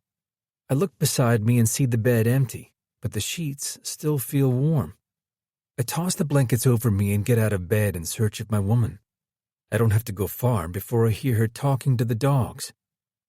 "Now, where does he keep your food?" she asks them, and I hear the cupboards open and close. "You guys must be hungry, right?" I stand by the counter and watch her as she gets to know my kitchen with both of my dogs watching her, both their tails wagging. "Oh, I've found the treats," she says, and hands them both a treat. "Don't tell on me." "Too late," I say, and she jumps back. "Shit, you scared me," she says, holding her hand to her chest.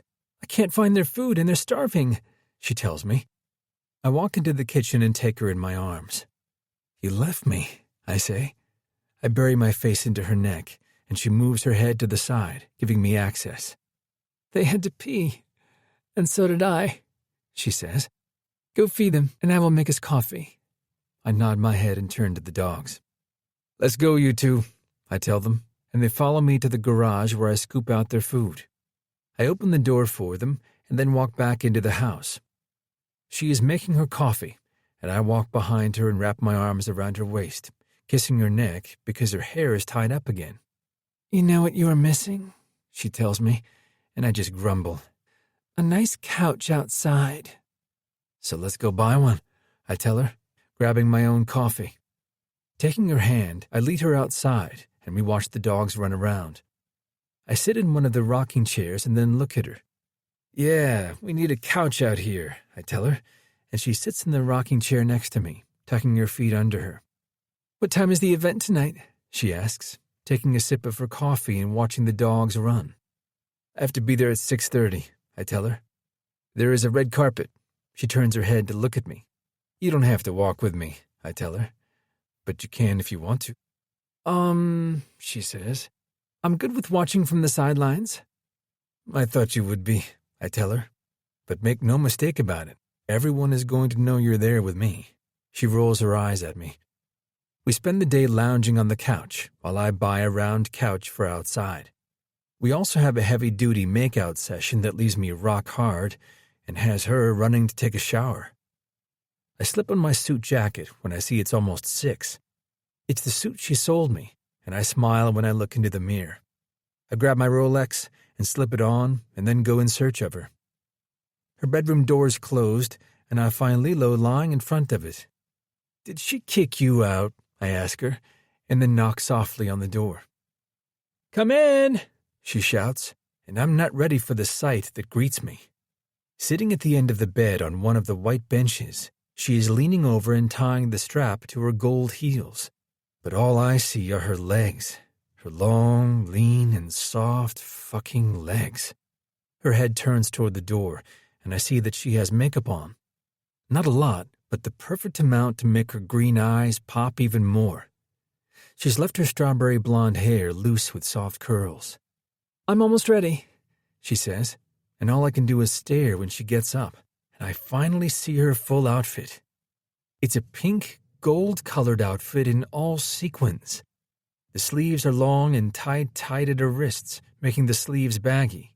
It's a V-neck in the front, and the waist looks like it's crossed over.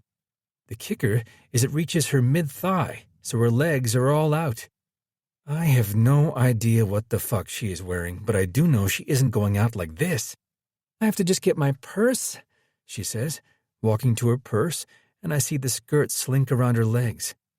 "You can't go out like that," I finally tell her, putting my hands in my pocket. "What else do you have?" "What is wrong with this outfit?" she says, looking down. There is nothing wrong with it, and now that she's facing me, I see it's a wrap dress. "Well, for one, it's not long enough," I tell her, and she just laughs, making me glare at her. "For two, it's not long enough," I repeat, because besides the length, she looks amazing. "Three, it's not fucking long enough, Zara," I say, now running my hands through my hair. "Oh, you are wearing the suit you got," she says, walking over, and all I see are her legs and the fucking dress that just brushes against her. Then, to top it all off, she's wearing fucking gold stilettos. A single gold strap over her toes, and then another around her fucking ankle. "You look amazing," she says, smoothing the jacket. "We should get going. You were going to be late." "Zara," I say through clenched teeth. "Actually," she turns and looks at me. "Can we get a picture so I can send it to Zoe?" she asks, and walks ahead of me toward the long mirror hanging in the entrance. She stands there and holds the phone up to snap a picture of me looking at her. "You have to smile and not glare." She laughs, and then I just shake my head. "Can you please go change?" I ask her. I'm not opposed to begging. "Don't be silly," she says. "Besides, the slip under is shorts, so you can't see anything." She turns to look at me and then tilts her head back. "I really want to kiss you right now, but I'm wearing lip gloss." My hands grab her face, and I kiss her, smudging her lip gloss. My hand in her hair now making it more wild than before. I see little soft red dots where my scruff pricked her. "Is there any chance she will go change?" I ask her softly. "Not a chance," she says, wiping off her lip gloss from her lips. "But there is a good chance I can show you what I'm wearing under it when we get home." "This is not helping right now," I say and grab her hand, almost pulling her out of the house. I walk to the side passenger door and open it for her. She stops beside me and kisses my cheek. "Well, you look handsome," she says, and then steps into the car and sits, making her skirt go higher. "This is going to be the longest night of my life," I say, closing the door and walking to my side of the car. 17. Zara. I try to hide my laughter while he gets into the car, and all he does is grump and pout. The outfit is short, but it's so slinky and sexy and sassy. I had to wear it. Plus, after seeing his face when he saw me, I had no choice. "Is there going to be food there?" I ask him. I'm getting a bit hungry. "There should be," he says, looking over, and now it's my turn to look at him. The black suit did not do him justice when he tried it on in the showroom. Having it on him tailored and perfect with his white shirt under it and the gold cufflinks, he was so hot as fuck. I look down, sending the picture of him scowling to Zoe. "Zoe, I think I saw that same look on Matthew and Max." "My sister says you look nice." I laugh at the comment. He pulls up to the arena and heads to the underground parking. He scans his badge that is in his middle console, and the black doors open. He makes his way down to where the players park, and I see that it's almost full. He puts the car in park in his reserved parking spot, his name on the concrete wall in front of us. I grab the lip gloss from my little purse to reapply it. I put it back in the purse, and he opens the door, coming to me and kissing me. I just put my lip gloss on, I tell him, grabbing a tissue and wiping it off his mouth. I know, he says, and then comes back in for a little peck. He then holds out his hand, and I grab it to help me down. He presses a button on the keys, making the car beep. We walk to a black side door with my hand in his the whole time. He opens the door with his free hand and holds it open for me to walk in before him, my hand slipping out of his. Oh shit, someone says, and I look up at a guy who looks the same age as Justin. God damn. Evan stands beside me and looks at him. What's up, Patterson? He says, doing the chin up. Hey, Richards, Patterson says, and that is all he says. He's too busy staring at me. Hi, I say, and I'm about to put my hand out when I'm yanked away and just look at Evan. We walk down the carpeted hallway, and he says hello to a couple of people, and then finally we get to the locker room where the guys are all waiting. Hey, he says, sticking his head in, and I hear a guy laughing. Oh, New York is going to be so much fun, he says, slapping the bench next to him. Dude, you are going to die. I shake my head and hold the purse up to my mouth to hide my laughter. I lean in and whisper, I'll protect you. Okay, folks, we are about to do the introductions, and then there is the red carpet. A man who I think is the PR guy comes in and then looks over at us. Everyone in place, please. He claps his hands. By number, please, except captain and assistant, he says, and walks over to us. Can you take her out there? Evan says to him. Zara, this is Tristan. He motions to the man wearing a Gucci suede suit that was on the runway last season. We've met. I look at Evan. He came to collect me in Jersey. He smiles and then nods his head when he sees that the reporters are watching. I have to go. See you out there, I tell him, and then wait for Tristan to lead the way. We walk down the hallway, passing the reporters, and I keep my head down as well as my eyes. This is his night, and I don't want to overshadow it by being here. He walks me out to the ice that has been transformed into a casino. A black carpeted floor covers the ice with different tables set upon one side of the ice. He walks me to where a crowd is forming. These are all the season ticket holders, he tells me. There are also some contest winners and, of course, the Dallas oil billionaires. I smile at him when I see someone I recognize. Excuse me, I tell him, and walk up to the woman who is staring at her date's face. Well, well, well, Corey, I say, trying to hide my smile. If it isn't the woman who had to rush off. I joke with her when she turns and sees me. Corey started out as Kelly's assistant, and when her manager got fired, she took his place. Oh, fuck, she says. I had no idea you would be here. She looks at her date. Harry, this is Zara. The man who is wearing this year's Armani suit holds out his hand. He has his black hair pulled back, and I swear he could be a model, but I know who this is. You must be Brian's brother, I say, and he just smirks. I see the resemblance. Well, there goes that secret love, he says to her and brings her close to him. I see her outfit now. It's a champagne color that goes low in the front and has an accordion skirt. A black satin belt makes the whole outfit. What are you doing here? She says, bringing her glass of champagne to her mouth. Doesn't your family play for New York? I smile and look down, but grab a champagne glass from the passing waiter. Testing, 1, 2.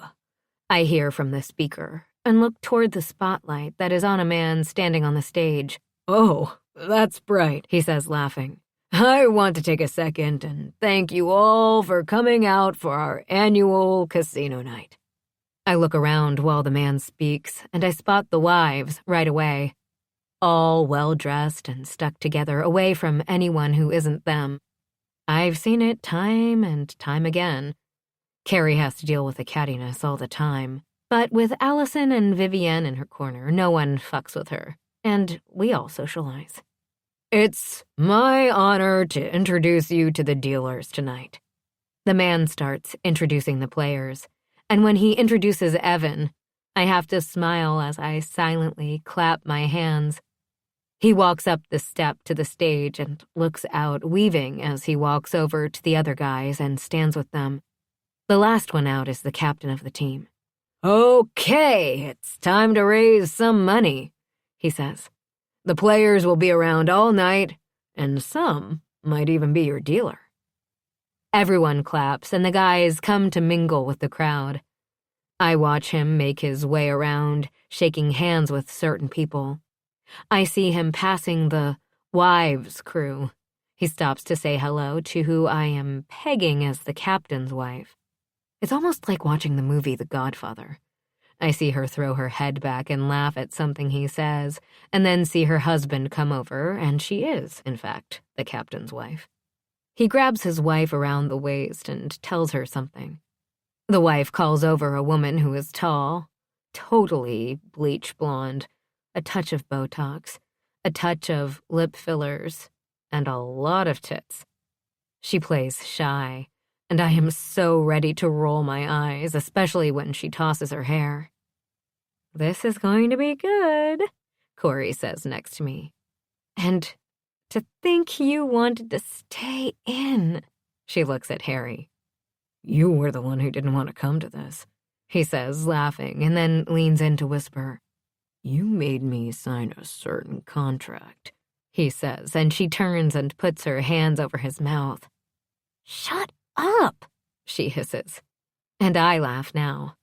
I don't know how I know Evan's close, but I do, especially when I feel his hand on my back. Oh, hello there, Corey says. Harry, I would like to spend some of your money, and then I want you to take me for a burger. Excuse us, he says, looking over at us. It was a pleasure meeting you, Zara, and it is always nice to see you, he says to Evan, who shakes his hand. Thank you for coming, Evan says to him, and then grabs a water bottle from a waiter passing by. I was looking for you. Well, you found me, I say, and I'm trying not to let the blonde get to me, but it's me, so she does. This looks nice, I say, looking around, and a reporter comes up to us. Hey, Evan, how are you? He asks, and I stand there holding my drink in my hand. I'm good, thanks for asking. And he walks away. Did you get anything to eat?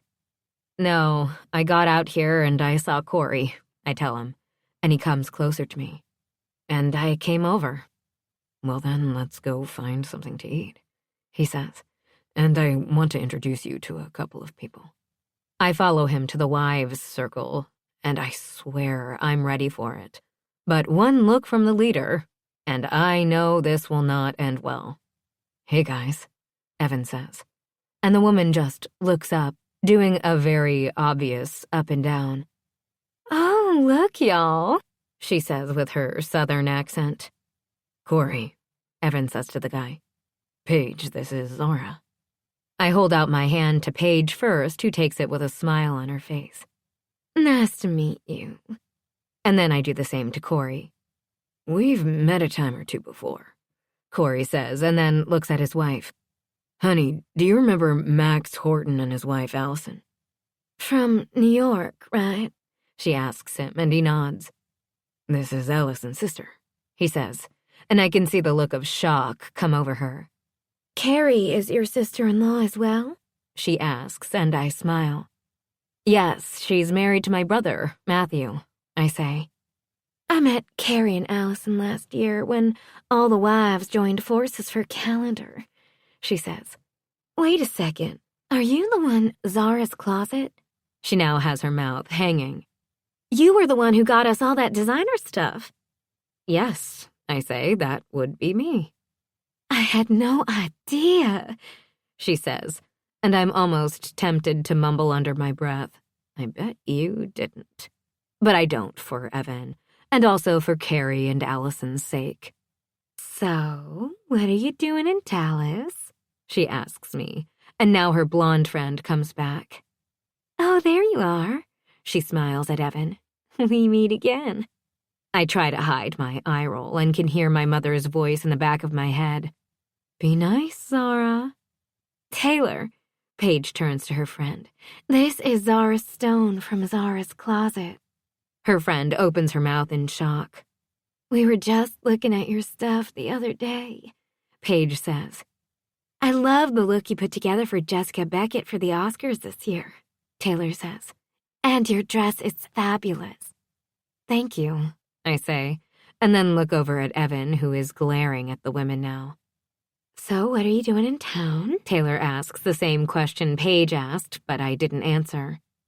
I came in to visit this guy, I say, pointing at Evan with my hand holding the champagne glass while he slips his pinky into mine with our free hands. From the look of shock on both their faces, it takes everything in me not to do a mic drop and then a boom. I have to go and do the blackjack table, Corey says. Come with me. It was great meeting you, Zara, Paige says, and Taylor just smiles and nods and walks away with them. Well, there goes her hopes and dreams of going home with you tonight, I say under my breath, and he just laughs while he leans in and kisses my lips. I look around after to see if anyone saw us. Down low, I hiss at him, and he walks away, and he looks over at me. Don't care, he says, whispering. Let's eat something. I have to do the roulette table in 15 minutes. He leads me to the food, and we grab a couple of things, then go and sit at an empty table. But it isn't empty for long as some of his teammates join us. Okay, we have to be at the roulette table. Who is we? I look up at him, and he just smiles. Want me to show you again? He looks around. I think I see a couple of people. Bully, I say to him, getting up, and he just laughs. Let's go win some money. I get to go home with you tonight, he says, smiling as we walk side by side through the crowd of people. I've already won, he says, and he winks at me. It's at this moment I realize I'm in way over my head. This crazy thing is starting to snowball, and I'm afraid I won't survive the end of it. 18. Evan. Okay, place your bets. I look at the 25 people standing around the roulette table. I look up at Zara, who has been the center of attention to everyone who came to the table. I'm going to try my luck with number 4, she says, putting 2 red chips on it. Before we came to the table, she walked to the donation table and dropped $5,000 and got the chips for it. No one actually wins any money tonight. Whatever chips you cash in at the end of the night will be matched by the owner of the team. She started with $5,000 and she's way over $7,000 right now. Well, if you say 4, I have no choice, says Trevor, the 50-year-old man who has been itching to touch her, always leaning in to whisper to her. The only thing I can see in my head is me throat-punching him. All bets are closed, I say, right as he puts his chips on the table and takes the white little ball and spins it. I don't even watch the ball spin. The only thing I'm watching is Zara standing next to him with her hand holding her purse. I'm here for my shift, Peter, my other teammate, says from behind me, and I look over at him.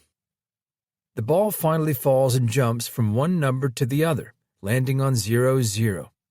The winner is 0-0, I announce, and see everyone lose their bets. Thank you guys so much for playing. I'm going to be handing it off to my boy Peter, I say with a smile, and walk around the table to see Zara collecting her chips. Don't tell me you're leaving already, Trevor says, and she just smiles. Hey, babe, I say, using the nickname I've never used in my life because my father always calls my mother that. She turns to me, and I see a sparkle in her eyes. Fuck, maybe I need to call her babe more often. Hey, I say to Trevor, then turn to Zara, kissing her cheek. You did good. She puts the chips in her hand purse, and now it's bursting. Yeah, she smiles. We should try blackjack. I nod at her and grab her hand in mine. Trevor, it was a pleasure meeting you. She smiles at him, and I just turn and pull her away. I swear if he touched you one more time, I was going to throat punch him, I tell her, and she just laughs. Please, you had that bleached blonde all over you laughing up a storm. She stops walking. Tell me, what did she say that was so funny? I look at her, and she folds her hands over her chest, which is the wrong move, because it pushes up her perfect tits. Which blonde? I ask, knowing she is talking about Taylor. Playing stupid is not a good look on you, Evan, she says, her eyes squinting as she glares at me. I have no idea what you're talking about, I tell her, and she now comes closer to me. I'm not the jealous type, she says. Not in the least. Never was, never am going to be. She looks right and left, and then comes back to me. But if we are seeing each other, and I find out that you are also seeing other people, it won't bode well for you. Fuck, her words get my cock stirring. One, I'm not a cheater. Never have been, never going to be, I tell her, picking up a strand of her hair and twirling it with my fingers. Two, there is nothing that she could have said to get to me because the only thing I was interested in was finding you, I tell her, getting really, really close to her, so close our chests touch, and she leans down. Three, I was going to make damn sure everyone here knew you were with me. I look down at her now, my fingers trailing across her face. Now, do you really want to play blackjack, or would you like to cash out and head home?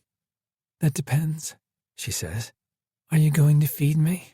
She asks me, and I tilt my head to the side and smirk at her. I mean food. I can feed you that also, I reply to her, and she leans up and kisses my chin. Then let's blow this popsicle stand, she says. I should say bye to Corey and Harry. She looks around the room and doesn't spot them. They must have left already. We walk to the cashier table, and she hands them her chips with her name. She made $2,200 in 30 minutes. I grab her hand and start walking out, saying goodbye to the people we pass. A couple of the fans stop me and ask to take a picture. She is happy to take it for them, and they all thank her. We finally walk into the back and head toward the garage. The sound in the garage is eerily quiet, with just her heels clicking on the concrete. I see that almost all the cars are still there.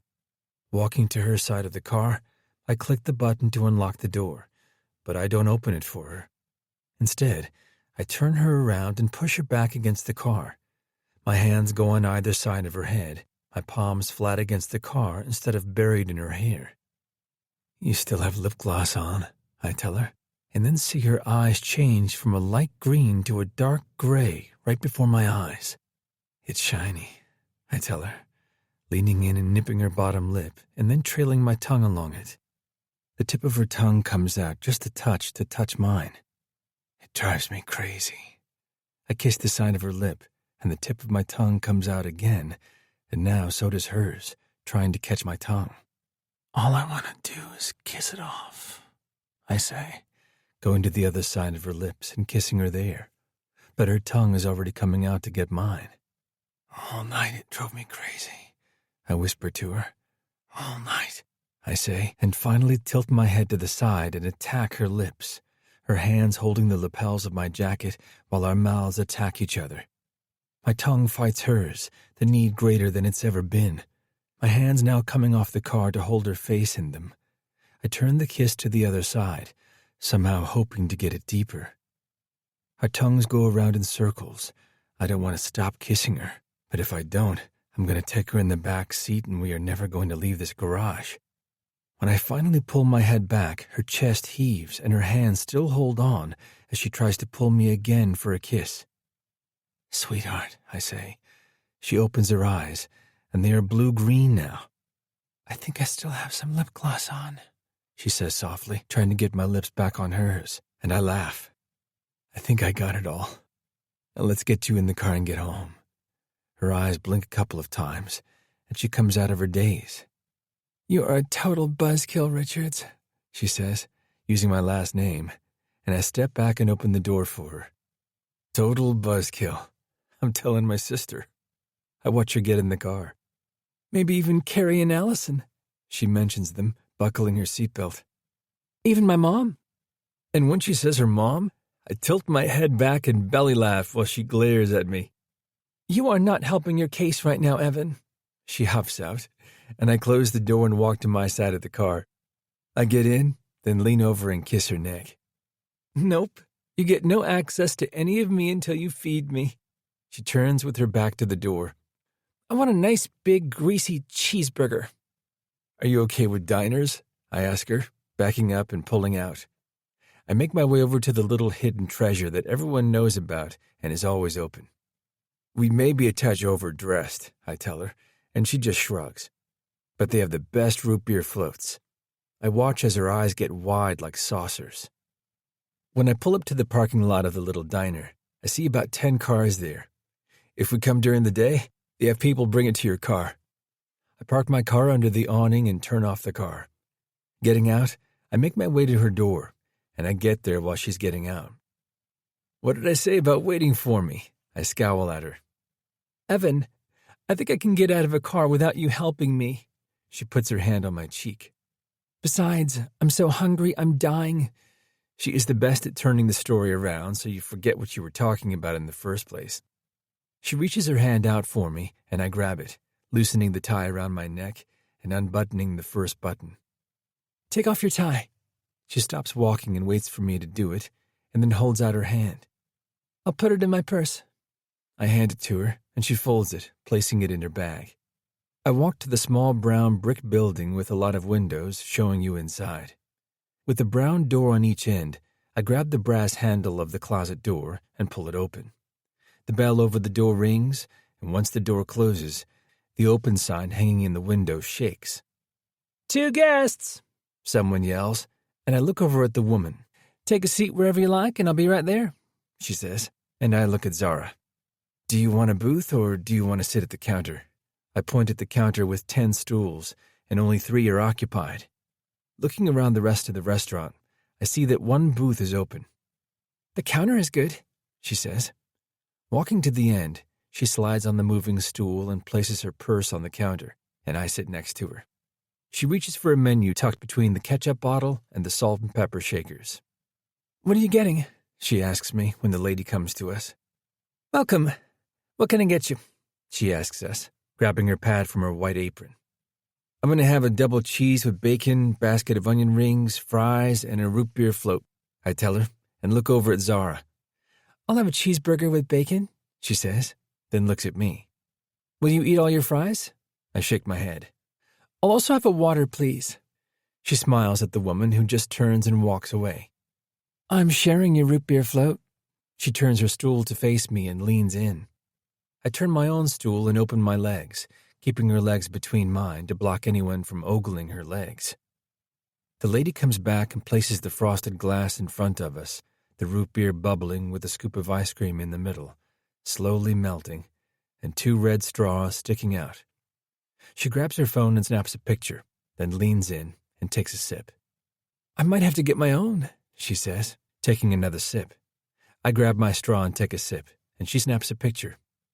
Zoe always says if there isn't no photographic proof, then it didn't happen. I shake my head and lean in to kiss her lips. The food comes in no time, and between the 2 of us, nothing is left. She has about 15 napkins all balled up from the grease that she cleaned off her. That was so good, she says, getting up once I pay the bill and thank the woman. You lovebirds come back again, the waitress says with a huge smile on her face. We walk out hand in hand, and I open the door for her. Thank you, she says, getting in the car.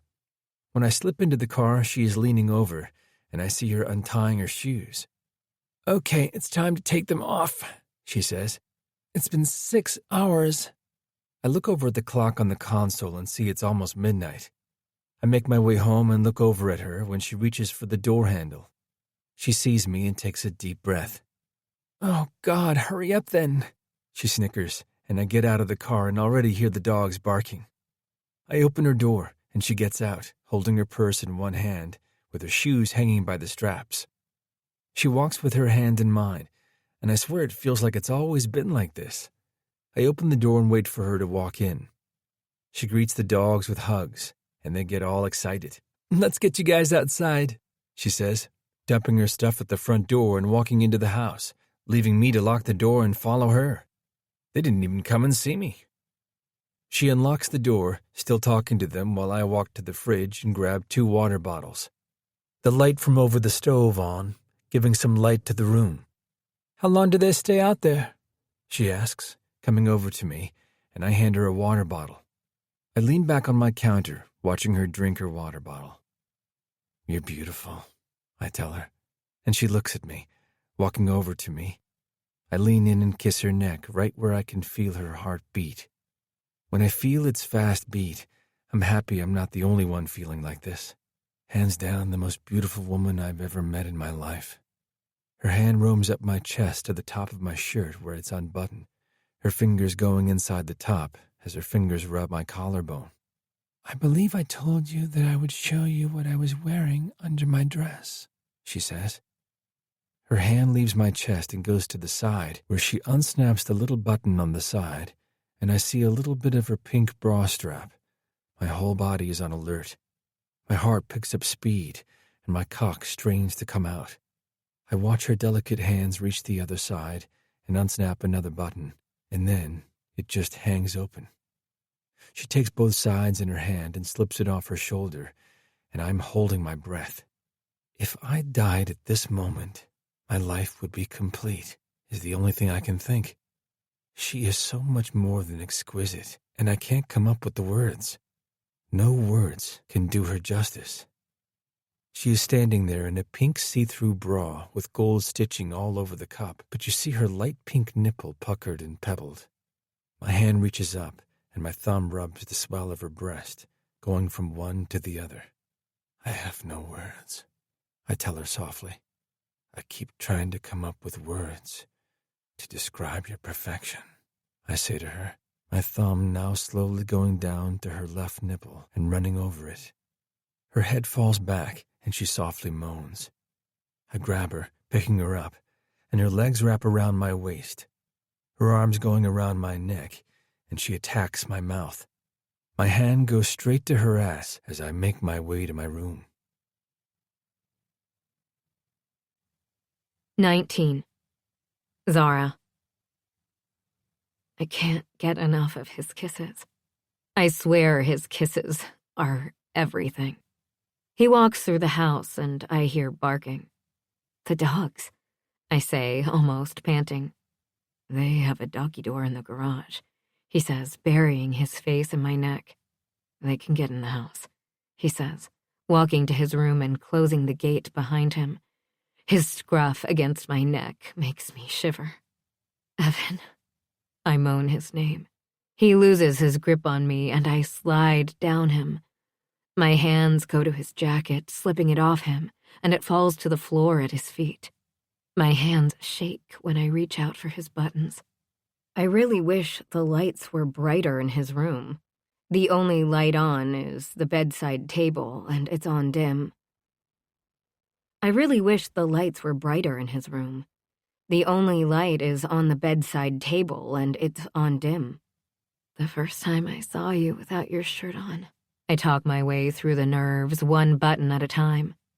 I had to turn around and then go sit down. I look at him and see his eyes on my fingers, watching my every move.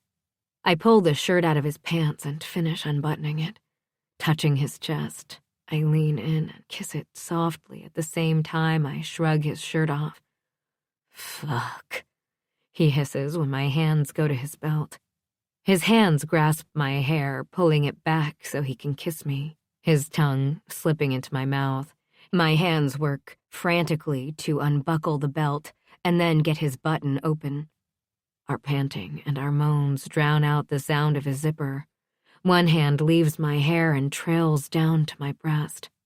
My nipples ache when he rubs them through the net material. "Evan," I whisper his name, and he bends his head, taking a nipple into his mouth through the bra. I have to close my eyes to focus on just this new sensation. My stomach is so tight, my hands shaking, my toes tingly. Evan, I say again when he switches sides, and I take a deep breath. My hand slips into his pants, and I have to stop because I don't think I've ever felt something so hard before. My hands work the waistband of his boxers, and when I slip my finger in, he groans when my fingers graze the head of his cock. A cock that is hard, a cock that is soft, and a cock I really hope he lets me suck. Evan. I say his name, and he looks up at me. We never really discussed foreplay. He smiles at me. I didn't think we need to discuss it. He comes in. Besides, it's much more fun doing it. He kisses my neck and then nips it and sucks in. Much more fun, he says, backing me up, and the back of my knees hit the bed. Don't you think? Yes, I say, excited. Much more fun doing it, I say, and then get on my knees. But he stops me and pulls me up. Evan, you said we can do it. I swear I sound like a kid who just got told there was no snacks after school. You will get your chance to do it, he laughs, but I get first dibs. He pushes me back and I fall on the bed, sitting up. Oh, this is good also, I say, looking right in front of me at his cock. Me first, I say, and grab his hips. Woman, don't you dare, he says, shoving my hands away. You first. He gets down on his knees and my legs open for him. You always first. He takes his right hand and traces my pussy from the outside. Lie back, he instructs me, and I lean back on the bed but hold myself up on my elbows. I watch his eyes as he takes in the matching panties with a clear pink net and gold embroiders, the landing patch, very visible. He picks up one leg and puts it over his shoulder, and then the other, and then, ever so fucking slowly, his mouth covers me. The heat and the wetness of the tongue on the mesh makes my head fall back. How bad do you love these panties? I look at him, confused. Can I rip them off you, or do I have to move them to the side? The question shocks me because I've never been with someone who wants me so badly that he needs to rip off my panties. Okay, I'll push them aside, but from now on, no panties in bed ever, he says. I can hear the words, and I can understand the words, but nothing is clicking into place. The only thing I can focus on are his fingers moving the panties aside, and then his groan right before his tongue licks all the way up my slit. Fuck, he says. I slowly open my eyes, watching him as he eats my pussy like a hungry man. Not only does he eat my pussy, but he loves it. He bites my clit and then sucks it into his mouth, making my thighs squeeze his head. Sweetest pussy in the world, he says. And then I feel him insert his finger into me. Slowly. So fucking slowly I can feel anything. And now it's my turn to hiss out. Fuck, I say. And then he pulls it out and puts another one in. He finger fucks me the same time as his tongue twirls around my clit. My hand comes out and goes into his hair, and my hips rise on their own. I want you to come on my tongue, sweet Zara. He says the word, and his fingers start going faster and faster, and I become wetter and wetter. I feel it happening. The tightness in my stomach as my pussy starts to give out, and then, just like he wanted, I come on his tongue. I moan, not even finishing the sentence, and I just ride the wave. His fingers go faster and faster while I slowly start to come down. His face doesn't leave my pussy until my legs finally go limp on his shoulders. He places my feet down and gets up. I watch him as he takes off his pants, one leg at a time, and then he stands there in front of me, wearing only his black Hugo Boss boxers. The tip of his cock peeks out while I sit up and bring him closer to me. I peel his boxers over his hips, and his cock springs free. I look at it, and I suddenly wonder if cocks can be beautiful, because his is beautiful. I fist him in my hand, and my fingers don't touch. I lean down and lick the tip of his cock, and look up at him while he moans. I put the tip in my mouth and roll my mouth around it. I take him deeper into my throat, my hand working what my mouth can't reach. He puts his hands into my hair and slowly starts to fuck my mouth, and I fucking love it. The power to make him lose his mind. I'm making him do this. I take him to the back of my throat and then let him slip out of my mouth and then lick down his shaft, my hand never stopping up and down. You have a beautiful cock, I finally tell him, taking the tip into my mouth. Long. I'm not sure I'm okay with you calling my cock beautiful. He jokes while I try to take it all the way down but fail miserably. Maybe sexy or manly. He stops talking when I roll the tip of his cock with my tongue. Thick. I swallow him again and I take my time doing it. This is getting me hot again, and I'm ready to come again. I want to close my legs and add some friction. I look up at him and see his eyes closed, so I take my free hand and move it down, slipping it into my panties. The minute I touch my clit, I groan and he opens his eyes. My sweet Zara, he says when he sees that I'm playing with myself. What's the matter? He asks, and now his hands come out of my hair and move to my breast. He pushes the cups down, pushing my tits higher in the air, and he tweaks my nipple. I have to stop moving for just 1 minute before I continue. Is it possible you're the perfect woman? He asks as he rolls my nipples with his thumbs and forefinger. Perfect face, perfect mouth, perfect fucking tits, perfect pussy. My hand moves faster and faster on his cock and in my panties as his cock gets bigger in my mouth. I'm going to come, he says, and tries to take his cock out of my mouth, but I squeeze his cock harder so he doesn't. I'm there, he says. He comes in my mouth and I swallow every single fucking drop. He pulls out of my mouth, leaving me shocked, but what he does next shocks me more. He goes back down to my pussy. I'm so sorry about this, he says, and rips my panties off me, and his mouth takes my pussy again until I come on his tongue for the second time in one night. He comes over me, his mouth covering mine. Then he falls next to me on the bed, and I lie there like a limp noodle. I struck the mother lode, I say to the ceiling, while he lies there looking at the ceiling with his hand on his chest. No, he says. I struck the mother lode. I turn to look at him. I also owe you a pair of panties. Are you crazy? I tell him, getting up and picking up the shredded pink panties. I'm having these framed. He gets on his elbow, his cock at half-mast, and his abs on point and perfect.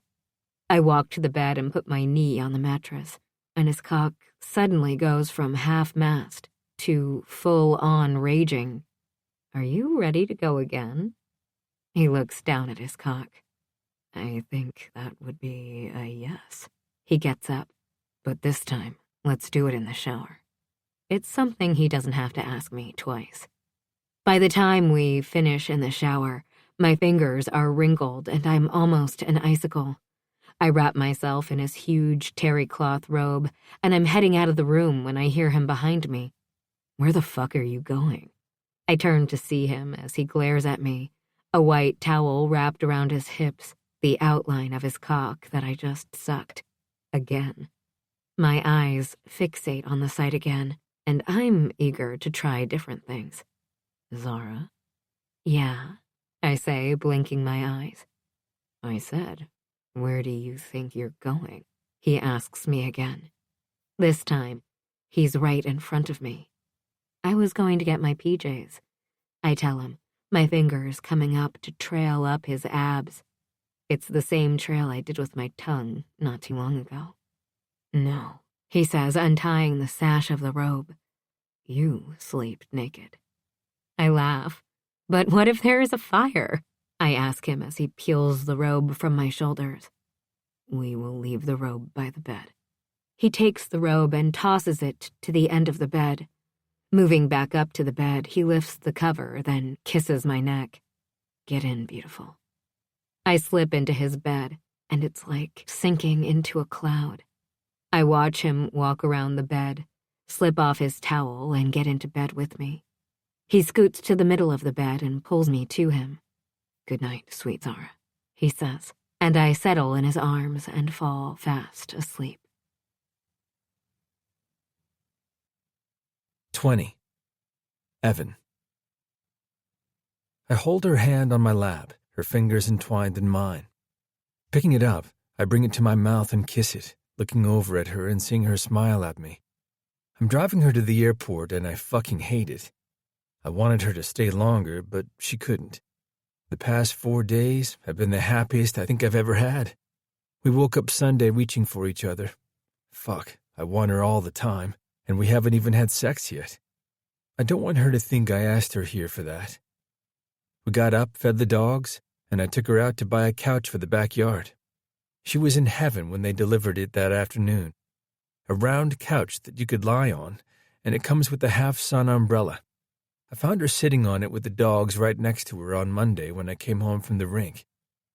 We made dinner side by side, watched television together, fell asleep together, and now it's all coming to an end.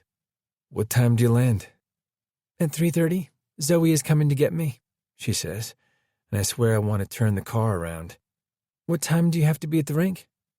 As soon as I drop you off, I tell her, and take the exit to the airport. Our game is tonight, and thank fuck we are home the whole week. I have a crazy week. I look over at her and take another mental picture of her. I've taken 1,000,000 mental pictures of her. She's wearing regular light blue torn jeans with a white shirt that I know is going to be covered with her black leather jacket. Her feet in her Converse making her sporty and classy. I have to make portfolios for 5 clients. Are you working from home or do you need to go into work? I ask her. Nope, I'm working from home the whole week, she says. I do have to go in on Saturday to fit the girls for their gowns for the retirement gala that they are throwing. I turn into the parking garage and she huffs next to me. You don't have to walk me in. I pull into a parking space and then unclip my seatbelt and lean over and kiss her. I listen to half of what you tell me to do. Then I go to her ear, unless the words make me come again. She pushes me away, and I see that her cheeks are now flushed. Shut up. You said the same thing to me right before we left. I laugh now, thinking about how she took my cock into her mouth right before we left the house. One for the road, she said with a glitter in her eye. I get out of the car and walk to her side to open the door. When she gets out, I hug her, and her arms go around my waist. I don't want you to go. Me either, she says into my neck. We stand there like that for as long as we can, until her phone beeps with a notification. She grabs it from her pocket. My flight is on time. I nod at her and walk to the back of the car to grab her bag, while she gets her purse and jacket out of the back seat. We walk into the airport holding hands, our fingertips loosely holding each other. I wait for her to check in her bag, and I walk with her until I can't go anymore. She turns to look at me, and I tuck her long, wavy hair behind her ears. My sweet, beautiful Zara. She holds onto my wrist as I cup her face in my hand and bring her close to kiss her. Softly, gently on her lips, but not the way I want to. Call me when you pass security, I tell her, and she just smiles. I have flown before, you know, she jokes. I will call you once I get to the gate. Fine. I huff and kiss her neck. Be good, sweet Zara, I tell her, and she turns to walk away from me. Going into the TSA pre-check line, she walks right up to the agent, who takes her ticket and her ID from her. He scans it, and just like that, she has gone away from me. I walk back out with my head down, my lips still tingling from her kiss, and my hand still warm from her fingers. When I get back home, the dogs are barking and jump up on me, and I see Lilo look behind me for her new favorite friends. "She's gone, girl," I tell her, and I swear she pouts. She puts her head down and then walks away to the kitchen. She calls me when she is boarding the flight and tells me she'll call me later. I force myself to nap before the game, and when I get up at 3, I see that she texted me 20 minutes ago that she landed. I get up and get my suit on and make my way to the rink. I walk in the room, and I see Denis is already there, and so is Corey. "Hey," I say, tossing my keys on my shelf with my phone and my wallet. "You're here earlier than normal," Corey says, drinking a protein shake in his workout clothes. "Yeah, I figured I'd eat here," I tell them, and then a couple of the rookies come in. "Did you take your girl to the airport?" Corey asks, and I just nod my head. "Is that really Matthew Grant's sister?" Thomas, one of the rookies, asks and sits down at his place. Corey tries to hide his smile. "Yeah," I say, shrugging off my jacket. "Dude, no offense, but fuck is she hot." He goes on and I glare at him. "Her legs? Fuck, they go on forever." "Hey, Thomas," I say, and he looks at me while he takes off his tie. "How many teeth are your own in your mouth?" "What?" he asks, confused. "They're all mine." "Then unless you want me to knock them all the fuck out, I suggest you change the topic," I tell him. Corey falls over with laughter while Denis just sits there laughing silently. "I didn't mean anything by it." He holds up his hands. "I was just saying." "I get what you were saying, and now you get what I'm saying." I glare at him, and he just nods and then walks out of the room. "Jesus, I thought he was going to piss himself," Corey says. "You need to go easy on him. He didn't mean anything." "I don't give a fuck what he meant," I say, changing into my workout clothes and making my way to the kitchen. My phone rings the second I sit down. I look and see it's Zara. "Hey," I say, the smile on my face huge. "Hey," she says breathlessly. "I just got home. Traffic was horrible." "I'm at the rink," I tell her. "Lilo is pouting and misses you." "Oh, my girl," she says, and I can see her smiling in my head. "Is Lilo the only one that misses me?" "I slept on your pillow when I took a nap," I say, looking around to make sure I'm by myself. "I took your t-shirt home," she says quietly. "The one you wore yesterday."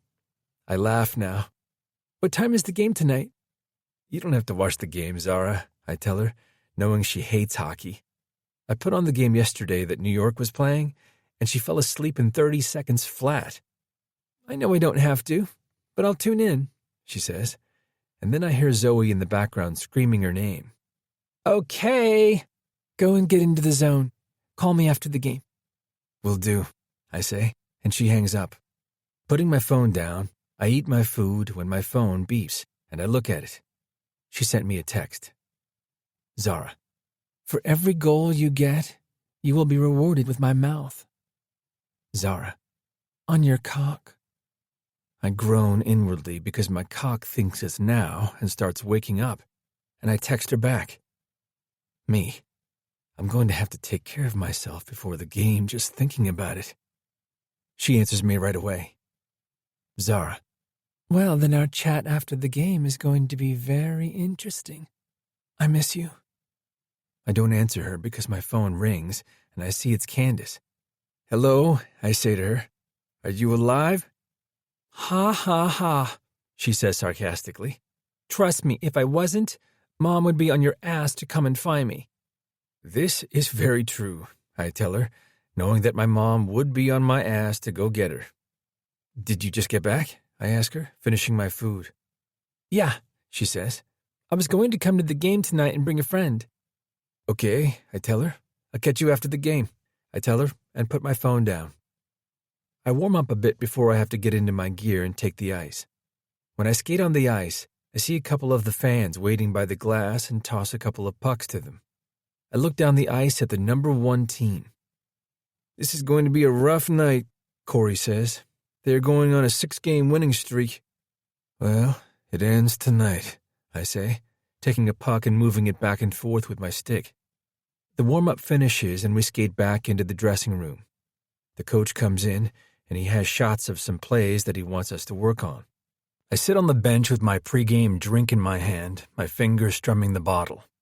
Let's break out of the streak, boys, he says, clapping his hands, and we get up and get into the line to skate out. We wait in the hallway as Corey gives his speech every game. I bounce on my skates and then tie my helmet and wait for my turn. I get on the ice and take my place on the blue line, taking off my helmet and waiting for the anthem to be sung. Once it's done, I skate to the middle of the ice as the fans on their feet start stomping. I skate in a circle with my stick in both hands and get into the zone. I block everything out, and when the referee comes over with the puck, I get into position and wait for him to drop the puck. I win the face-off, passing the puck back to Denis, who slowly brings it up to the three of us skating toward their goal. He passes the puck to Yari as I try to skate around the defense to the right. I make it just a touch past their defense and toward the left side when I look at him to pass me the puck. As soon as the puck hits the blade of my stick, I just shoot it on the goalie, not expecting anything but to give everyone a chance of a rebound play. Except it goes in off the goalie's shoulder, and just like that, 7 seconds into the game, it's 1-0 for us. I skate to the back of the net, and my teammates come out to me. Corey is the first one to me. Guess someone is fired up, he jokes with me, and then we skate to the bench. We high-five everyone and then do a shift change. For the rest of the period, we hang on to the 1-goal lead, but when we start the second period, either they are out for blood or we are just dragging our asses because in a matter of 27 seconds, they are up 2-1. We get caught up in our zone more times than we want to, and clearing the puck is like pulling fucking teeth. We finally do it, but it's not enough to score that tying goal. When we go back to the dressing room at the end of the second period, the shots on net are 21 for them and 6 for us. We need to get more shots on net, the coach says. You guys need to stop getting caught up in our zone. The guys around me just look over at him, and when we get on the ice for the third period, the game shifts. We end up in our zone as usual, but this time we intercept the puck and we haul ass toward the goal. Corey enters the zone with a 2-on-1, and I make my move and shoot up past the second defenseman. He makes a shot on goal, and it bounces off the goalie, but I'm right there on the right for the rebound, and I slip it into the empty side of the net. One more, I say to them, and we skate to the bench again doing the line change. We need to get one more. I grab the Gatorade water bottle and squirt some into my mouth. And in the blink of an eye, the other line ends up scoring, making us go up by 1 goal. We finish the game ending their winning streak. I end up being the first star and going out and doing a lap around the arena, throwing the pucks to the crowd. When I skate off, I get into the room as soon as the journalists make their way in. A couple of reporters ask me questions, but then I rush into the shower. I look at the clock and see it's almost 10 my time, so it's 11 her time. I wonder if she's in bed. I grab my phone and text her. Me. Are you still up? I put my phone down and get dressed when she answers me right away. Zara. Barely. Grabbing the phone, I walk into a quiet room and then call her. She picks up right away, her voice sleepy, and I'm suddenly sad she isn't going to be home when I get there. Hey, superstar. Hey, beautiful, I say softly, and I can see her smile in my mind. Are you in bed? I ask her, and think of her in my bed, and the times I woke up with her and took her in my arms. I am, she says, and I hear the sheets ruffled in the background. I set an alarm just in case I fell asleep.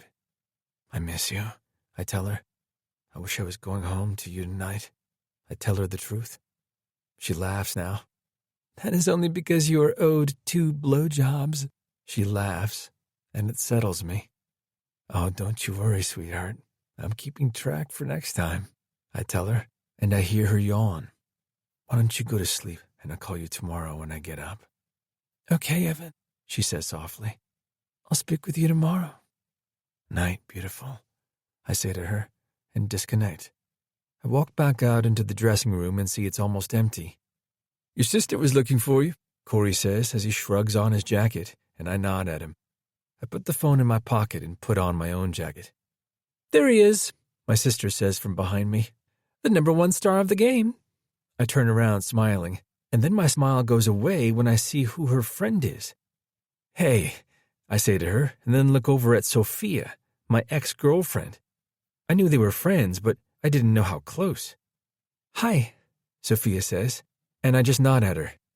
"You did good," my sister says, and I just look at her, hoping she sees the disdain on my face. "Thanks," I say, and then grab my keys. "Where are you two off to?" I ask her, and she looks at me and then Sophia. "We were hoping that you would take us out," Candace says, and I smile at her. "Sorry," I tell her. "I'm beat and on my way home." I turn and walk out of the room, and my sister and Sophia follow me. "Oh, come on," Candace says, and I turn around and see the two of them. "Cand, I have no idea what you're trying to pull, but it's not going to happen," I tell her. Not only am I pissed that she brought Sophia into this, but now I'm also pissed she is putting me in an awkward situation. "Sophia, it was nice seeing you. Cand." I turn and look at her. "You can call me tomorrow." Without bothering to wait for her to answer, I just walk away and head home. 21. Zara.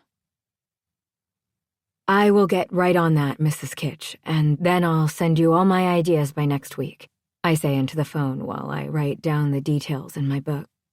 "Thank you so much, dear. Kelly can't say enough about you," she tells me, and I smile. If you would have asked me last year if I ever thought that my client list would be more than 10, I would have laughed at you. Today, I walked into Nordstrom and handed them my resignation letter. I was taking the huge leap and betting on myself. It was with a heavy heart, but I couldn't keep up anymore. My client list that started with 4, which was just my family, was now at 70. Between the Hollywood stars to the hockey wives, to the oil tycoon billionaires, to everyone who read my name in the papers, everyone wanted to get in and have something from Zara's closet. "I'll be able to see you in Dallas sometime next week," I tell her, checking my schedule. "Perfect. I look forward to seeing you," she says, and I disconnect the call. It's been 2 weeks since I've been in Dallas, and I'm actually anxious to get back there. I miss my man something fierce, and even though we talk 4 to 5 times a day, there is nothing like having him close by. Yesterday, I couldn't smell him anymore on his shirt, so I called him and was a bit frantic about it. Well, what did he do? He sent me another t-shirt that he wore by FedEx so I can smell him. I mean, he has not been happy in all this, and it's the only thing we argue about. Me not being there, him not being able to come here. Long-distance romance sucks balls. But I mean, there is FaceTime, so we have dinner together whenever we can, and even Lilo and Stitch join us. I miss his touch, and I miss his kiss. But this weekend, his team is coming in for the big game, and I can't freaking wait. He has been on the road most of the week, and they are ending their road trip in New York.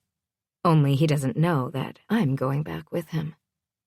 I'm writing in my agenda when the doorbell rings, and I go downstairs and see it's the FedEx guy. I smile at him and sign my name, carrying the huge brown box inside. What did he send me? I think, walking upstairs to my bedroom and putting it on my bed. I run up to my office, grab the scissors, and then run back downstairs. I run my hands over where he wrote my name. Slicing open the tape on the top of the box, I place the scissors beside me and open the box. I grab the first thing wrapped in tissue paper, and as I unwrap it, I see it's a frame of Lilo and Stitch with notes hanging from their necks. Lilo has, "I miss you," while Stitch has, "Please come back." I laugh and bring it to my chest, blinking away the little stinging behind my eyes. I put it on my bedside table and then take out the next thing wrapped again in tissue. This time, it's a frame of the both of us. It was taken on his new outdoor couch. He is sitting up and I am lying on his chest, my hand on his chest over his heart. A little card tucked into the frame. I have this beside my bed and thought you might want a copy. I miss you. E. I'm tempted to kiss him in the picture. That is how much I miss him. Instead, I rub the glass with my finger, then place the frame next to the other and take out the next one. It's wrapped in tissue with a pink ribbon. I untie the ribbon and see it's another jersey. I was hoping you would do me the honor of wearing this on Saturday. It smells like me. I can't wait to kiss you. E. I hug it to my chest and laugh. I know I'm going to get heat about it, but nothing is going to stop me from wearing this. The next thing that comes out is heavy, and when I open it, I laugh. It's a round crystal bowl with a cover, and it's filled with Hershey's Kisses. The little paper on the front of it. Some kisses for when I'm not around. I laugh and put it right next to the frame, and then finally take out what I've been waiting for. His t-shirt. He sent two, and I bring one up to my nose and smell him. My stomach flips and I smile as my heartbeat speeds up. I take off the shirt I'm wearing and put on his. I bring it back to my nose and smell him. I grab my phone and take a picture of me lying on my bed with his shirt on with the frame in the background, and I send it to him. Me, how many more days until I'm back in your arms? I don't know where he is or what he's doing. I know today was a travel day, but that's all I know. He doesn't answer. Instead, I see the FaceTime ring. I pick it up right away and wait for us to connect. Hey, I say when I see his face fills the screen. I got your box. Did you? He smiles and I see that he is walking somewhere. I did, I tell him, turning to my stomach and looking at him. Where are you? On my way to the plane, he says, and turns the camera around for me to see the jet waiting. First stop, Philly, he tells me. Then Buffalo, and then New York. When do you arrive in New York? I ask him, counting down the hours at this point. Saturday morning, he says, and I'm bummed. We get in at 10, and then we have to skate right away, and then I have to be back at the rink at 5. I'm about to ask him when I'm going to finally see him when he looks at me. Beautiful, I have to call you back. Okay, I say to him. Fly safe. He smiles and winks at me, and then disconnects. I'm about to go back to work when I hear the front door open and close. I'm here, I hear Zoe from the front door. I come with gifts, she says, and I get up and walk down the stairs. What are you wearing? She asks me, and I look down at the Adidas shirt that is obviously too big for me. It's Evan's, I say, and she shakes her head. What? I miss him. So I see, she says, and then she holds up the brown paper bag. I brought you bagels. Oh, good, I say, grabbing the bag and feeling the warmth coming from the bag. Fresh, too. Straight out of the oven, she says as she follows me into the kitchen. I want mine toasted, she says, grabbing one and then putting it in the toaster while I do the same to mine. I walk to the fridge and grab some cream cheese. How was today? She asks. She stands in front of me, wearing perfectly pressed black pants with a white silk shirt tied at the neck. Her black sandals complete her classy and professional outfit. Bittersweet, I tell her, but it was time that I let go of one.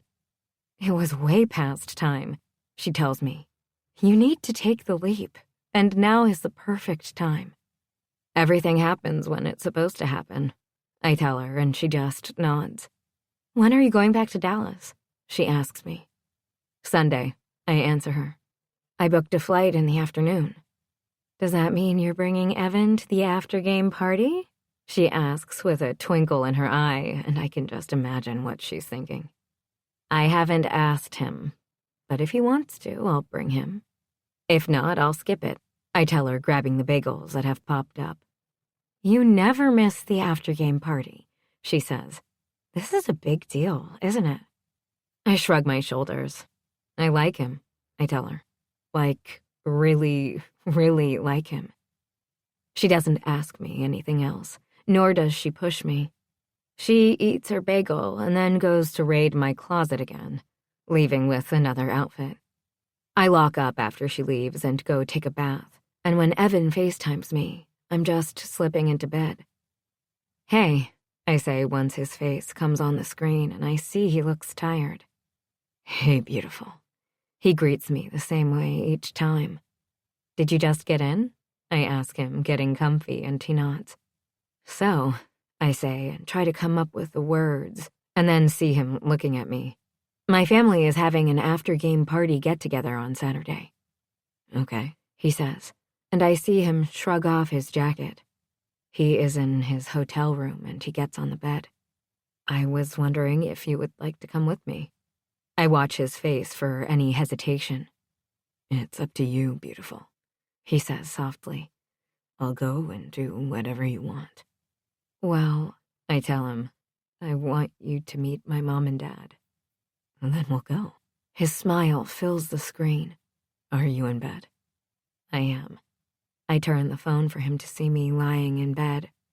Are you wearing my shirt? He asks, propping up the pillows. I am, and it smells just like you, I tell him, smiling. 4 days, right? 4 days, he repeats. I try to cram as much work as I can in the days to make it go faster, but it doesn't.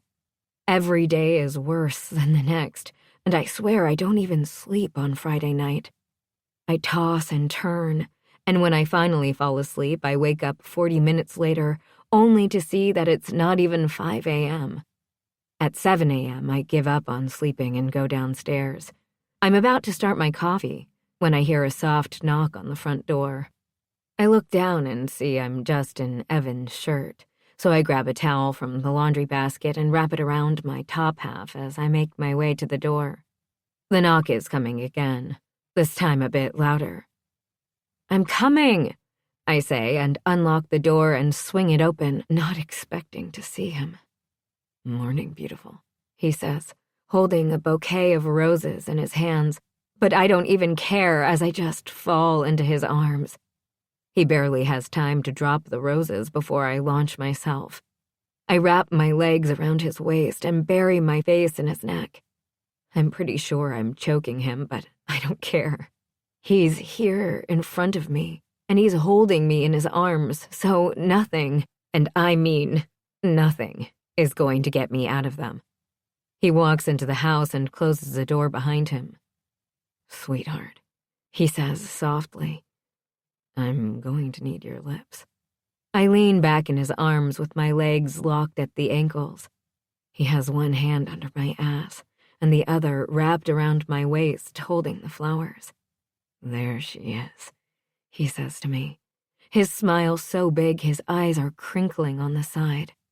I missed you so much, he says, and I can't talk because I have a huge lump in my throat. And I know if I say anything, I'll probably sob, 'cause I'm so happy. I put my forehead on his and my hands on his cheeks. His scruff longer than the last time. I lean in slowly and kiss his lips softly, so soft it's almost like it wasn't there. He turns to put the roses on the front end table. Where do you want to do this? He asks me. In my bed, I tell him. Up the stairs. He walks up the stairs and I finally get off him, but not before my hands are going nuts at his shirt, ripping it over his head. When did you get here? I ask him, and he doesn't answer. The only thing he does is take my face in his hand and kiss me. He kisses the shit out of me. The past 3 weeks catch up to me and I don't stop kissing him until I can't breathe anymore. I don't stop until I'm panting. And I'm in heaven. I only have a couple of hours before I have to be at the rink, he says to me between kissing my lips and then my neck. And then his hand goes under my shirt to cup my tits that have been achy ever since I launched myself at him. "I missed you so much," he says, taking a nipple in his mouth, and I swear I almost come. I'm that much on edge. My hand flies to the belt on his jeans, and before we even know what's going on, I'm on my knees and I have his cock deep in my throat. Both of us groaning. I don't stop. I can't stop. And he comes down my throat with a roar. 22. Evan. Nothing was going to keep me from her. I arrived last night at 1 a.m., but I didn't want her waiting up for me. The night just didn't go by fast enough, and finally, at 6 a.m., I got out of bed and headed to her house. I have to be at the rink at 10, so I technically only have 2 hours with her, but it's better than nothing. When she opened the door and saw it was me, she threw herself at me, wrapping her legs around my waist and making my cock go hard right away. I watched her on her knees in front of me, my eyes finally focusing after coming in her mouth. I pick her up and literally throw her on the bed. I don't even wait for her to land before my mouth is on her pussy. Ripping her panties off, I add another set to my O pile. Her sweetness hits me right away, but then her legs wrap around my head, and her hand flies to my head. My girl wants it so badly, she lifts her hips and rides my face, coming in record time, but I'm not ready to stop yet, so I tongue fuck her again. I add another finger, and I know it's only a matter of time until she comes again. I finger her so hard I'm afraid to bruise her, but she meets my thrusts. I go to her clit and bite down on it, then suck it back into my mouth, and she comes again. "I can't," she whispers. Her clit is sensitive to my touch, so I climb over her and I kiss her, and she takes it. She doesn't give a shit that she just came in my mouth and my tongue tastes like her. She just kisses me. My cock is so close to slipping in her, I have to take a step back and I fall to the side of her. "Well, that was a great way to greet me," I tell her, and she turns to look at me. "You are so beautiful. Why didn't you come here last night?" she says, coming close to me and putting her head on my chest. "I slept like shit." "Yeah, I didn't think it would be a good idea to keep you waiting all night, so I slept at the hotel." I kiss her forehead. A lot of good that did me. I swear I slept 2 hours. "I slept 20 minutes, she says, yawning. "How about next time you just come over and save us all the hassle?"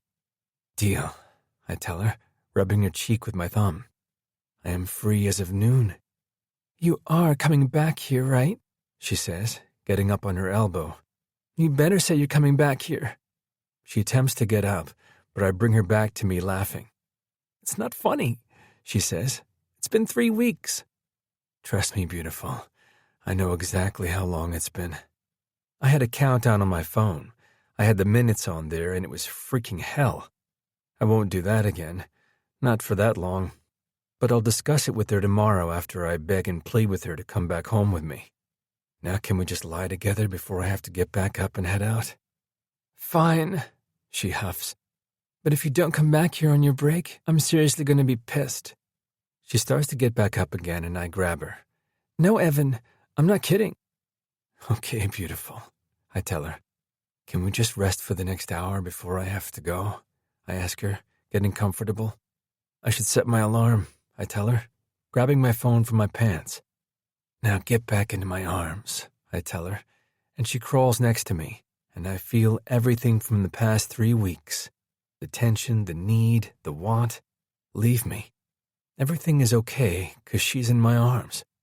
I rest my eyes for the hour that I have and hold her close with her head on my chest and her hand draped around my waist. When the alarm rings and I have to go, I swear I can see her pouting. She walks me to the door. "I'll call you when I'm on my way over," I tell her, and she just nods but looks down. "Sweet Zara, I need your lips one more time, and then you can go back to bed." She gets on her tippy toes, and I kiss her lips. "Now go and hurry back," she says, and I walk down the steps and into the waiting Uber. I get to the rink the same time the bus gets there.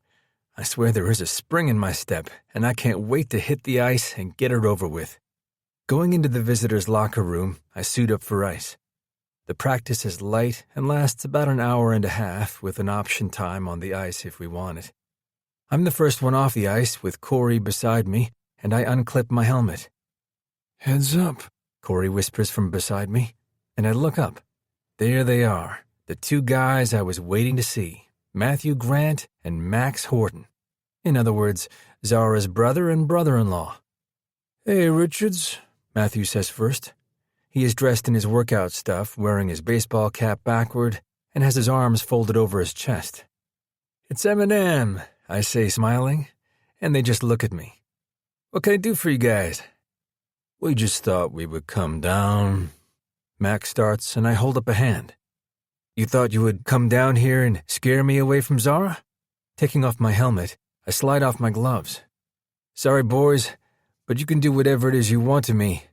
I'm not leaving her alone." "Is that right?" Matthew says. "That is right," I tell them, and then feel Corey stand at my back followed by half of my teammates. I like her, and she likes me. Let's leave it at that. Max looks like he's going to smirk at me, but Matthew walks forward and leans in. "If you so much as hurt one hair on her head—" "Yeah, I got it," I tell him. "You said this before, so let me say it again. I like her, she likes me, and I'm not backing down." He looks at me, not sure if he should push it or not.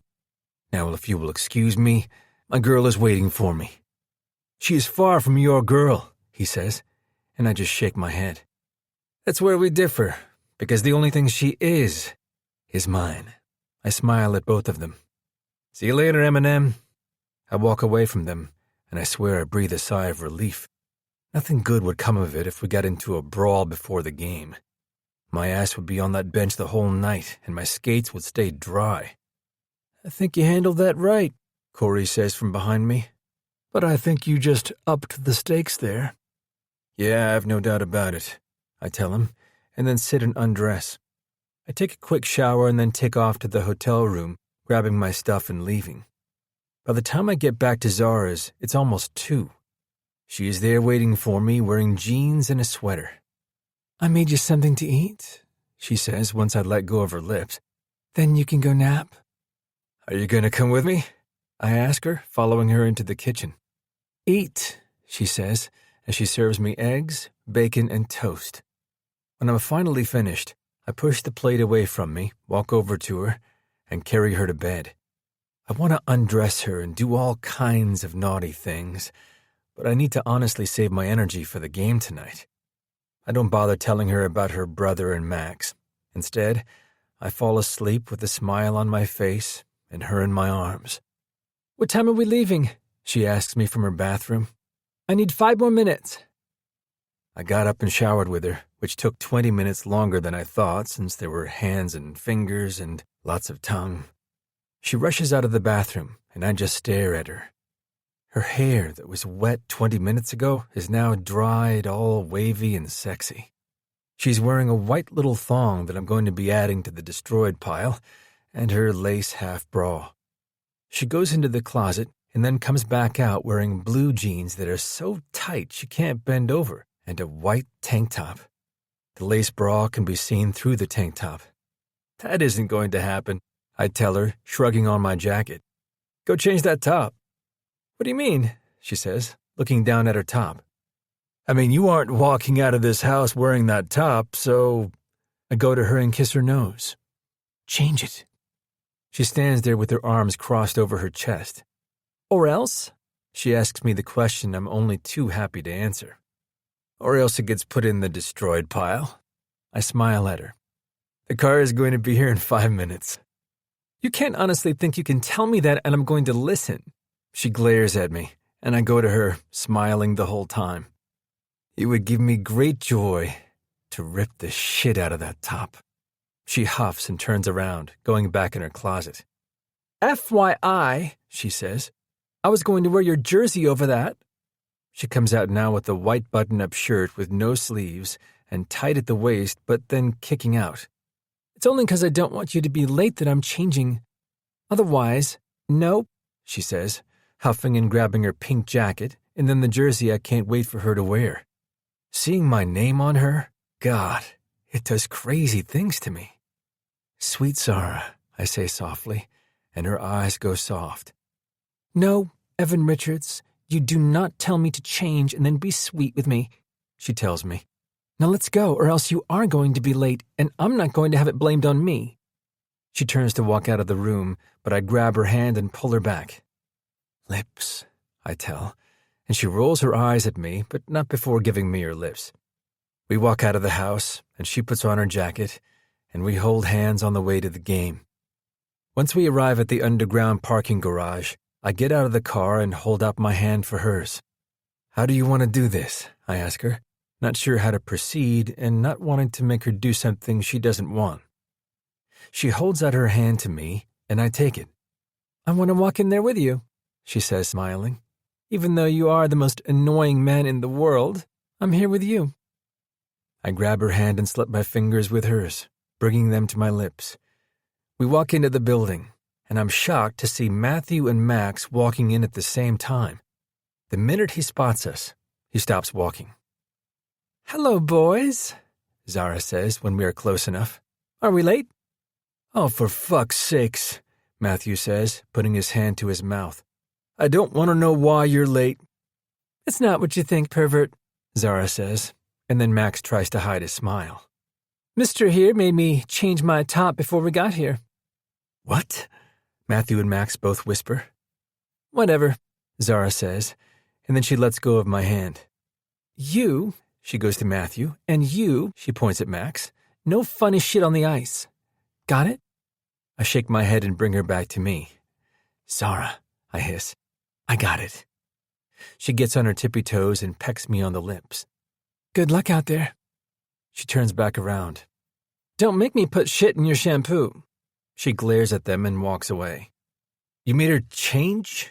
Matthew asks, confused, and then Max asks, like her clothes? Yeah, I tell them. She was wearing this white shirt, you could see her bra, I tell them, and then turn to walk away. I go into our locker room and get ready, going through the same routine I always go through with my workout drills, and then I suit up for the pregame skate. I go on the ice and skate around, and then I see her. She is holding a kid in her hand that has to be Max's. Seeing my girl holding a girl, I swear my heart squeezes in my chest. I almost stop skating in the middle of the ice when it hits me. I love her. I've fallen in love with her. She is wearing my jersey, but the little girl is wearing the New York jersey, and I skate to the side where she is at. She whispers in the girl's ear, and the girl waves at me. I bring my glove up and bend my fingers to say hello. When I get the puck, I throw it over, and she picks it up for her, and the girl smiles from ear to ear. Corey pushes me to move and do the play, and practice is over before I know it. I skate to the back and go over the drills in my head. The coach comes in and goes over a couple of plays. It's our last game before going home, he says. Let's win at least this one. We've had 3 losses in a row on the road. No one wants to make it 4. When we take the ice, I'm ready. I skate onto the ice with the boos sounding in my ears. We start at the center ice, and it's me against Matthew, Corey against Max, and I look over and see them talking. I promise not to hurt you tonight, Matthew says, and I throw my head back and laugh. I promised. I shake my head. Bring it, I tell him. Do your worst. Now he laughs, and we stop talking when the referee comes over. Let's start the game, boys, he says, and I lean down, my eyes on his hand, and the second that he drops the puck, I move on Matthew. We both miss the puck, but I kick it behind me with my skate and push past him. He doesn't hit me, though he anticipates every move I make, so when I push, he just pushes harder. It goes on like that for 2 periods, and I'm so fucking tired, but I'm not giving up. I look up at the Jumbotron and see that 2 minutes remain in the 3rd period. I'd really like to win in regular time, I tell Corey, who just nods his head, and then it's our line's turn. So I jump over the board right when they are making a play in the neutral zone, and Corey intercepts it. Turning to go back into their zone, I'm there with him. And because we messed up their line change, we are with the fourth line instead of playing against Matthew and Max. Their defenseman backs up while we are 3-on-2. Corey passes it to me, and I see him speed up, so I pass it right back to him as he skates on the side, and I rush the goal. He passes me the puck, and I shoot, hitting the side of the post. When the puck lands on my stick again, I flip it up and send it over the goal line. The red light behind the goal goes on, and I lift my hand and point at Corey. All you! We go to the bench and high-five everyone and then skate back to the center ice, and now Matthew and Max come back on. Got a lucky one there, he says, and I just shrug. Either way, I'll take it, I say, and for the next 2 minutes, it's head-to-head. They pull the goalie, and one of the rookies slides it in to clinch the win 2-0. We skate off the ice, and I'm named first star, but I don't do the round like I do in Dallas. Instead, I rush to the room and change. The rest of the team are heading back tonight, but I'm staying back, and I booked a private plane tomorrow afternoon. I hurry up and shower, then grab my stuff, throwing it into my bag that is going back to Dallas. Safe flight, boys, I tell them. I told the coach this morning that I would be going back home the next day because I had a personal appointment. He knew full well what my personal problem was, and as long as my ass was on the ice on Monday, he didn't care. So I walked out of the locker room in search of my girl. I find her standing there with who has to be her mother, and next to her none other than her father, Cooper Stone. She spots me first, and her eyes go soft. I walk to them, and the woman stands there with a smile on her face with Cooper holding her by his side. Hey, she kisses my lips. There he is, the first star of the game. I shake my head and she brings me to her parents. Mom, Dad, she says, this is Evan. Her smile so bright. Evan, this is my mom, Parker, and my dad, Cooper. I put out my hand first for her mother and then for her father. Mr. and Mrs. Stone, it's a pleasure to meet you. It's great to finally meet you, Parker says. Zara has told me wonderful things about you. That was a good game out there, Cooper says to me. We should get going or they will close the kitchen. We're going to walk to the bar. It's right around the corner, Zara says, and we follow her parents all the way there. Cooper holds open the door for Parker and then for Zara. I hold up my hand to hold the door for him, and he nods at me and walks in after the girls. The place is jam-packed, and I see Zara walking toward the back.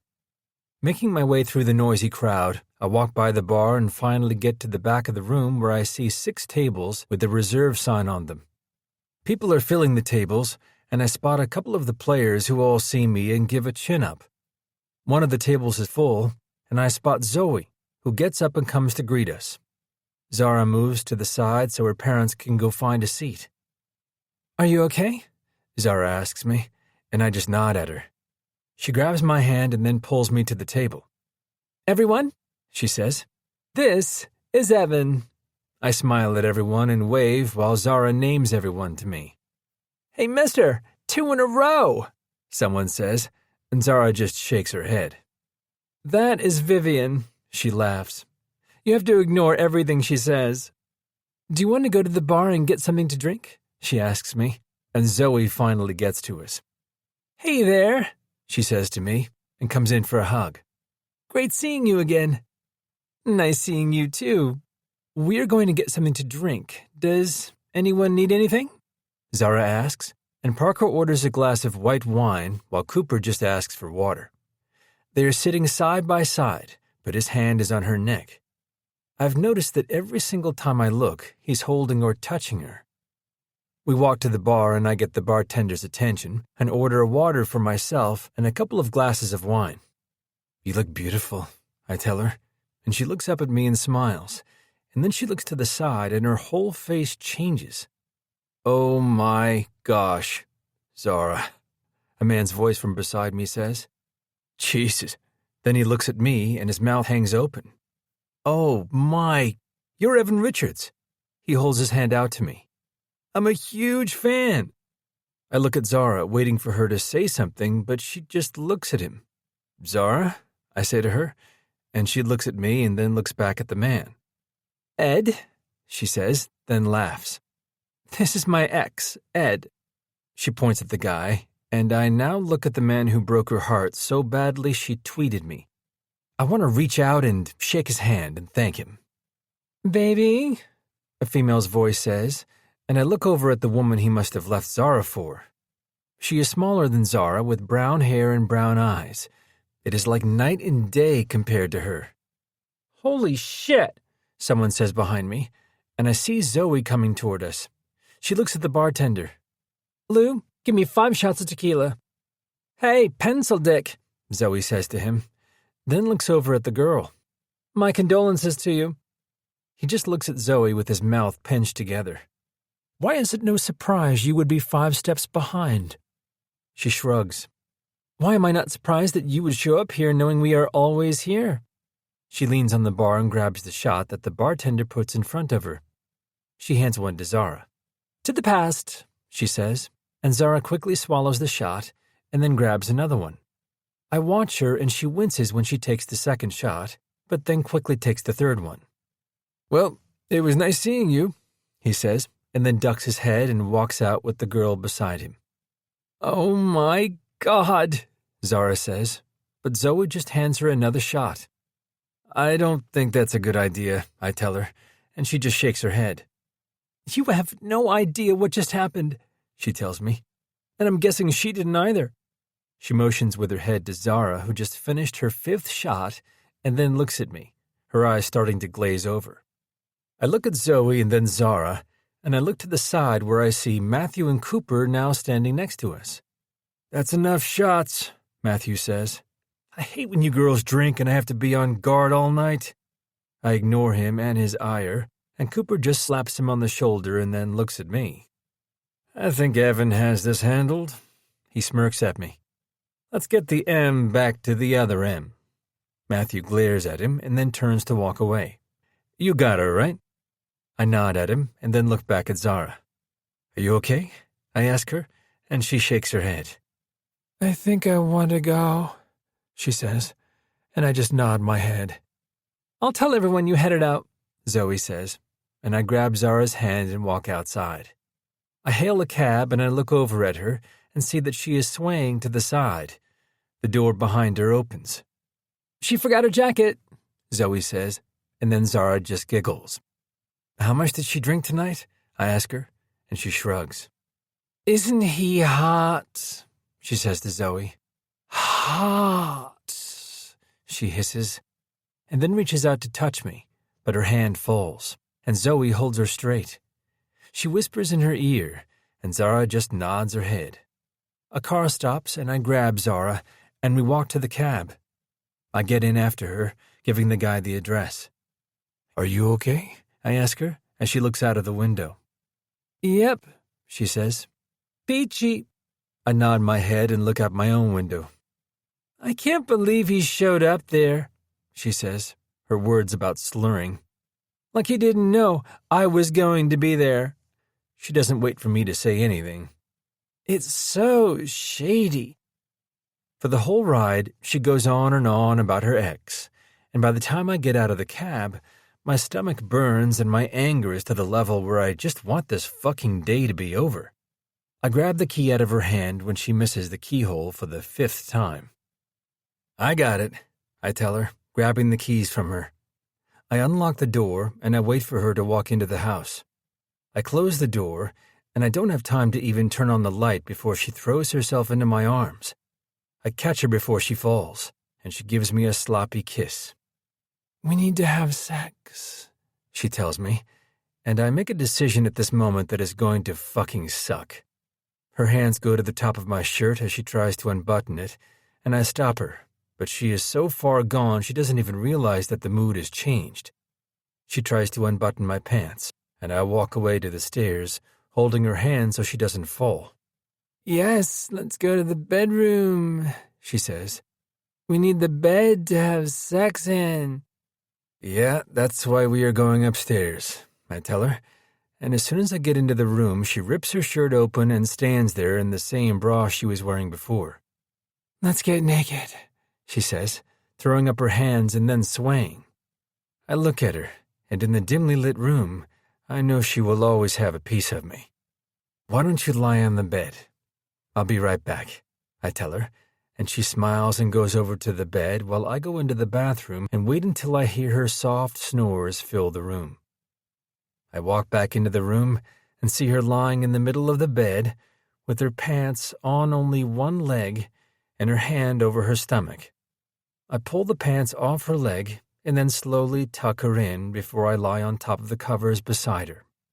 She's facing me, and I take a mental picture of her. 23. Zara. The sun is hitting my face, and I can feel it. I try to swallow, and I literally can't. The pounding in my head comes full fucking force, and I groan. How much did I drink last night? I slowly peel only one eye open and look at the room. I groan and close my eye. Here is water and ibuprofen, Evan says, and then my head turns to look at the side of the bed. He is sitting on the edge of the bed. I open one eye, and this time I zero in on him. He sits there in his jeans, his hands on his knees, and his shoulders slumped down. I close my eye again, trying to piece together what the fuck happened last night. You'll feel better once you take the pills. He reaches over and gets the water and the pills. I get up and have to fall back down on the bed because my head spins. I wait a couple of seconds and then get back up. He hands me the water bottle and the pills. I sit up and swallow down the pills. I keep drinking the rest of the bottle, my tongue feeling like shit. Thank you. I smile at him. I need to brush my teeth. I slowly roll out of bed and walk to the bathroom. I wash my face and brush my teeth. I feel slightly human, and I look down to see that I'm wearing nothing but my bra and panties. I walk back out and see him standing up and looking out the little window I have in my room. I swear I still taste tequila. I walk into the closet to get my robe and then come out and see he's still looking out the window. Evan? I say his name and he turns around and I finally see his face. What's wrong? I say to him, my hangover now not even bothering me while my heart starts speeding up. I can't do this, he tells me, and I have this sudden pain in my chest. I suddenly don't think I can breathe. What? I say, and my hand goes to my chest. I can't be in a relationship with you when you are still pining for your ex. He says the words, and I just try to make them register while he continues. It started as a joke, and I get it. He shakes his head, and I take him in. He's dressed in black jeans and a plain black t-shirt. He is wearing his boots, and I shake my head. He was waiting for me to wake up before he left. But it's not a game to me anymore. I hold up my hand now to stop him from talking. Just a second, I swallow down. What do you mean, pining for my ex? I saw you, he says. The way you reacted. The way I reacted? I'm repeating everything he's saying, trying to make sense of it. You haven't once let on that you wanted to have sex with me until you were drunk, he says, and I hear the hurt in his voice. You think I got drunk because of my ex? I ask him the question, and he just looks at me. You think I only want to sleep with you because of Ed? Well, look at it this way. You are totally fine, and then the minute you see him, you get shit-faced. His voice is tight. Do you know why I took those shots? I ask him, and I don't wait for him to answer me. I took those shots because I finally realized that I'm in love with you. I'm angry now, and I don't wait for him to say anything. I just continue. I kind of thought I liked you, I tell him. But then, yesterday, it hit me, like a cement truck. I lay it all out for him. I was standing there with my niece, and I saw you, and my heart, I don't know, it got full, I tell him. Then I went back into the lodge and I saw my mother look at my father, and then it just was there. I was holding my breath the whole game while drinking wine, I might add. I throw my hands up. I was getting the courage to tell you how I was feeling. Beautiful, he says to me, and I shake my head while a tear falls out, and I wipe it away so fast you would get whiplash. I watched the hockey game last night, I tell him, walking now back and forth in front of him in the middle of the room. The whole game.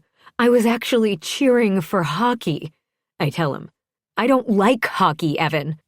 I shout the last part. But I did it because I love you. You love me? He whispers. I do. I finally tell him. I thought I loved Ed. I really did. But it's nothing. I shake my head. It's nothing like what I feel when I'm with you. His eyes don't move from mine. I won't get over this, I tell him softly. I know what everyone was saying now. I throw my hands up. I get it. That feeling like you can't breathe when you're not together, or the missing them so much your heart aches. The hole my stomach is sick from not touching you. It all makes sense. You love me, he whispers again, and I just shake my head. Yeah, jackass, I love you. I'm still aggravated. That is why I got drunk.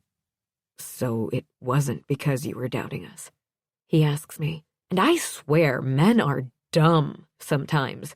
Most times. Generally, all the time. The only doubt I had in my head was if you felt the same way about me, I tell him. There was no doubt about Ed. He wasn't even on the same wavelength as you. I'm coming to you, he tells me, and I just nod. He rushes to me, his hands going into my hair, his mouth crashing on mine, and my arms wrapping around his neck while our tongues fight a battle. His hands leave my hair and wrap around me, and I jump into his arms as he picks me up. I love you, he whispers to me when he finally lets go of my lips. Loved you the first moment you walked into my house and sweet-talked my dogs. His forehead rests on mine as I hold his cheeks in my hands. I didn't sleep a wink last night, he whispers. I spent the night watching you. I laugh now, my heart a little less heavy than 5 seconds ago, in a non-stalker way. Evan, I say his name. I am so sorry you doubted me or us. I kiss his lips. Will you come home with me? He asks me in a whisper. I already bought a ticket, I tell him, and he smiles. Good. Get ready, he says. I rented a plane and it leaves in an hour. I look at him, shocked. What? The team headed back last night, but I rented a plane for today so I could spend the night with you. But I have to be on the ice tomorrow morning, he tells me. I was going to woo you, hoping you would come home with me. My bag is already packed, I tell him. Any chance we can leave earlier? Let me call the company, he says, letting me go. Go get dressed just in case, he tells me, and I run into the closet and pull on a pair of yoga pants and a sweatshirt, his sweatshirt, and when I finish, he is hanging up the phone. We are good to go in 45 minutes, he says. I have a car coming to get us, and it should be here in 10 minutes. He looks up from his phone and sees me wearing his hoodie. Beautiful. I walk to him and wrap my hands around his waist. Let's go home to my puppies, I tell him. He kisses my lips and holds my hand while carrying my bag in the other. I had everything packed yesterday afternoon, so my carry-on is already waiting at the door. I'm going to text Zoe that I'm leaving, I tell him, grabbing my phone and seeing a couple of missed calls from her. I dial her right away and she answers on the first ring. Thank fuck, she hisses. Where the hell were you? I was sleeping and I just got up, I tell her, and see that Evan has opened the door and is now carrying my bag out. Now I'm leaving. Where are you going? She asks me, and I hear a guy in the background. Who is that? I ask her. The contractor, she says, I came home to a flooded apartment. The moron cat upstairs touched something and the sink locked. And well, there is now a swimming pool in my living room. Then she whispers, "He's so lucky that it wasn't my clothes." She takes a deep breath. "Anyway, I was wondering if I could come stay at your house while you're away." "You don't even have to ask. You should have come over last night," I tell her, locking the door and then walking to the car where Evan is waiting. "I thought you wouldn't want to be disturbed," she says, giggling. "I want all the details, but it is going to have to wait. I have to go and see how long this mess will take." "Whatever, I'll call you tomorrow," I tell her and stop by the car to give him a kiss, just because I can. "All good?" he asks me, and I nod my head and get in the car. He gets in after me and the man takes off. "Yeah, all good." I smile up at him. Zoe's place got flooded, so she's going to stay at my house. He leans down and softly kisses my lips. "If she wants, she can come stay at my house in Dallas." "How long can you stay this time?" I smile. "I quit my job last week." "What?" he asks, shocked. "Why didn't you tell me?" "Well," I start. "I officially decided to work with Zara's Closet full-time, and I was going to surprise you by staying for a couple of weeks," I say, leaning into him. "I mean, if you don't mind." Fuck. He grabs me to sit on his lap. "Don't leave." He buries his face in my neck, kissing it. He kisses me the whole flight home, and when we finally touch down in Dallas, I'm starving. "Do you want to grab something on the way, or do you want to stop?" he asks me, getting into the Yukon truck that is waiting for us. "I just want to get home to my babies." I wink at him, and he just shakes his head. I look out the window while he goes nuts on his phone, and when we pull up to the house, I don't wait for him to open the door for me. I take charge and almost run to the door. "You really need to get the automatic door opener," I yell at him as he walks to me, scowling. "You always wait for me to open your door," he says, rolling my luggage and carrying my purse. "Just open the door," I tell him, jumping. "Lilo," I say her name and hear her crying and barking.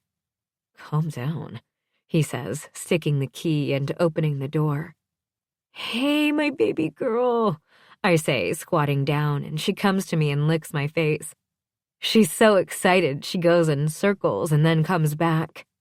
"Oh, come on, my boy," I say, and they both come to me, knocking me off my feet, and I fall on my bum. "Enough," Evan yells. And then I see someone coming with 2 boxes of pizza. "Food is here." He picks me up from the floor and then grabs the pizza. I grab the suitcase and we walk inside the house, the dogs following me the whole way. "Put your bag in my room this time." "Really?" I look over my shoulder. "You were going to break up with me less than 12 hours ago." "Yeah." He smiles. "But you love me, so." He kisses my neck, and Lilo barks at him. "I will share her, but she's mine." I shake my head and walk to his room, dumping my bag in there and going to find my man. 24. Evan. I was going to walk away from her.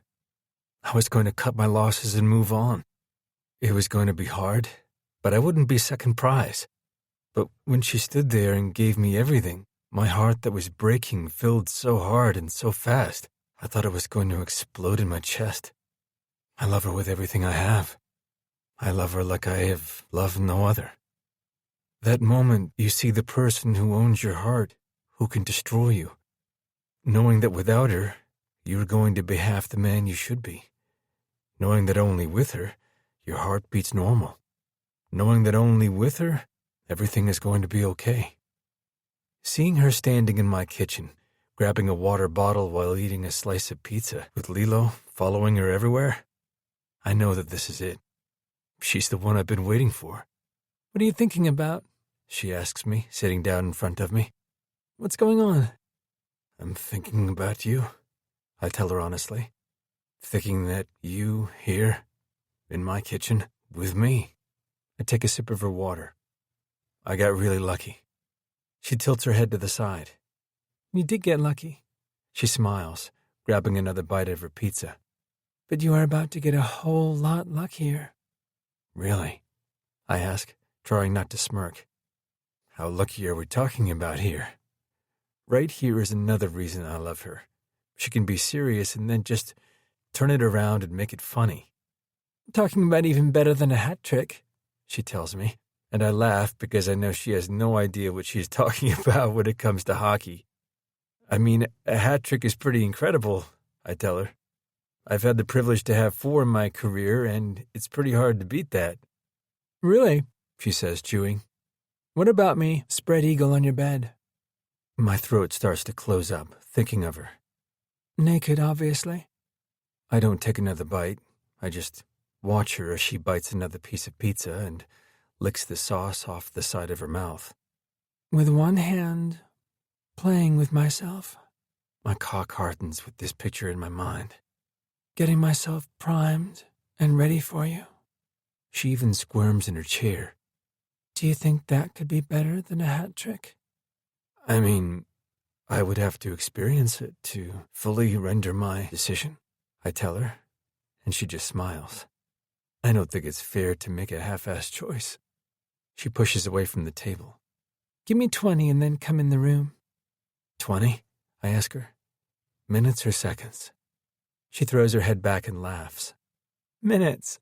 I want to take a quick shower, and then I should be good to go. She turns and walks out of the room with Lilo at her side. Lilo, let's go eat, I call her, and she stops following Zara and looks at me, then at Zara, making her own decision on what to do. She goes with food and comes back to me. I clean up the kitchen, go into the garage to feed the dogs, then go into the guest room to take my own shower. I make sure everything is locked and the dogs are taken care of when I walk back into my room with just a white towel around my waist. I don't know what is going to greet me, but when I finally walk into my room, I have to stop and actually catch my breath. There in the middle of the bed is Zara. Not just Zara, but a naked Zara, her long legs stretched to the side, her tits peaked and ready for me to bite down on them. But my eyes go straight to between her legs. Her one hand circles her clit, while the other one has 2 fingers buried deep inside her. I slip the towel from around my waist and fist my cock in my hand. She must sense me watching her, because she tilts her head to the side and opens her eyes. Evan, she whispers my name, and I walk to her, her hands moving faster and faster. I get on the bed, kneeling beside her. My hand goes back to my cock, fisting it up and down, while my other hand goes to her nipple, where I roll it between my fingers. I lean down and take it into my mouth, and then I suddenly feel hot and wet on my cock and look down to see she moves to get my cock into her mouth. I thrust my hips as I fuck her mouth, my mouth pulling her nipple into my mouth again, and she arches her back when I bite down. Her mouth takes me deeper, and I look down and see her hands going faster and faster. Moving down, I take my cock out of her mouth, and she groans. No, you aren't having all the fun, she says, sitting up now, her fingers now out of her pussy. I pick them up and bring them to my lips, licking them clean. I want you to sit on my face, I tell her, leaning down and sucking her tongue into my mouth. Then you can suck my cock. Her eyes hood over in lust. Okay. I get on my back, and she throws her leg over. My patience has run out, so I grab her hips the same time I lift my mouth and suck her pussy into my mouth. She moans while I groan, and she falls forward and takes my cock in her hand and then down her throat. Our bodies take over as the both of us are full of need. My hips thrust up into her mouth, and her hips start grinding on my face. Oh my God, she says when she lets go of my cock, but her hand still works it. I'm so close, she whispers right before she swallows me again. I lick up and down her slit, flicking her clit with my tongue. She moves her mouth faster and faster, and I slip 2 fingers into her. The slickness of her pussy makes them easy to move in and out, but 2 thrusts in, it gets tighter and hotter as her hips move against my mouth. Her mouth leaves my cock again to groan, and I know that she comes because my fingers get tighter and wetter in her. "Evan," she says, her hips moving to meet my fingers. I wait for her to ride it out and then slowly roll her to the side. She lies there trying to catch her breath. Turning her head, she watches me lean over and grab a condom from the side table. I tear the corner off and slide the condom out and place it on my cock. She opens her legs for me, her eyes still hooded over as she recovers from the orgasm I just gave her with my mouth. When I grab my cock at the base and slide it over her slit, her back automatically arches up at my touch. Her hand pushes mine away as she guides it straight to her opening. I don't even try to stop it, and I just sink all the way balls deep into her in one thrust. Her head goes back and her eyes close. Her hand rests on the base of my stomach, and I don't move until she is ready. She is snug, tight, and perfect. "It feels so good," she hisses, opening her hips wider, and then wraps her legs around my hips. My body lowers on her as I take her mouth, my tongue sliding into her mouth, the same time I pull out and then slowly start moving in and out of her. I don't move fast at first. I take my time, feeling all of her. Her arms wrap around my neck and her legs squeeze my hips. I slip one hand under her and slide down to kiss her neck, her fingers running through my hair as she pants. I try to keep the same pace, but when her pussy starts to squeeze me harder and harder, I can't stop my thrusting. Raising her hips, she tilts them back so I get even deeper. She slides one hand between us, and I look between our bodies, seeing her play with her clit. "That's it, beautiful," I tell her, and she just moans. "Play with that pink clit." Her head moves side to side. "Flick it," I tell her, and she does. Now do little circles. Her hand obeys everything I say, her pussy getting tighter and tighter, her hips squeezing me more and more. "Pinch it," I tell her. "Tight and don't let go till I tell you." She does, and I thrust hard once, then twice. "Let it go and rub it side to side now." She does it, and she takes off, coming on my cock so hard I can't move in her. I have to stay planted balls deep. Her eyes open to look at me. "Are you going to come with me?" she asks me in a sultry voice. "Make me come again, and then come with me." My body's so ready to fucking release, but not until she does it again.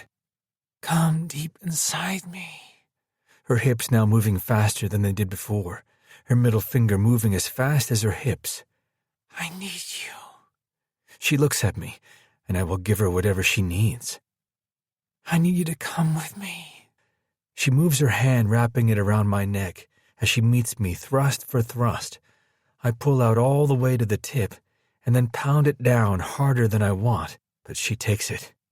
She takes each fucking thrust. "I need you deeper," she says between her pants. She tilts her hips and holds her legs back, and I sink so fucking deep it's all I can take. When she comes on my cock after the 4th thrust, I let her ride it out, and when she is almost done, I let myself loose. I plant myself balls fucking deep, and I come with her name on my lips. Collapsing down beside her on the bed, I think I see stars, but I'm not sure. When I blink my eyes, I see black spots. She kisses my shoulder softly and my cock twitches. I just need a couple of minutes. I try catching my breath, and she licks her way to my ear. "I want to ride you," she tells me, and my eyes open, looking down at her. "I want to ride you, and I want you to let me do what I want to do." "Yeah," I tell her. "I want to come again." She moves her hips, and I have to hold her in place. "I want to come while sitting on your cock." "I need to change the condom," I tell her, and she looks down as my semi-erect cock slips out of her. "Then I want you to take me in the shower, and I want to suck your cock again." She smiles at me, and I roll off the bed. I'm going to need to hydrate. I look over my shoulder at her and see her hand slip down between her legs, my cock not getting any memo except to get back into her. Don't you make yourself come without me, I tell her, and she looks up at me. You come with me or you don't come at all. That's not fair. She almost pouts. What if you can't? Then you come on my fingers, I tell her. She closes her knees, and I know she is so fucking far gone. I ignore the condom and walk back to the bed, standing on the side of the bed. I move her hand away from her clit, and I lick my thumb to wet it and then rub her clit. My sweet Zara, I tell her, and lean over as she spreads her legs, and I take her clit into my mouth, sucking it deep, her hands gripping the sheets beside her. Always sweet, I tell her, as I nip her clit, and she arches her back. Beautiful. I watch her eyes when I slip 2 fingers in her. Always fucking beautiful. Her hand reaches out to fist my cock, but I move away, and her hand falls on the bed as she groans in frustration. Let me have your cock, please. After you come on my fingers, I tell her, fucking her with them and watching her look down at my fingers. It's the most exotic sight I've ever seen, her eyes following my fingers as they disappear in her. I bend my head down again and suck in her clit harder this time, and she pants out my name. I slip my tongue in with my finger, and she's 2 seconds away from coming. You come on my fingers, and then you can sit on my cock all night long. Promise, she hisses, then looks down, and she comes on my hand. Fuck. She rides my fingers, and then I pull them out of her and lick them clean. I'm expecting her to take time to recover, maybe get up and go get water, but what I'm not expecting is for her to roll to the side of the bed and grab another condom out of the drawer. Come on, cowboy. It's time for me to take that ride. She winks at me, and my cock is suddenly rock-hard solid. 25. Zara. I never knew sex could be this much fun, or that the need and urges would totally take over my body. I never, ever in a million years thought I would be the one begging for it. For his touch, for his mouth, for his fingers, and more importantly, for his cock. I woke up with my body sore in places I didn't know were possible, but then I think back to the night we had, and the amount of times I begged for it. After he let me ride him, and ride him I did, he bent me over in the shower with his hands fisting my hair, and I came so hard I thought my legs were going to give out. The night was filled with hands and mouths. I woke once to him sliding into me, and he woke once with his cock in my mouth. Looking over at the clock, I see it's almost 7, and know he has to be up at 8. He faces me with his eyes closed, and his hand rests on his chest as it rises and falls. I slowly reach into the side table and grab another condom. I tear open the condom and grab his cock in my hand. I hear him groan, but his cock is already up and ready for me. I roll the condom down his length and he groans again. I don't wait for him to open his eyes before I throw my leg over his hip and slowly slide down him until he's all the way in me. My hands cup my tits and tweak my nipples. There are little hickeys over them from the last time I was in this position. His eyes open and he looks down to see me squat up and then down again, his hands going to my hips. Beautiful, he mumbles, his eyes closing again, but this time, one of his thumbs finds my clit. So wet already, he says, and his fucking dirty talk will get me off faster. He knows it, and I know it. You want to ride my cock, he says, and now my hands fall to his stomach as I grind my hips and rotate them. Fuck, he says when I clench my pussy on his cock. Wanted to wake you with my face in your pussy, he says, And I'm so fucking close I can almost touch it. My stomach gets tight, my toes curling. "Look at us," he says, looking at my pussy. "Look how your pussy takes my cock." My eyes watch how I ride him. His cock disappears and I hurry up to see it again. "Take my cock, beautiful." My legs burn as I squat on top of him, one of my hands going to meet his thumb as we both play with my clit. He lifts his other hand and squeezes my tit, moving my hand away from my clit. He causes me to moan out in frustration because I'm so close to coming. He squeezes and twists my nipple at the exact time as he squeezes my clit, lifting his hips.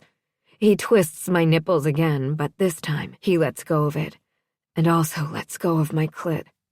I'm a rag doll at this point, and he grabs me around my waist and flips me on my back and fucks me so hard. It takes 4 thrusts, and I lean up and bite his peck right before he plants himself in me, and we come together. "Jesus fucking," he hisses, and I laugh. That was so fucking hot. He leans down, taking a nipple in his mouth, sucking it in and then leaving a little bite mark next to it. "Stop with the marks." I push him off me. "Never," he says. "Those just show you're mine." I look over at him as he rolls off me and walks to the toilet. I look over and see it's almost 7:30, so I roll out of bed. My legs literally feel like I spent 4 hours in the gym. I walk to my luggage and throw it down. "What are you doing?" I look over and he is standing there naked, his cock at half-mast. "I'm getting close," I tell him, and he just shakes his head. He walks back into his walk-in closet and comes back with one of his shirts. "Here." He hands me the gray shirt with the team logo on the front and his name on the back. "How would you feel about having my name tattooed on you?" he asks me, and I shake my head. "How would you feel about going hunting with my family dressed as a duck?" I grab the shirt and slip it over my head. "I still need panties," I tell him, and he shakes his head. "Evan, the dogs are going to be all over me, and I don't want their snouts in my vagina." "Fine," he says, putting on a pair of gym shorts, "but make sure they can be easily ripped off." "We just had sex 5 times in 6 hours," I tell him, laughing and slipping on a pair of pink lace boy shorts. "I lost track," he says. "Before I leave, we need to do it twice more." "You need to save your energy for the ice," I tell him, getting up and walking out of the room. The dogs jump off the couch and come over to me. "Hello, my loves," I tell them. "Are you ready to go out?" Stitch is going in circles while Lilo is up and licking my face. "Okay," I say, and walk over to the door and open it so they can run outside. "Leave the door open so they can come back in," Evan says as he walks to the garage, probably to fill their bowls and start the coffee. "Do you eat here or at the rink?" I shout, and then jump when I see he is back already. "Jesus, I can eat here," he says, coming to me and wrapping his arms around me. "Good morning, beautiful." He kisses my neck. "Good morning," I whisper to him, and he kisses my lips. I need to call someone and ask them if the need to climb him like a fucking tree is a normal thing, because, let me tell you, I would climb him for hours. I watch him walk to the fridge and pull some things out. And just like that, we make breakfast side by side. I mean, there are times when I accidentally have to lean over. Just like there were times he needs to slip his hands into my panties and slip a finger in. "Behave," I tell him while I scramble some eggs. "No sex till after you come home." "That's in about 6 hours," he huffs, and I plate us both some eggs, his serving bigger than mine. I cut some fresh avocado and make his 2 slices of toast. "What is the plan for the day?" I ask him, putting the plate down on the table and feeling him behind me. I have practice from 10 to noon, and then I usually go to the gym until 1:30, so I'll be home at 2, he tells me, sitting down next to me. Okay, perfect. I look at the clock and see it's a bit past 9. I'll have my work done before you get home. Do you want to go out and eat dinner tonight? He asks me, and I just shake my head. No, I tell him. I want to lie with you outside on my couch. He nods his head, smirking. Then I want to come in and take a bath. Sounds like a plan, he says, picking up his plate and bringing it to the sink and then putting it in the dishwasher. Leave it. I'll clean up. You go get ready, I tell him, and he comes over and leans in front of me. I kiss his lips, and he turns to go get ready, running out of the house 10 minutes later, leaving me almost panting. Don't touch yourself while I'm gone, he says, winking at me and walking out. Asshole, I say to the closed door, and I clean up the kitchen and go grab my phone. I open my FaceTime and decide this has to be a group chat, so I open my app and start adding people. The first one to pick up is Zoe. Hey, I tell her. I'm adding a couple of people since I don't want to repeat this story 7 times. She nods her head, and I see her reading the computer screen in front of her. Carrie is the next one to pick up. Well, well, well, she says with a smile. She's adding people, so say the "you're a hoe" chant when everyone picks up, Zoe says, smirking and grabbing her coffee. Vivienne and Allison are both here, Carrie says, but they answer on their own devices. Why are you answering? Because I want to see how good she got it, Vivienne says, her face filling the screen. She did good. Look at those cheeks. I raise my hands to my cheeks. Her eyes are still floating on orgasms. Damn, Allison says. She's not lying. Okay, Zoe snaps. Let her talk. And everyone just looks at me.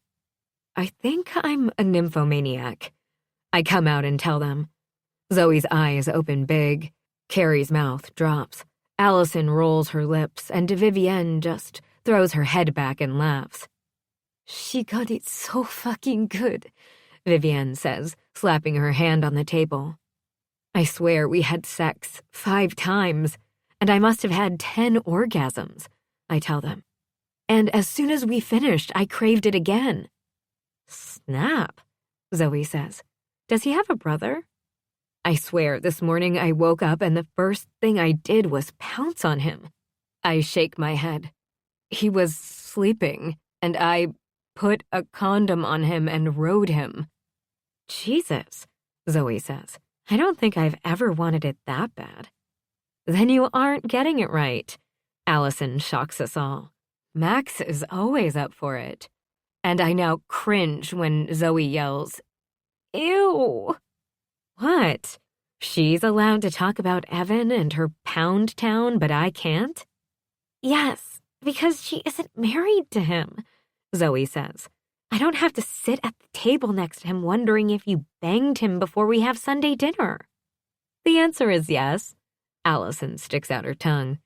If he is home, we have had sex at least once a day. Same, Carrie says, and now I hold up my hand. You are not allowed to tell us that because he is our brother. And isn't he getting close to the age where he can have a heart attack from going at it that much? Carrie rolls her eyes. I fucking wish. Zoe, Allison, and I just cringe while Vivienne smiles. I came home from the gym the other day. I was sweaty and I stank. And he looked at me and said, You in the mood? There has to be a cutoff age, I tell them. Not here, Allison says. Not even close. Anyway, can we focus on me for once? I ask them. What do I do? You fuck, Vivienne says, laughing. You bang and bang and bang again and again and again and again. Then she looks at us. I haven't had sex in 5 months.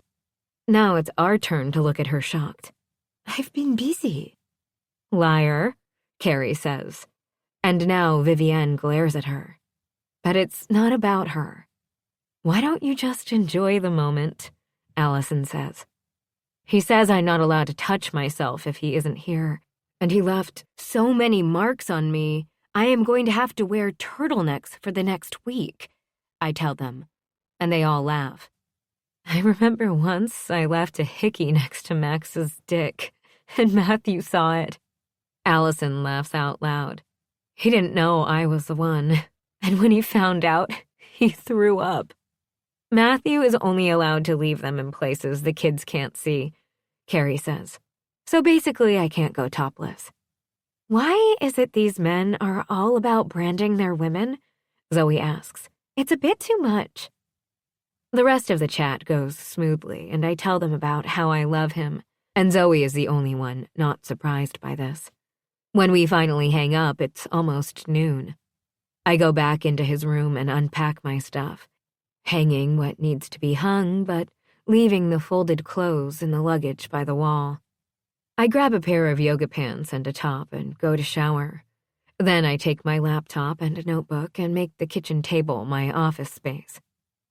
I'm so into booking my schedule and returning a bunch of emails, I don't even notice the front door open and then slam shut.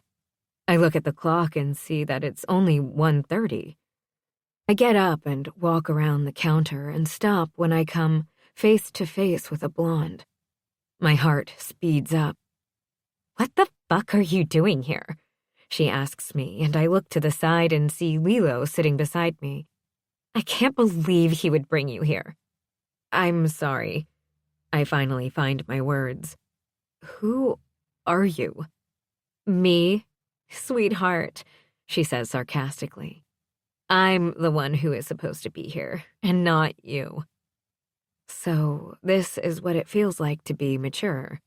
This is what it feels like not to fly off the handle and to take a second. That doesn't answer my question. I fold my hands over my chest. "Who are you?" "I'm Candace, Evan's sister." She rolls her eyes, and I just look at her. I swear he thinks with his dick all the time. The words coming out of her mouth sting. I'm not going to lie, they also fucking hurt. Now that you've answered the who you are question, perhaps you would like to answer why you are even here? I ask her, looking around. This isn't your house. Her eyes just glare at me. I mean, unless you were here to pick something up. It's our weekly meeting, she hisses. Jesus, aren't you a sharp one? Now I've about had it, and my back goes straight, and the little bit of maturity I have is about to go out the window. I guess your weekly meetings just aren't as important as you think they are, since he didn't even mention you coming over. She laughs now. You don't really believe that he likes you, right? She asks me and doesn't wait for me to answer. I mean, it's all about publicity. He is banking on the biggest contract, and well, you just make it that much sweeter. I was wrong before. Those other words were nothing because these words gut me. I don't have a chance to say anything because the door opens and closes, and Evan looks at the sight before him. The smile leaves his face when he sees that I'm not smiling. I'm about to throw something across the room. What the fuck is going on? He asks, his eyes never leaving mine. I was just telling her. Candace starts, but I'm done with this bullshit right now, so I cut her off. Yes, she was informing me that I'm not the smartest, that you always think with your dick, and let's see that this thing between us, I point at him and then at myself, is a publicity stunt. I look at him and then look at Candace, who just swallows now. Am I missing anything? Candace, he hisses, and I shake my head. I'm going to just step outside, I tell them, and she just rolls her eyes. I grab my phone and open the door, and the dogs follow me outside. I walk to the couch in the middle of the yard, and I sit down, the lone tear rolling down my cheek. Lilo gets on the couch with me, putting her face on my legs, and Stitch sits in front of the couch looking at the door. Well, that was fun, I say to myself, because the dogs don't understand anything. You see, the old Zara would have told her to fuck off and kicked her out of the house. She looks up at me, but the mature one who loves him and doesn't want his family to hate me just got kicked in the vagina. She tilts her head to the side. Yeah, I liked the old Zara also. I smile at her and rub her head. She'd have a plan B just in case, I tell them, opening up my American Airlines app. 26. Evan. I slam the door behind me with a smile on my face, knowing in 5 seconds my lips will be on hers, and then I see the scene before me. She tells me what was being discussed, and then turns on her heels. I watch her walk out of the house with the dogs behind her, and I count to 10 before I turn on my sister. What started out as an amazing day is quickly going to shit. I turn to my sister, taking off the baseball hat I was wearing and throwing it on my couch. Candace, I say her name between clenched teeth. I really fucking hope that what she said isn't true. Oh, please, Candace says. You can't tell me that this actually means something. I'm gonna forget you just said that, I tell her, and then finally turn my head away from the window and turn to stare at my sister. You came into my house. My voice starts going a touch louder as my patience snaps. And you said the most vile things to a woman you don't even fucking know. Oh, I know her kind, she says, and she must see my face because she stops talking. Her kind? I repeat her words. You mean a smart, independent woman? I mean a puck bunny. God knows how many hockey guys she's... I put my hand up. I'm going to stop you there before I do something that will be very bad for both of us. I yell at her. If you ever disrespect her again... Disrespect her, she huffs. Don't make me choose between you and her, I tell her, shaking my head. I called Mom today, told her that she needs to come down this weekend to meet her. She doesn't say anything. She just lets her mouth hang open. I love her, Can. I tell her what I just told my mother. It started out as a fluke, but fuck, I fell in love with her. You can't be serious, she finally says. If it wasn't crazy, I would ask her to marry me today, I tell her. If it wasn't crazy, I would beg her to spend the rest of her life with me. I finally take a deep breath. I'm that serious, Candace. I don't know what I was expecting, but it was definitely not her turning and walking out the door, slamming my front door. I take my phone out and call my mother, who answers on the first ring. Twice in one day, she says to me, laughing. I'm giving you a heads up. My voice comes out harsher than I want, and my mother's laughter stops. I just walked into a showdown between Candace and Zara. Oh my mother says. Mom, if I have to choose, I'm going to pick Zara, I tell her. Candace came into our house and said things I'm not even going to repeat. I'll call her, she tells me. You know she is only looking out for you. I know that, I tell her, walking to the door that leads outside. But I'm only looking out for Zara. Go and make sure she is okay, and then call me back so I can meet her, she tells me. Let me talk to Candace. I put my phone down on the table next to Zara's stuff, and I have to smile, seeing her stuff mixed with mine. I open the door and walk outside toward her couch. She is on her phone, and when I get closer, Stitch sits up and looks at me, and I swear I can hear Lilo growl at me. Hey there, I say. Walking to her, I lean down and kiss her lips. She kisses me back, which is almost a win. What you doing there? I say, sitting next to her. Throwing my arm around her, I bring her close to me. I look at her phone and see the American Airlines app. What is that? I was just looking at flights, she says with a softness I've never heard from her. I turn in the couch now, and she still doesn't look up. Reaching out, I lift her face to look in her eyes, and I see she is crying. What is going on? I bring her to me, hugging her. Talk to me. I move back so I can see her eyes, but she still won't look up. It's stupid, she says softly, and uses her sweater to wipe her nose. Nothing is stupid, sweet Zara. I move her chin up again. Please, tell me why you're crying. The things she said, Evan, she says, and she blinks, wiping away a tear. They were harsh, and I just stood there. She shrugs her shoulders. The old Zara would have throat-punched her, grabbed her bag, and took off. After she smashed her car by backing into it 5 times. Candace was out of line, I tell her. 100% out of line, and I told her it was unacceptable. I don't even know her, she says. I've never met her in my life. She said I was a publicity stunt. I left practice 30 minutes early, and the first thing I did was call my mother, I tell her, and she opens her eyes bigger. They are flying in on Friday night for the game.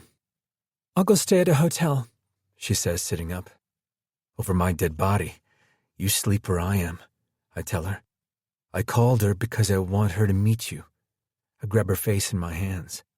I want her to see how amazing you are and how we are together. I try to find the words.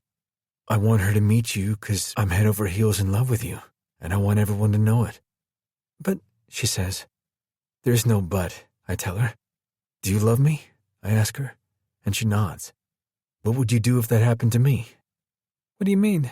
She asks me, tilting her head. If you walked into the room and saw Matthew there, and he said stupid, he doesn't know what he's talking about stuff. I would put Nair in his shampoo bottle and then put itching powder in his skates, she answers without hesitation. Jesus, I say, laughing but knowing she probably would. 3 years ago he pissed me off, or I can't even remember, but we put Gorilla Glue on his hockey stick. I can't stop laughing now.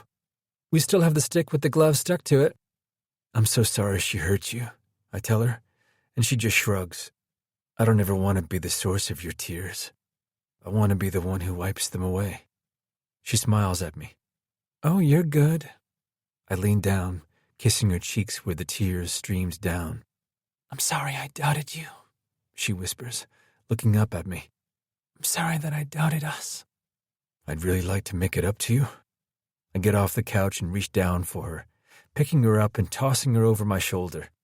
Her laughter fills the yard, making the dogs excited. This is not the way to start foreplay, she laughs, and I swat her on the ass. Okay, that's a start, she says. I walk into the house, and the dogs follow me. I close the gate leading to the bedroom, and Lilo gives a little whine. I walk into the bedroom and see her suitcase opened by the wall. I drop her to her feet, and she moves the hair away from her face. Why haven't you unpacked? I ask her, walking to the suitcase. I did, she tells me. I hung up what needed to be hung. But what about this stuff? I point at the luggage, and she shrugs. I was going to put it in the guest room, but I didn't know if I had to clear out drawers. She sits on the bed. Guest room? I ask, confused. What? I can just leave them in there.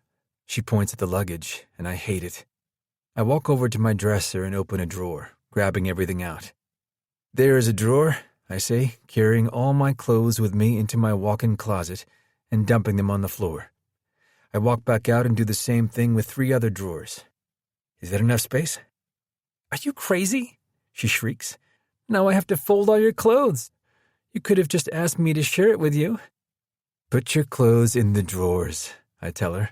I'm almost tempted to just grab everything from her luggage and shove it in there. She gets off the bed now, coming to me. I thought you were going to make it up to me. Pulling her shirt over her head, she's standing there in just a bra. I believe you said... I know what I said. My hand reaches out and pulls her to me, my tongue slipping in with hers. My body releases the tension I felt when I saw her crying, when I saw her trying to leave.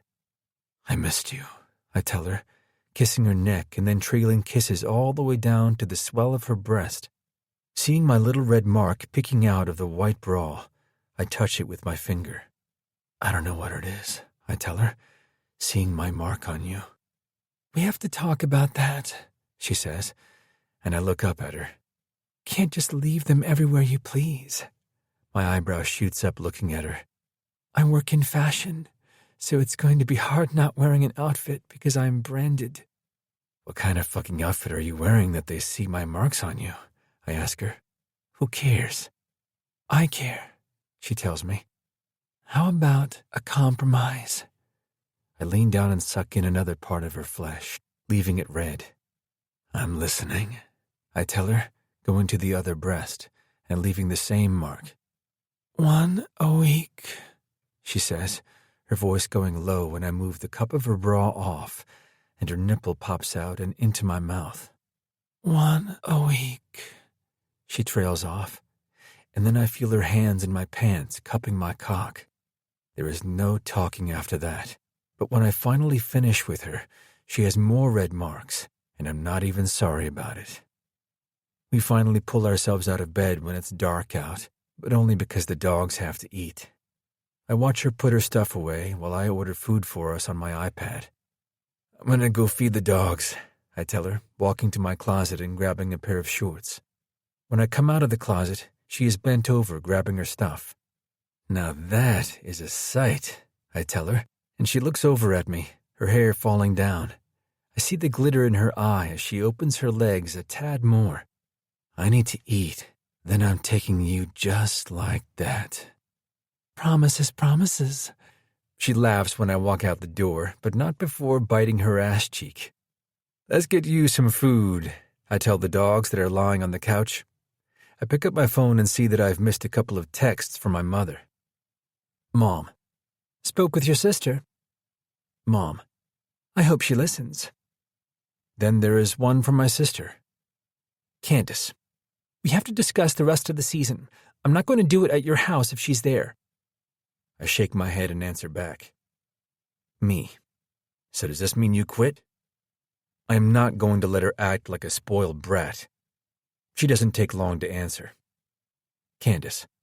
I guess you are the one who has to decide that. Me. Candace, tomorrow at my house at 11. If you aren't here, that means you aren't interested in working. I turn off the phone and make my way to the garage. The lights are on in the living room now, and she has turned on the television. We need to go over a couple of things, she says, coming into the living room from the kitchen. I see her wearing shorts and one of my shirts. What's that, beautiful?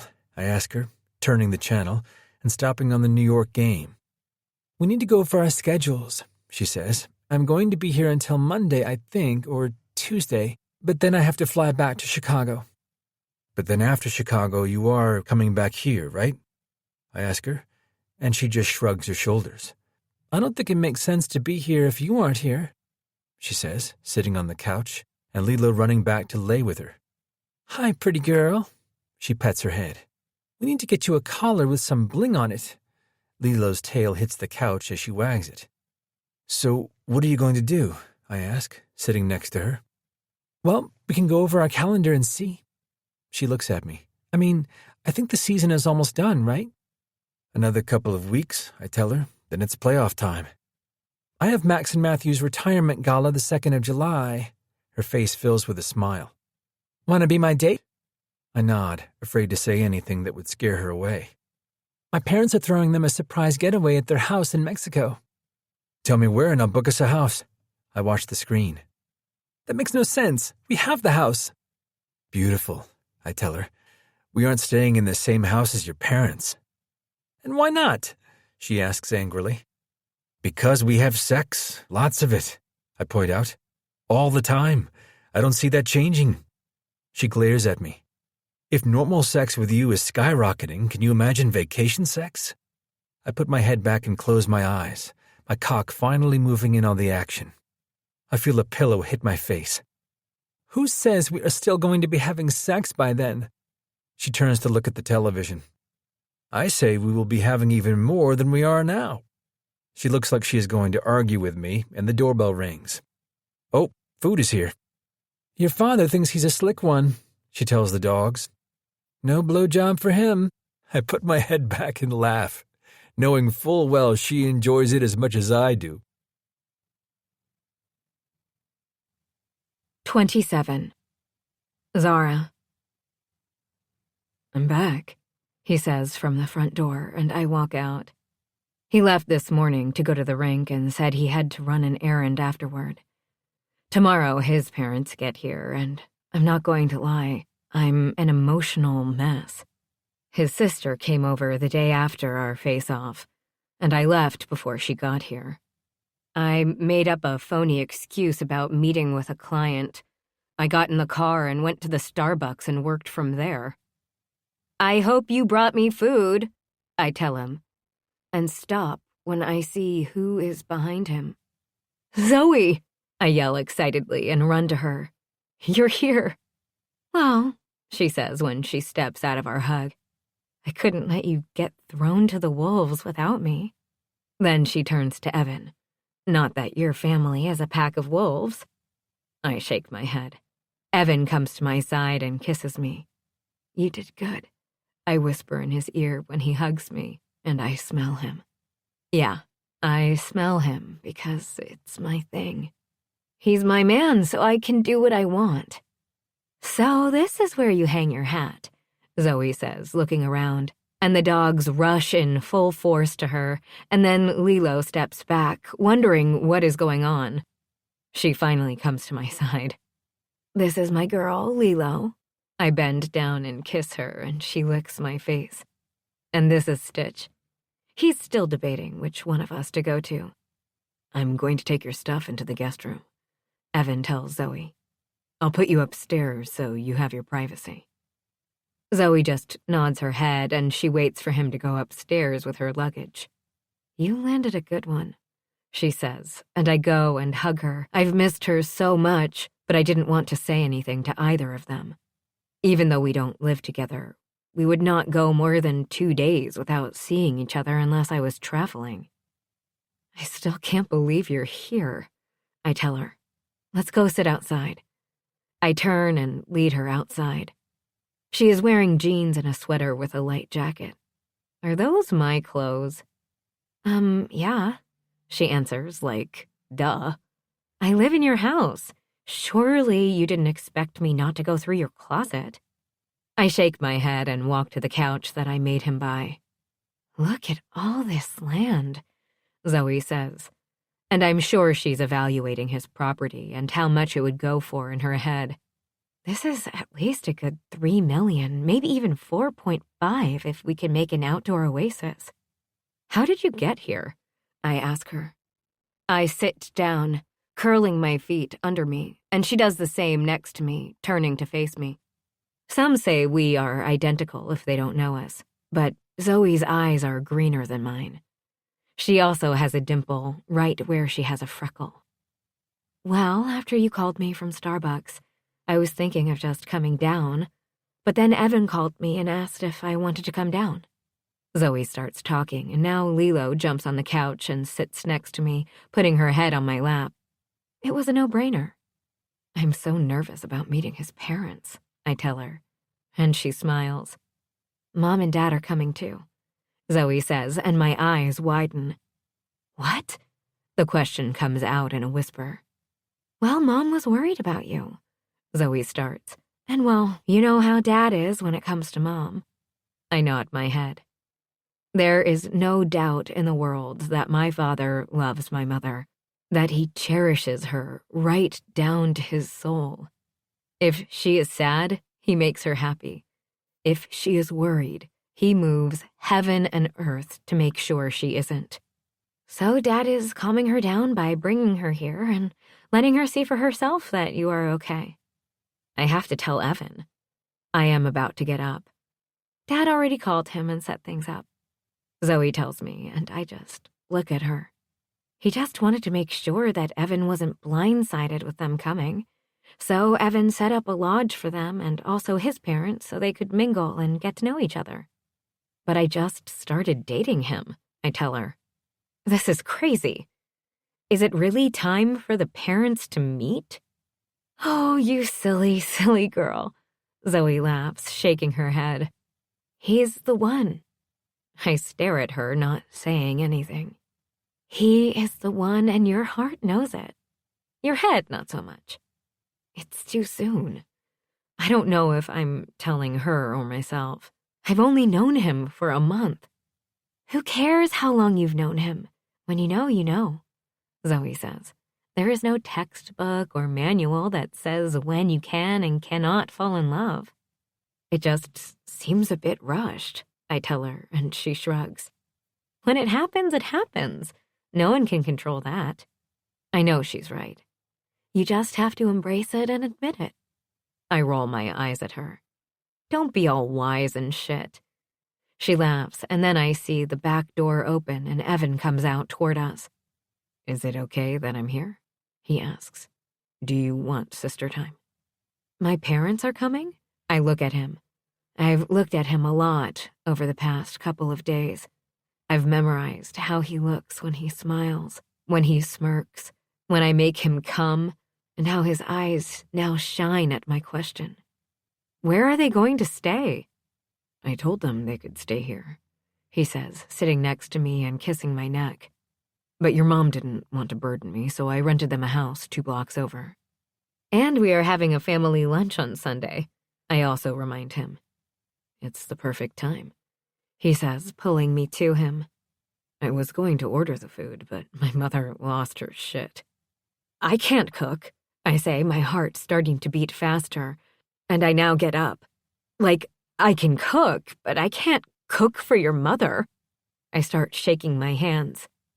Oh, here we go, Zoe says, and Evan looks over at her with worry on his face. This is her I'm freaking out voice. Why? He asks the question. Yes, a stupid question indeed. Why? I shriek. You shouldn't have said anything, Zoe tells him. Why? Because the way to a man's heart is through his stomach. That is so not true, Zoe shakes her head. It's usually through your vagina. I put my hands on top of my head, then look over at Evan, who is about to start laughing, but stops when he sees my face. This is why we can't do the lunch. Beautiful, he says softly. My mother doesn't care if you can cook for me. Lies, I raise my hands. She'll want someone who can take care of you. I'm pretty sure he can take care of himself. Zoe puts in her 2 cents that I don't really want to hear right now. I have been taking care of myself. Evan looks at Zoe, who raises her hand like, you see? I don't mean like that, I tell them. And now I start to pace. I mean, I can take care of you if you're sick. Ew, Zoe says.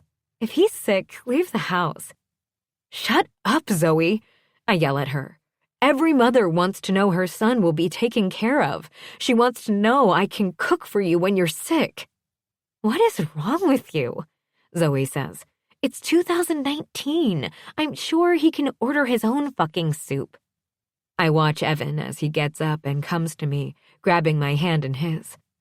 Beautiful, he whispers, his voice calming me. My mother couldn't care less if you can cook. She cares that you love me. She cares that you stand by my side. And she cares that I treat you the way you are supposed to be treated. I do love you, I tell him. And Zoe claps her hands. Ah, so sweet. I turn to glare at her. My sisters don't know how to cook, he tells me. Besides, you won't be the one on the hot seat. I tilt my head sideways. Your father will be sitting there making sure I treat you right. No father wants to sit at a table with a man who is sleeping with their daughter. I laugh.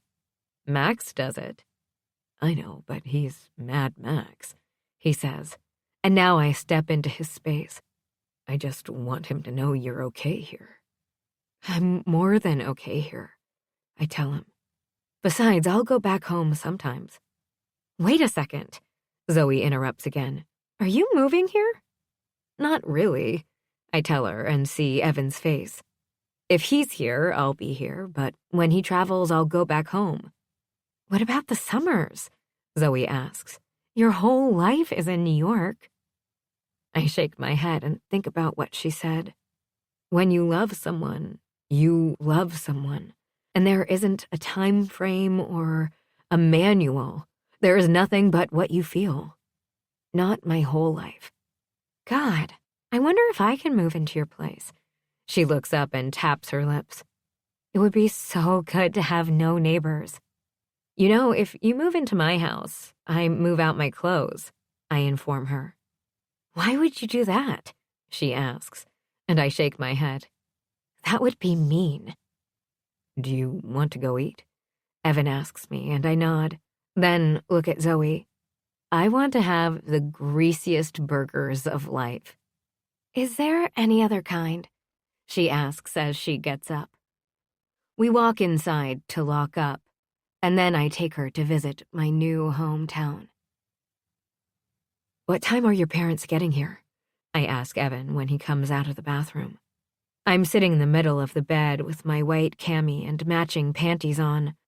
My hair hangs wet from the shower we just took together, the towel around his waist showing his semi-erect cock that was just in my mouth.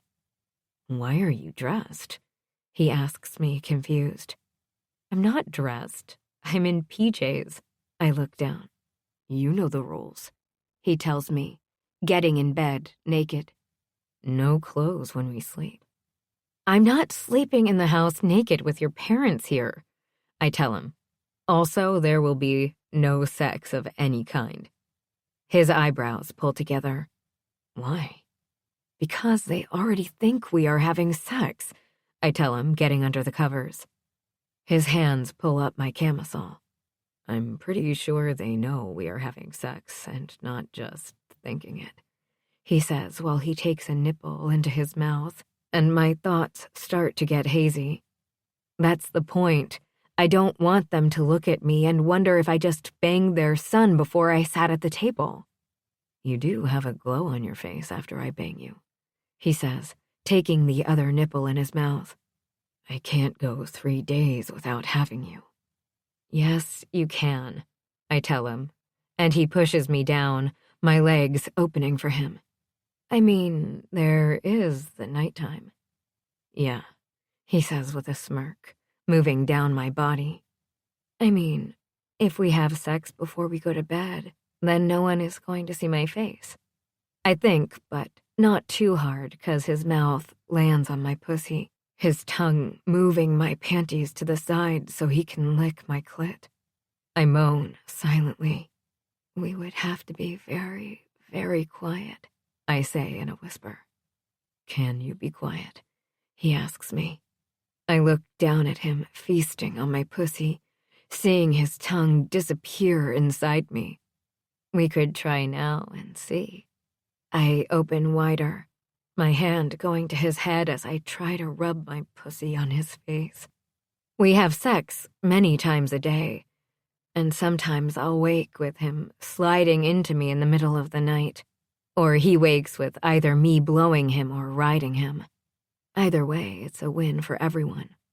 We spend the rest of the night seeing exactly how quiet we can be. 28. Evan. How does this look? Zara asks me again, walking out of the walk-in closet. This time she's wearing a pair of black jeans and a white shirt with a scarf the same color as my jersey. Much better, I tell her. The outfit she put on before was white pants and a black see-through shirt. There was no way in fuck she was wearing that out. I still like the other outfit more, she says, going back into the closet. You are not leaving the house in that outfit, I shout at her, and I hear Zoe's laughter from somewhere in the house. Having her here is an eye-opener. I knew they were close and that they shared a strong bond, but I had no idea how strong. They finish each other's sentences, and they know what the other person is thinking just by looking at each other. What was wrong with that outfit? She asks, folding her arms over her chest. It was nice. I saw your bra, I point out to her, grabbing my belt and putting it on. Oh, I think I have another outfit. She turns around and goes back in the closet. I know she is super nervous about meeting my parents, and I'm super nervous about meeting hers again. I'm also nervous about Candace. When she came over the next day, she smirked when she found out that Zara wasn't here. I don't know what she thought, but then she saw her jacket on the chair in the kitchen. My mother told me she will be at the Sunday lunch thing, and that she will behave. Normally, I don't care what she does, but if she fucks with Zara, there will be a showdown no one wants to see. What about this? I look up to see her in black jeans now, and a peach and black top that is loose and crisscrosses.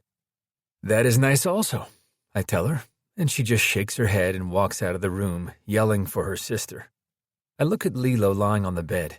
Who else is excited for Monday to be here? I grab the jacket to my suit and shrug it on. Zoe said I look like a school teacher in this. I walk to her. Beautiful, Relax. Everything is going to go okay. I try to calm her. I have to get to the rink. She nods her head. What if they hate me? She asks, her voice soft, and I know what she is going through. I mean, your sister had never even met me and she hated me. What if she told your mother? Beautiful, I say, tucking her hair behind her ear. My mother isn't going to hate you, and I can bet money that once Candace gets to know you, everything will be good. She starts saying, and her voice cracks. I won't let you be in the middle. I'm not in the middle, I tell her, knowing that I couldn't care less if they like her.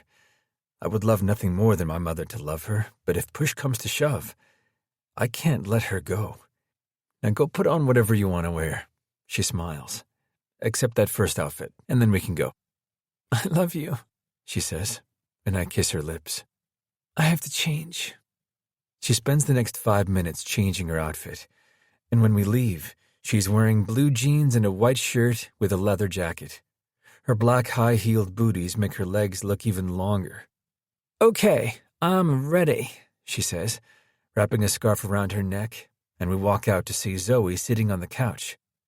Finally, I was beginning to sweat, she says, getting up, and I inwardly groan. She's wearing tight blue jeans, lighter than Zara's, but her shirt is white and falls off one shoulder. That's my shirt, Zara says. Not anymore, I say, walking to the front door. I'm going to have no more clothes left, Zara says, huffing. And I'm going to have a brand new closet. I like him, Zoe says, and I walk to the truck and open Zara's door first, and then Zoe's. Does he do that all the time? Yes, she huffs, and kisses me right before she gets into the car. If you get tired of her, Zoe says, getting into the car, we could always date. She winks at me, and I close the door. These two together are crazy. I get in the car and hear them laughing.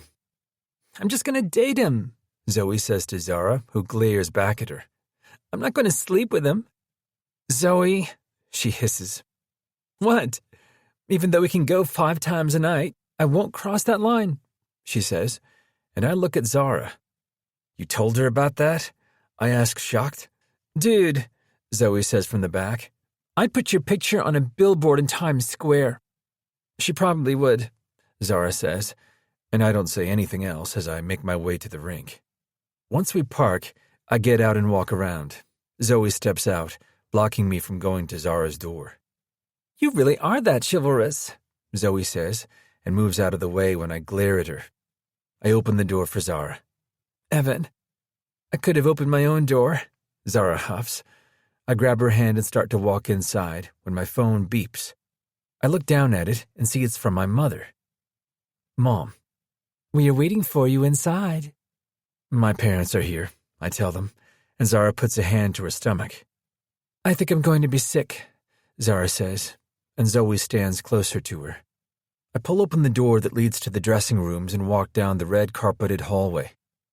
Holy shit, there are 2 of them, I hear someone say, and when I turn around, there is no one there.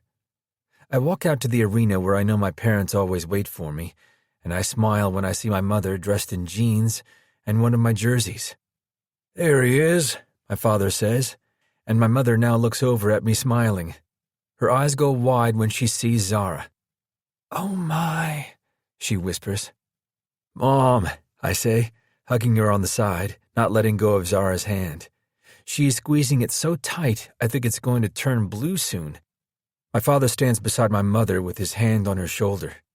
Dad, I say, and he just nods at me with a beaming smile on his face.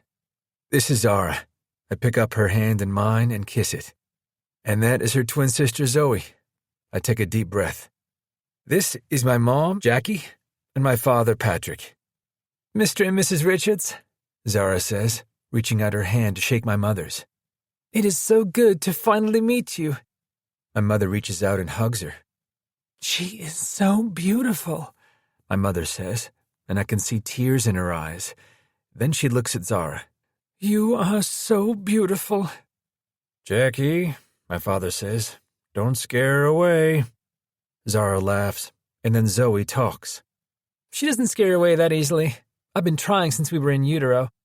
I shake my head, and I'm about to say something to her when I hear talking coming from down the hall, and I look up, and all I hear is Zara.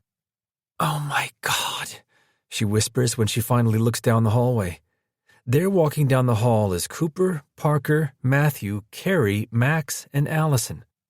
Zara turns to Zoe. "Did you know about this?" Zoe just shakes her head. They make their way to us, almost like a flying V with Cooper and Parker in the front, and Max and Matthew with their wives on each side. "Well, well, well," Matthew says. Carrie nudges him, and he looks at her. "Behave," Carrie says, and smiles. "Sweetheart," Cooper says, and he comes forward to hug his girls, my hand never leaving Zara's. She actually squeezes it tighter. "What are you guys doing here?" Zara asks when her mother comes to hug her, and I look over at my father, who is watching everything with his back straight. "We had 4 days off, and I thought, why not come to Dallas?" Matthew says, and I watch him as he looks at my father and then my mother. "Excuse us," Parker says, smiling and going to my mother. "You must be Evan's mom." I don't know what my mom is expecting, but I'm sure it's not the hug that Parker gives her. "You raised a true gentleman," she tells her, and my mother now beams with pride. "And I see he's just as handsome as his father." "Excuse my wife," Cooper says, pulling her away from hugging my father, and I want to laugh. I think my father would do the same, and I sure as fuck know I would also. "Mr. Richards?" He holds out his hand, and my father smirks and does the same. "I'm Zara's father." "Mr. Stone," my father says, holding out his hand. "It's a pleasure to meet you. If you have been on the ice or have even watched hockey one time in your life, or even if you haven't, you know who Cooper Stone is." "I have to go get ready," I whisper to Zara, who just nods her head. I lean in and kiss her lips, not even caring that her family is there. She is mine now, so they better get used to it, because I'm not going anywhere. "Skate hard," she tells me, and the boys chuckle. "I heard Dad tell you that all the time." She glares at them. "Yeah, when I was 10, Matthew says, and I just shake my head. "I'll see you when I get out." I look back at Matthew and Max. "M&M, want to tour a winning locker room?" I joke with them, and they just glare. I didn't say it. I look at Cooper, who just smiles. "The Stats did." "Can I tag along?" Cooper asks, and I nod. "Well, in that case, I'm not staying with the women," my father says, and we both walk toward the dressing room. My father and Cooper walk behind us, and Matthew and Max walk with me in the middle. "So you guys had nothing better to do than to come all the way to Dallas to watch a hockey game?" I ask them when we walk into the hallway and then turn on them. Looking over my shoulder, I see that Cooper is already being recognized and is shaking hands. "What can I say?" Matthew starts. "I live for the game." "I just came because it meant I got to spend the weekend alone with my wife," Max says, shrugging. "That's gross. She's still my sister." Matthew hisses at him. "Your other sister is living with him," Max says, pointing at me. "Do you guys ever not fight?" I ask them. Matthew and Max both answer at the same time. "No." "So why the sudden need to come to Dallas?" I ask them again. "Cut the bullshit, will you?" "Zara called my mom, and she was almost in tears about meeting your mother with your sister there." "She was in tears?" I whisper. "She never said anything." "That is just the way those women handle things," Max tells me. "You were always the last one to know." "We came to show her that we have her back," Matthew says, and I glare at him. "I have her back," I tell him, and he holds up his hands. "Relax there," he says. "I know that feeling when you want to kill everyone who thinks they know your woman better than you do." "Oh, I remember that," Max says, leaning on the wall now. "My wedding day was one of those." "You eloped with my sister," Matthew snaps at him. "Not cool." "Never going to apologize for it," Max says, smiling. "Best day of my life." "I love her," I tell them both, and they just look at me. I told her I love her, but I haven't told her she's the one yet because I don't want to scare her off. But I'm not going anywhere. I look around and then look back at them. She's mine. There was no other way to put it. "What are you going to do about your contract next year?" Matthew asks me, and I don't answer him. You know that she comes from a close family. Her twin lives in New York, and those two cannot be separated for long. I'm not deciding anything without her. I tell them the truth. I won't even sign a contract without her approving it. Matthew looks at Max, and they share a look. How serious is this thing with your sister? Max asks me. I'm not saying anything, but you push one of those girls against the wall, and it's almost like you were taking them all on. My sister is worried about me, I tell them, same as you are with Zara. They nod. I have to get ready. I turn and walk away. Skate hard, Matthew says, laughing, and I flip him the bird over my shoulder. When I finally get into the locker room, there is chatter everywhere. You gonna be okay? Corey asks me, and I just nod at him. Never better. I shrug off my jacket. Never fucking better. 29. Zara. It feels just like it does when I'm home. Sitting in the box with my girls, my father standing there watching every single play, but this time with Matthew and Max. Patrick and Cooper stand side by side as they discuss whatever it is they are discussing, both of them with their hand in front of their mouth, just in case the cameras spot him and try to read his lips. It's like he has all the secrets. They actually had him on the Jumbotron when the game started, and everyone turned to clap and stand. He got recognized the minute we started walking to the lodge, as did Matthew and Max. But nothing can compare to my dad. What do you think we should make tomorrow? Jackie asks me, and I look over at her. I'm sitting in a chair with Jackie on one side and my mother on the other, nursing the same glass of wine since we got in. My nerves are on edge, and every time the door opens, I think it will be his sister. Zoe is sitting behind me with Carrie and Allison laughing away. I mean, I guess if I were kid-free for the weekend, I probably would be living it up. Carrie told me that Doug has her kids while Denise, Max's sister, is babysitting their kids. I don't know how to cook, I say, my voice not coming out strong. Zoe senses it right away, and my mother reaches for my hand. I don't know how to cook, I say again, looking at Jackie. I tried to learn, I did, but I have to blink away tears. And I know that I'm not the perfect person you would want for your son. Oh, dear God, it's happening, Zoe says from behind me, and Allison and Carrie both lean in and squeeze my shoulder.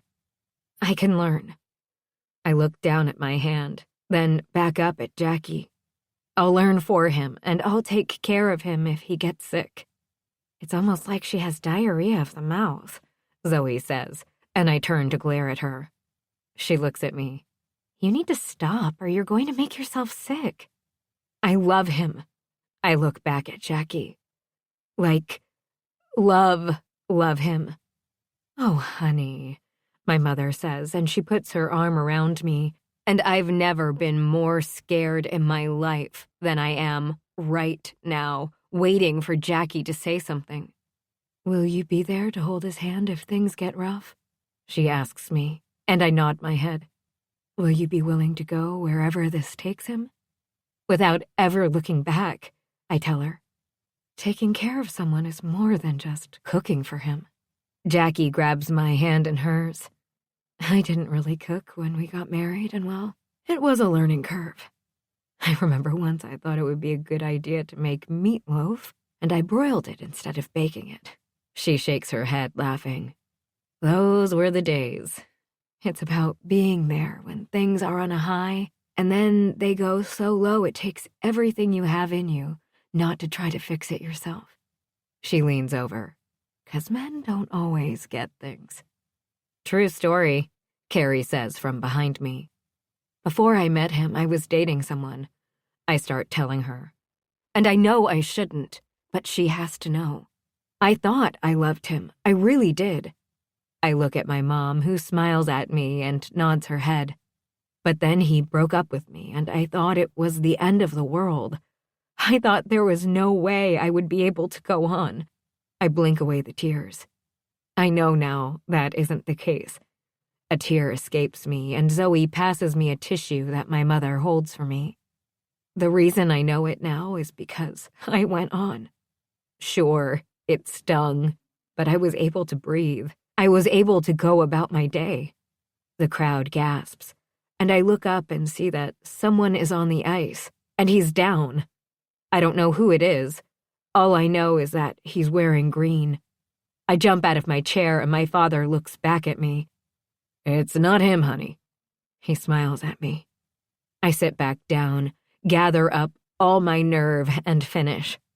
I know, because every day without him there was a pressure on my chest, a heaviness that I couldn't understand.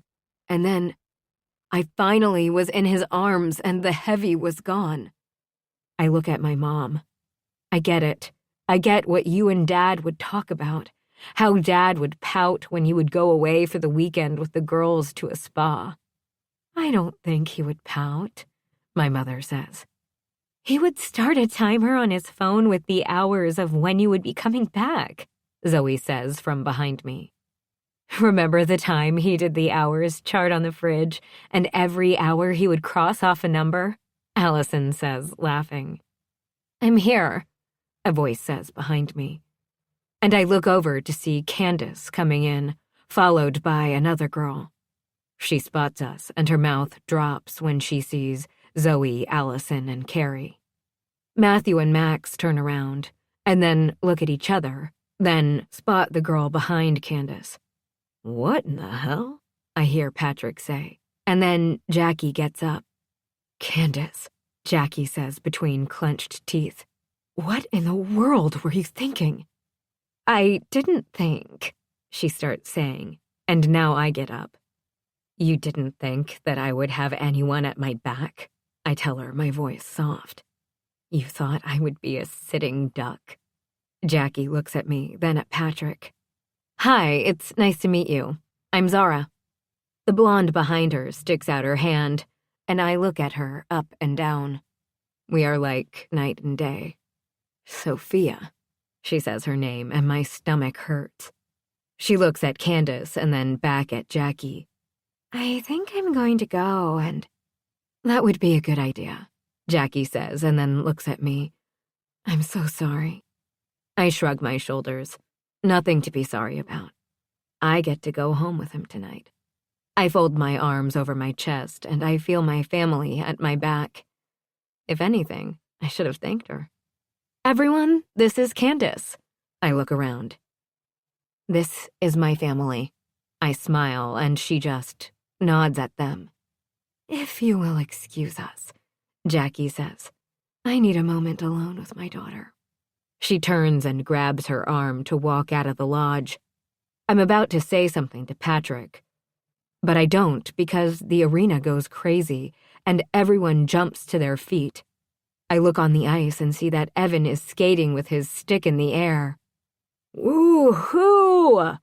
Patrick says, clapping his hands, and they look at the replay, and even Matthew and Max agree it was a good play.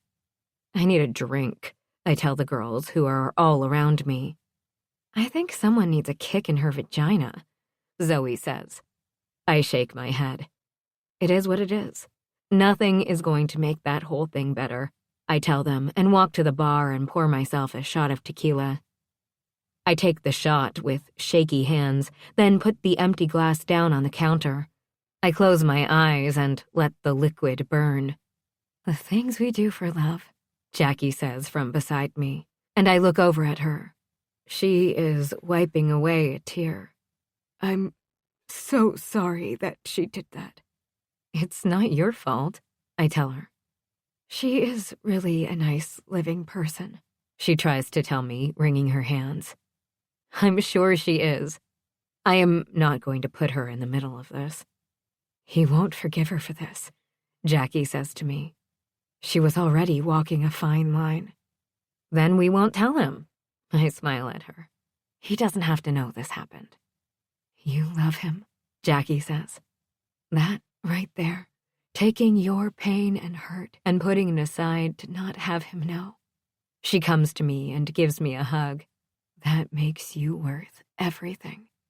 "I really hope so," I whisper to her, and then I turn to my mother, who is watching me with my father behind her. "What is Evan's favorite meal?" I ask his mother. "I think it has to be beef stroganoff," she answers, and I look at my mom. "Will you show me how to make it so I can make it for him?" I ask Jackie, and she smiles. "I mean, I won't cook it, but I will watch and take notes." "Oh, thank God," Zoe says. "Why don't we all meet at Evan's place at noon and we can all help?" my mother suggests, and Jackie just nods her head. "That sounds like a wonderful plan," Jackie says, and the rest of the game is uneventful.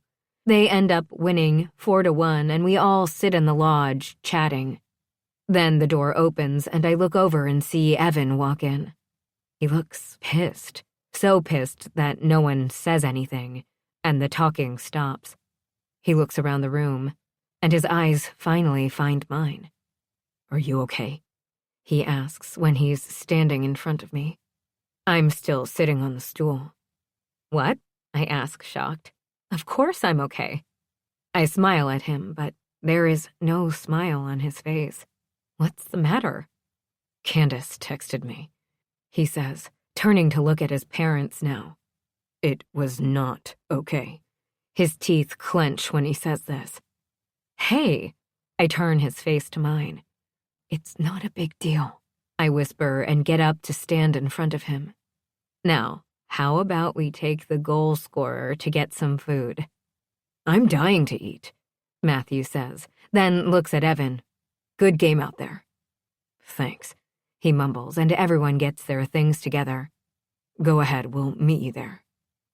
Everyone walks out, leaving us alone together. He cups my face and kisses me. "Are you okay?" "Yes," I tell him, trying not to feel sorry for myself. So what if his sister hates me? "She was going to blindside you," he says, and I look down, not sure of myself.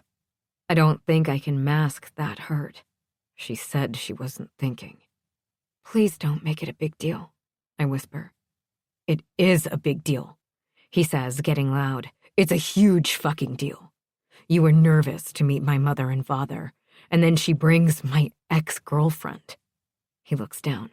"I dated her for a month." I shake my head. "I honestly don't even care," I tell him. "Truthfully, I don't care." Then I look at him weirdly. "Wow, must be what it's like to be mature and shit." I laugh now. I mean, the old Zara would have been putting sugar in her gas tank. I hold my stomach. But now I just don't want you to be bothered with it. "I love you," he tells me. "I know," I answer him. "Everyone is coming over tomorrow, and your mother is going to teach me how to make beef stroganoff." He smiles now, and I wrap my hands around his neck. "I'm going to try to learn." His arms go around me, and he brings me in close, his forehead resting on mine. "I'm sorry she did that." "Do you love me?" I ask him. "With everything," he answers. Then, in the end, I win, I tell him, going to get my coat. "Now, can we go eat, please? I was so nervous I didn't eat anything, and I had a shot of tequila." He takes my hands in his, and we walk out of the lodge and toward our waiting family. "Shh," he whispers when he slides into me from behind. His hands grip my hips, pulling them up. "It's almost 7, he says, and my eyes stay closed. "One more time," he says, and I bury my face into the pillow while he fucks me. So fucking slow. I try to meet his thrusts, but he stops me. "Not yet, beautiful," he says to me, and I slip a hand under me. My chest still lying on the bed. The only thing up are my hips. My finger finds my clit that is already wet. I know he played with me before sliding in. I felt it softly. "Are you playing with your clit, beautiful?" he asks me, whispering still. I mumble as my finger goes slowly in a circle. We've already done this 3 times since we got home. both of us always needing the other one. "Fuck," he hisses. "Get there, beautiful." I know that tone. He's waiting for me to go before he does, so I work myself faster. "You're right there," he says. "I feel your pussy getting tighter." He isn't wrong. I close my eyes and I'm right there. I finally let go, and so does he. He collapses beside me. "I didn't want to wake you," he says, "but you did a sound." I laugh, asking him, "What sound?" "That little sigh," he tells me, and I watch him get up and walk to the bathroom. "You mean breathing?" I say, laughing, and he comes back out. "You know I'm on the pill, right?" He grabs me, pulling me toward him. "We don't really have to use condoms." "Beautiful," he says, and we hear the dogs bark and then the back door open. "I guess my mother is up," he tells me. I think back to the dinner we had. No one touched the topic of Candace, but having a meal with everyone as we chatted and laughed, and Jackie told us that Evan actually had a trading card of my father was funny. He actually blushed. I throw the covers off me and try to get up, but he pulls me back to him. "Where are you going?" "Your mother is up," I hiss at him while he kisses my neck. "I'm going to get up and see if she needs anything." "She doesn't need anything," he says into my neck. "I need something." He pushes his cock into my backside. "You got what you needed. And now your mother is up, so the chances of you actually getting that thing in me are slim to none." I push him away and go into the closet to dress in yoga pants and a top. "Why don't you rest, and I'll come wake you in a bit?" "I don't like sleeping without you." He huffs, but I bend and kiss his lips. "Don't be a child." I walk out of the room, leaving him in the bed with his eyes shutting. "Good morning," I whisper, looking in the kitchen at Jackie, who stands there basically wearing the same thing I am. "Oh, I'm so sorry. Did I wake you?" she says, smiling at me, and I shake my head and go to the door, opening it for the dogs. "Hello, my girl." I pat Lilo. "Did you eat?" "I was just going to do that," Jackie says. "I'll do it," I tell her. "Come on, you two, let's go get you something to eat." I walk to the garage and put some food in their bowls, and then walk back into the kitchen. "I don't know how you take your coffee," Jackie says, handing me a cup of black coffee. "Thank you," I tell her, and go to the fridge, grabbing the milk. "Why are you up so early?" I ask her. "I was going to run to the grocery store before everyone got up," she tells me. "Grab the stuff we need for today." "I'll come with you," I tell her, and she smiles while we write a grocery list. We walk out of the house and make it back, just as Zoe is coming down the stairs. "How are you up already?" she says, rubbing her eyes.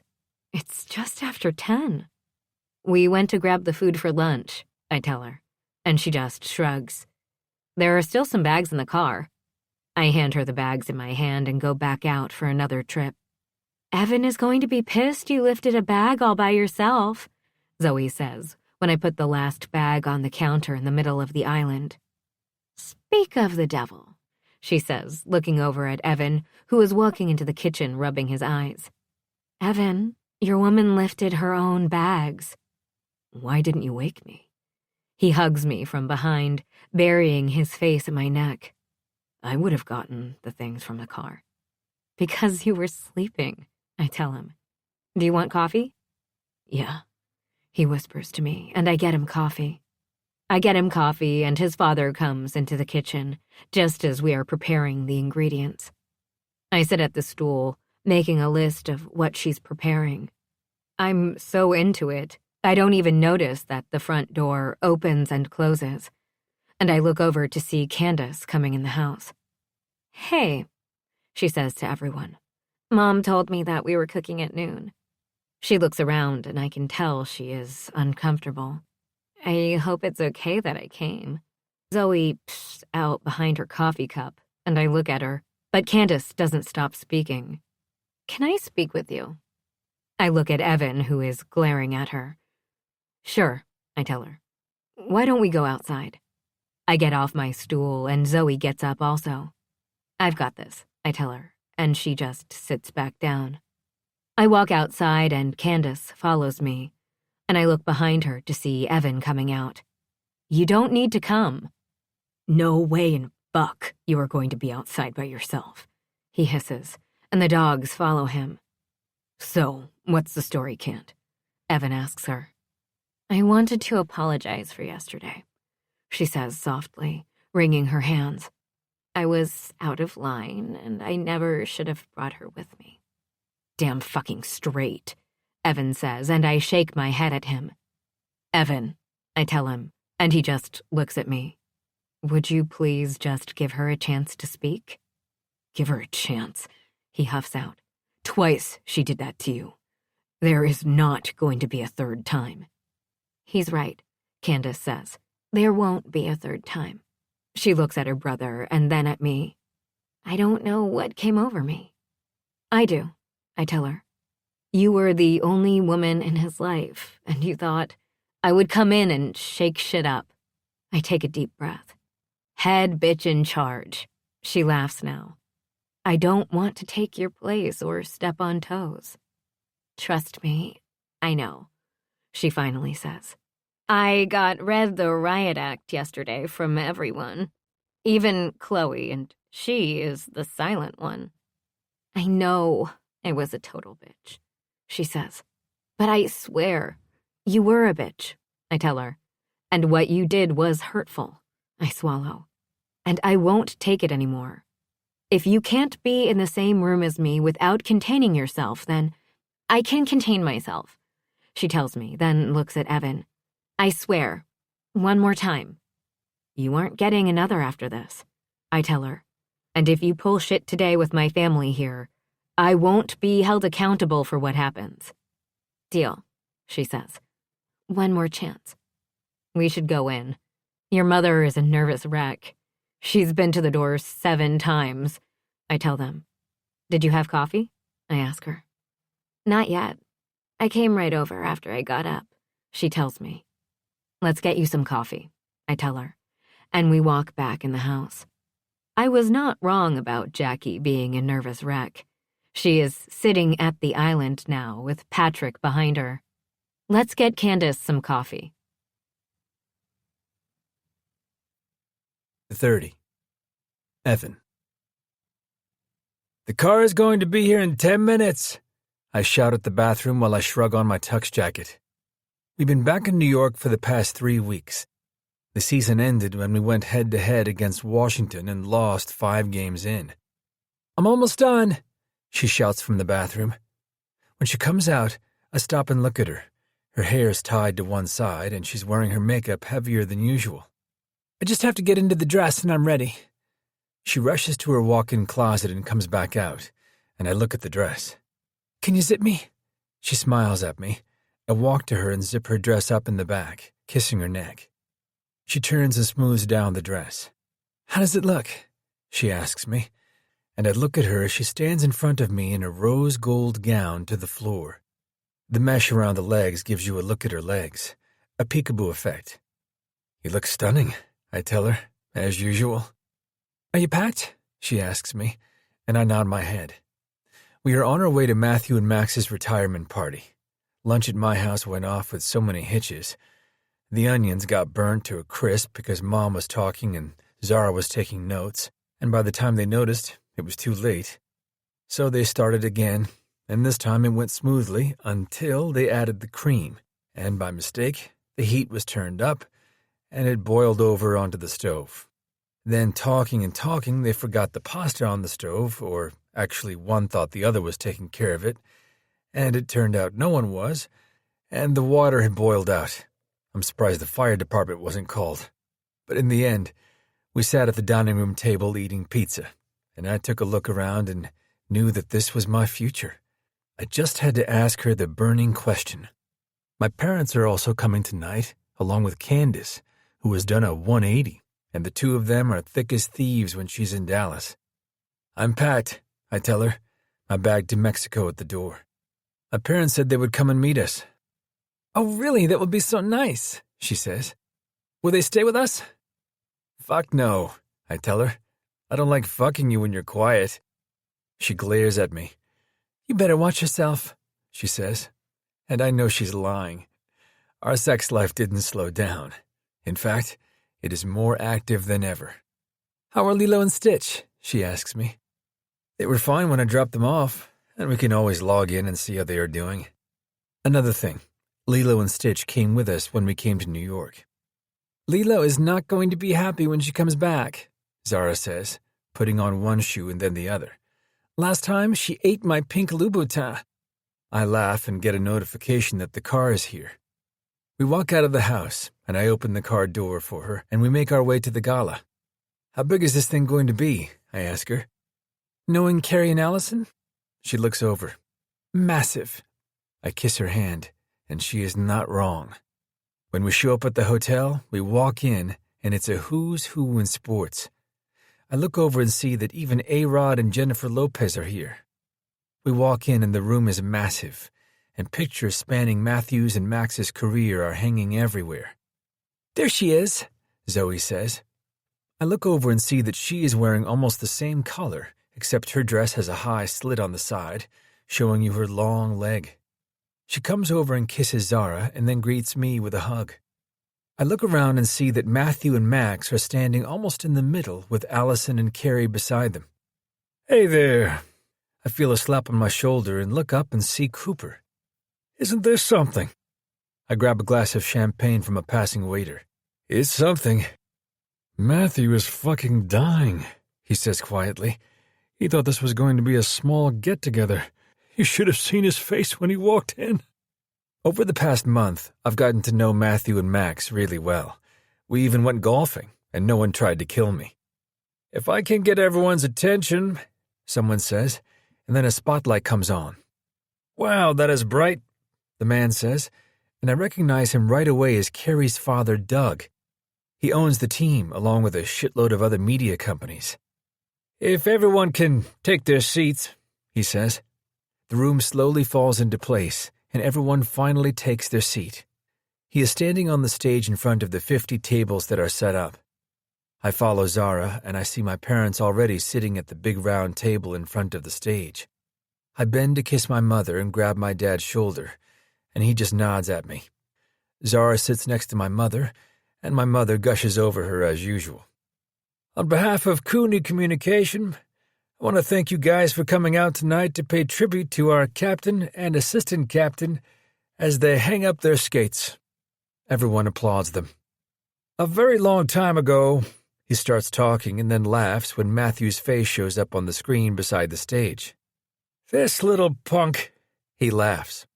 I took a chance on this man, who everyone crossed off their list. I look at Matthew, who looks at Carrie. She just smiles at him and kisses him. I love you, she tells him. Not only did he come in and turn the team around, but he also became my son-in-law, Doug says, his voice full of pride. On and off the ice, he puts 100% dedication into everything. I've seen him scrap on the ice and end up with 5 stitches on his face, and the next day hold a tea party for his girls. Everyone laughs except Matthew, who shakes his head. I knew the time would come when this moment would happen, but I knew that the Stingers wouldn't be what they are without him. He smiles while everyone claps. It gives me great honor to announce today, at his retirement party, that the New York Stingers just signed him to be our new general manager. There are gasps and then clapping. I believe he has a couple of announcements himself. Oh, dear Lord, Zoe says. I swear, if she is pregnant again, I'm going to die. Carrie looks over at her and flips her the bird. Matthew walks upon stage and shakes Doug's hand and then gives him a hug as they exchange words. He steps up to the microphone. Thank you so much for that introduction. He looks at Doug, who just nods at him. What he didn't say was that he was also at that tea party. Doug throws his head back and laughs along with everyone else. I don't even know where to begin with this, he says, and then he looks at Carrie. Before accepting this position, I knew that I couldn't do it without the support of my wife and kids. Carrie nods at him. I also knew that I couldn't do it without my partner in crime. Everyone looks at Max. This, and I swear he is going to say fucker, but he doesn't. This guy. We didn't really start off on the right track. Max now throws his head back and laughs. We entered the biggest pissing contest of all pissing contests. The crowd laughs, and Matthew leans closer to the microphone. I won. He wishes he won, Max says. But I warmed up to him slowly and started trusting him on the ice and off the ice. Did you know he dated my sister right under my nose? He points at Max, who pulls Allison to him and kisses her. She's still my sister. Oh, the crowd is roaring, and I swear these two can put on a comedy show. Anyway, fast forward some years and throw in a couple of kids, and he's family, plain and simple. And that is what the Stinger organization stands for. Family. Everyone claps. I look over at Cooper, who I swear beams with so much pride, it's bursting out of him. So as the new GM of the Stingers, I knew that if I had to do this job and do it well, I needed him at my back. So I am happy to introduce you to the newest scouting agent for the New York Stingers. Everyone claps, and Max gets up and now walks on stage where they share a bro hug. Do you want to say a few words? Matthew asks him, and he just shakes his head no. Okay, so before we start the celebration, there is one last huge announcement, Matthew says, and everyone looks around the table to see if they know what they are talking about. I love you. I put my hand around Zara's shoulder, my thumb rubbing her bare arm. With everything I am, I love you. She looks at me and tilts her head to the side. With the both of us retiring, Matthew says, we knew that we needed two great players to fill those big skates we are leaving behind, and we knew that we had to go big or go home. He leans into the mic. So, after much going back and forth, we finally agreed on the person who would fill one of those skates. Ladies and gentlemen, I am happy to say earlier today, as my first order of GM, the New York Stingers, we signed Evan Richards. I watch Zara's face as she turns to me, and I see the tears in her eyes, and she sobs. You did this for me? She asks me, putting her hand to her mouth to try to stop the sobs. No, I did it for us. It's the last thing I can say to her because everyone at the table is standing up. I lean over and kiss her lips, and then I stand, going to my father and hugging him, and then to my mother who is also sobbing. I walk to the stage, but Cooper stops me and smiles big. Welcome to the family, son, he says, hugging me, and I nod at him. I walk to the stage where Matthew and Max stand holding my new jersey. Don't think I didn't see you kissing my sister, Matthew says, and I shake my head. It's going to be a good year, he says, shaking my hand. I stand there in the middle of them both, holding up the jersey in my hand. Matthew finishes the speech, and I was giving him one more minute before walking off the stage. Zara was sitting with our mothers on her side as she silently cried, and it was killing me. I shake Doug's hand and then make my way to Zara, who gets up and throws herself in my arms. One of her hands goes to my cheek. I'm sorry I didn't tell you. I smile at her and wipe away a tear with one of my thumbs. I wanted to surprise you. You did all this for me? She asks me, and I still shake my head. I did this for us, I tell her. For me and for you and for Lilo and Stitch and our kids. Our kids? She asks me, and I take the second biggest leap of faith today as I get down on one knee in the middle of everyone, my family and her family. Zoe is the first one to gasp, and then all eyes are on me. Zara Stone, check your Twitter account, I tell her, and she looks around. Someone get me a phone, she shouts. My sister steps forward wearing a smile and hands over her phone, no doubt planning what I told her to do. Zara looks down at the phone and sobs. At Zara Stone, will you be willing to change your name to at Zara Richards? What started off as a simple tweet became the best thing to ever happen to me, I tell her, and see that our mothers are hugging. I don't just want you to be my girlfriend. I want you to be my wife, and I want you to be the mother of my children. I want to commit the rest of my life to making you happy. I grabbed the black box that I also picked up today after I signed the contract. Will you be my wife? Yes, she says, nodding her head. The whole crowd cheers, and when I look over, I see we are on the screens. She comes to me and grabs my face in her hands. Yes, I'll marry you. So there in the middle of 500 people, she agrees to be my wife. I slip the 5-carat princess-cut rose gold diamond ring on her finger and seal it with a kiss, and not just a little peck. I seal it so everyone knows she's mine. Dude, that is still my sister, Matthew says behind me, and we both laugh. This has to be the craziest thing that has ever happened to me, she says. Beautiful, this is just the beginning of our crazy.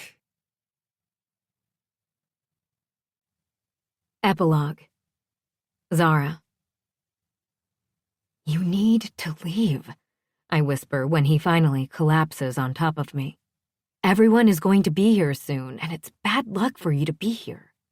It's bad luck for me not to start the day with you in my arms, he says into my neck, and I turn in his arms. Why did we agree to this big-ass wedding anyway? Because your mother said she would kill you, and then my father seconded that motion. I remind him of the conversation we had at Christmas time after we moved into our own home. When he accepted the offer with the team, the first thing he wanted was to buy us our own home. With the flooding at Zoe's place and her living with us, it became his mission. But he just didn't have one mission. He wanted to be close to my family. Now the only thing wrong with that is there were no houses for sale. Until one day there was, and it wasn't anywhere near what we were looking for. But he didn't care that this house had 10 rooms, or that he would need a golf cart to make it from one side of the yard to the other. I wanted to contribute to the house, but that got me a long side look from him, and no matter how much I complained about it to everyone, they just shrugged. It's my duty to take care and provide for you, he kept saying. My mother would offer advice, and it sucked. Pick your battles. I didn't really know what she meant, but I knew that eventually I would have to find a battle to fight. Zara's closet was also the biggest talk of the town. After I dressed 7 of the A-listers at the last Oscars, designers were beating down my door to work with me. I had more work than I had time. And even though I was in demand, I still made my own schedule. I traveled when I knew that Evan would be on the road, and when he was home, so was I. I knew that I didn't want us to be apart any more than we needed to be, so the decision was made for me. Or was it really? You need to go, I tell him, not letting go of him or even moving away from him. If they find you in here, then they find me in here, he says. And I just smile and close my eyes, basking in his arms. I wish I could say that we didn't adapt well to living with each other. I wish I could tell you that the spark that you have at the beginning had dwindled down. I wish I could tell you that after over a year together, it was just same old, but it wasn't. It's so much more. I have a connection with him that I didn't know I could have except with Zoe. Oh my God, I hear Zoe shrieking from the doorway. I thought we told you not to be here. Instead of him feeling guilty, he just looks at her. Don't you knock?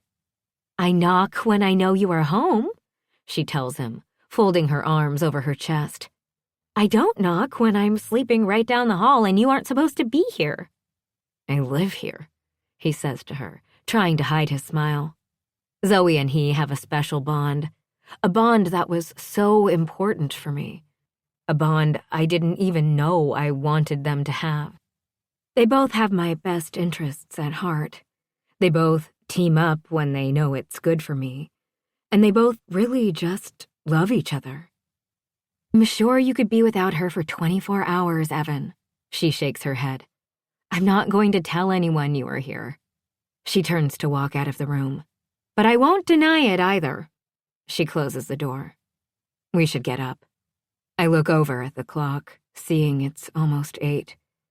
The hair and makeup people are going to be here at 8:30. Fine, he finally says, and rolls away from me, getting out of the bed and putting on his shorts that were right next to his side of the bed.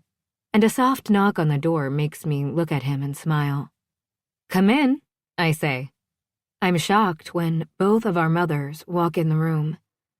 As soon as they see Evan, their smiles slide off their faces.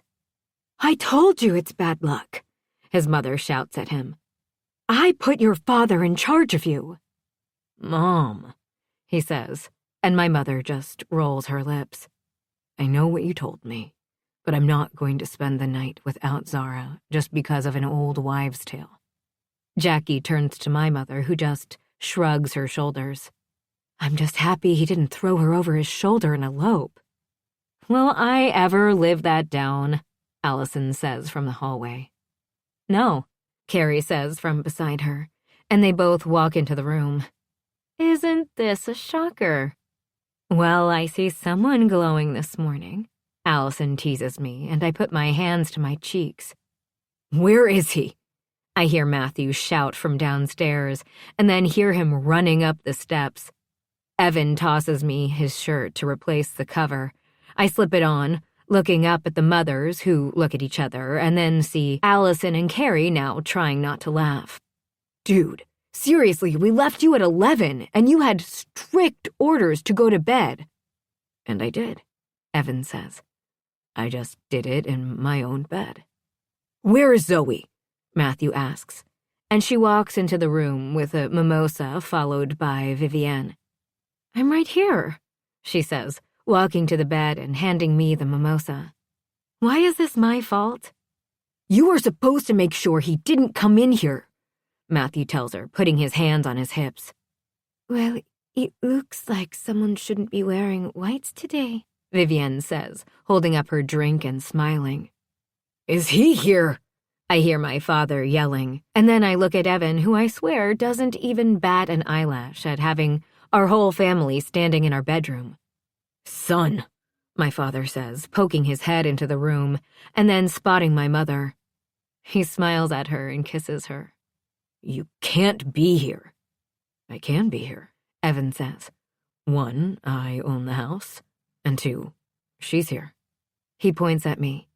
And where she is, so am I. Well, I can't argue with that logic, my father says, and Matthew just nods. Now that we have that settled, Evan says, leaning down and kissing me, I love you. He walks to the now crowd of people at the entrance to our bedroom. He kisses his mother, and then mine on the cheek, and then walks out without a shirt because I'm wearing it. You get up and wash yourself, Allison says. We are going to be downstairs getting our drink on. I shake my head as everyone but Zoe walks out of the room. What do you need me to do? Hold my hand. She nods at me, and I get out of the bed and walk to the bathroom, opening the little test and peeing on the stick. I walk out of the bathroom. 3 minutes, I tell her, and go back to the bed. My hands shaking. I should really drink something. Here's your virgin mimosa, she tells me. It tastes gross, by the way. It's orange juice, I tell her. I know, but if you call it a mimosa, I'm expecting bubbly, and not getting it makes it gross. She doesn't say anything. She just holds my hand. Does he know you're late? No, I shake my head. I didn't even know until last night when I knocked over my tampons. Last night, right before we left for the rehearsal dinner, I had a mini meltdown when I knocked over my tampons. I ran to my office and checked the calendar and realized I was 9 days late. But I thought it was stress. So the first person I called was Zoe, and I begged her to get me a test. What in the hell are you guys still doing up here? Allison asks, and then stops midway into the room. What happened? I try to hold it together and not let her see that I'm freaking out. Nothing, I say, and then put my hand to my mouth, blocking the sob. She's just really happy to be getting married, Zoe tries to say, but Allison doesn't move from her spot, and I don't have a chance to say anything because Evan comes into the room. I forgot, he says, and then stops when he sees me with tears running down my face. What happened? What's wrong? He looks at us, and he comes to me, kneeling in front of me. Beautiful, he says, and then he looks at Zoe, asking for help. I don't hear Carrie come back into the room, nor do I hear our mothers. Did you change your mind? He asks, grabbing my hands in his. We don't have to get married. He brings my hands to his mouth. We do not need to get married at all. That isn't why I'm crying, I tell him when I see the worry fill his face. I get up and hold out my hand to him. Will you come with me? He nods, and I look over at our mothers, who are now holding hands with tears in their eyes. The wedding is still happening, I tell them, and walk into the huge-ass bathroom. Sit, I tell him, and he sits on the little seat I have in there. Beautiful, he says, his voice almost cracking. I don't know how much longer I can take this. I walk to the counter and pick up the test, not looking at it. I'm late, I tell him in a whisper. And he looks at me confused. My period. 2 words making his eyes open. I didn't know before last night. And well, I had a mini panic attack and forced Zoe to buy a test for me. Are you? He asks. I walk to him, standing in the middle of his legs. His hands go to my hips as he looks up at me. I haven't looked yet, I tell him and hand him the test. He turns the test over and we both look down at the word that is on the middle of the test. Pregnant. I look at the word, and then the tears fill my eyes. We never planned on getting pregnant. And I know that when I got sick last month, they told me that the pill would not work with the antibiotics, so we were just a touch careful, not ever thinking it could happen right away. My hand goes to my stomach while he brings my stomach to his mouth. Beautiful, he whispers and kisses my belly, then pushes the shirt up and kisses it again. I love you. My hands go to his hair, rubbing it softly, and he looks up at me. We are going to have a baby, he whispers to me, and I just nod at him, the tears flowing like a waterfall down my face. He puts his ear to my stomach. I wonder if I can hear the heartbeat. Only he can make me cry and laugh at the same time. Are you guys going to be long in there? I hear Zoe softly say from outside of the door. What do you want to tell them? He asks me, and I just shrug my shoulders. You know that Zoe is going to know. I nod at him. Hell, she'll probably go through the pregnancy feeling your pain. He gets up, taking my face in his hands and kissing me on the lips. I love you with everything that I have, with every beat of my heart, and with every fiber of my soul. That better not be your vows, I joke with him. And now we hear men's voices also. We have to get out there, or I think they are going to break down the door. What do you mean she was crying? Why was she crying? I hear my dad, and his voice goes higher and higher. I unlock the door and open it, and there, in the middle of our master bedroom, is everyone who means something to us. My father has my mother in his arms as he tries to comfort her. Patrick doing the same to Jackie, but now with Candace standing beside them. Matthew and Max stand behind Carrie and Allison. Vivienne and Zoe both sit on the bed with Vivienne's arm around Zoe's shoulders. I stand there beside the man who answered a crazy, random Twitter date request. The man who brings me coffee. The man who holds my door open for me. The man who sends me flowers just because. The man who owns not half my heart, but the whole thing. The man I know I want to grow old with. I want to have babies with. And I want to bitch about. He puts his arm around my shoulder and pulls me to him, kissing my forehead. I wrap my arm around his waist. I know this is crazy, I start, and the tears and laughter come at the same time, but we're having a baby. Everyone gasps in shock. Zoe shoots to her feet and comes to me, hugging me. Everyone else comes to us all. Well, is she still going to wear the white dress? Vivienne asks from the bed, taking a sip of my mimosa from before. This is disgusting. It's just orange juice. And just like that, the room bursts into laughter. The only thing never changing is that Evan never leaves my side. Even when the hair and makeup people come, he doesn't leave. The only time he does leave is when I have to get into my wedding dress. 30 minutes later, I'm walking down the aisle on the arm of my father toward the man who I know is going to do everything in his power to take care of me. I never thought I would see the day that I would be walking you down the aisle. My father whispers in my ear as we walk, slowly, smiling as we pass people he knows. The first boy who said he liked you.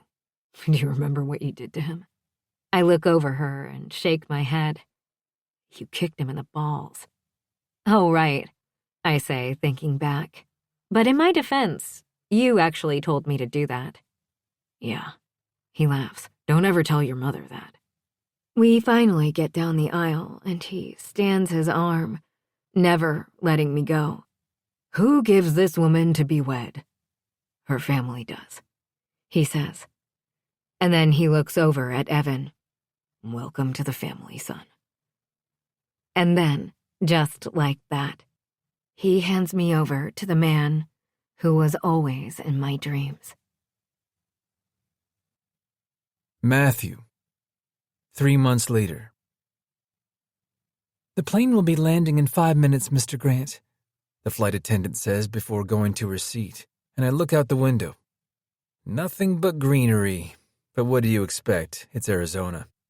The plane touches down smoothly, and I unbuckle my seatbelt and get up, pulling down the cuffs of my sleeves. I put my aviator glasses on and grab the leather backpack that Carrie got me when they finally announced I was the general manager for the New York Stingers last year. I have a whole season under my belt, and as much as it pains me to say, we fell short. There was no way to sugarcoat shit because it is what it is. It just wasn't our season. The pieces are definitely coming together, which is another reason I'm here in Arizona. My latest trade. Some say it's general manager suicide, but I see it the other way. When the plane to the door opens, the stairs fall out, and I walk out with the warm heat hitting my face. It's already scorching, and it's only 11. I walk down the 4 steps to the waiting black SUV parked there. The driver steps out of the car. Mr. Grant?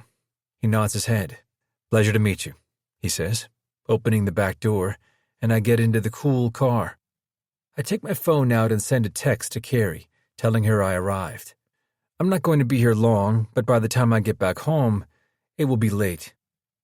I look out and see the palm trees as we drive down the highway. I check my email. With the season almost starting, it's time to get back into the thick of it, and this year, I'm going for the cup. We pull into the parking lot of the Silver Spring Recovery Center, and the car stops under the awning. I get out of the car and look around. It almost looks like a hotel, but I know it's not. I walk into the front door and I'm greeted by the girl at the desk who smiles. Welcome to Silver Spring Recovery Center. How may I help you today? Hi there, my name is Matthew Grant, and I'm here to pick up Victor Petrov, I tell her, and she nods her head. He was in the waiting area, she tells me, and gets up from her desk. If you will follow me, she says, and leads me to a door she has to scan a card to open. We walk down a hallway that is all windows, and the sun is shining in. It really looks like a spa. She turns the corner and enters this huge room with 4 televisions on each wall, all playing something different. A love seat and 2 single seats are situated in front of each television. I look around to see a couple of people sitting in the room. A lone guy watches a sports channel, and I have no doubt who that is watching the show. I walk over to him and look at him. Fuck, he must have hit the gym hard while he was in here. He for sure is about 30 pounds heavier, and fuck, if he isn't bigger than he was in May, and he actually looks healthy. He spots me and turns, and I see his hair is longer on top than normal. Well, look at this. I get the VIP treatment.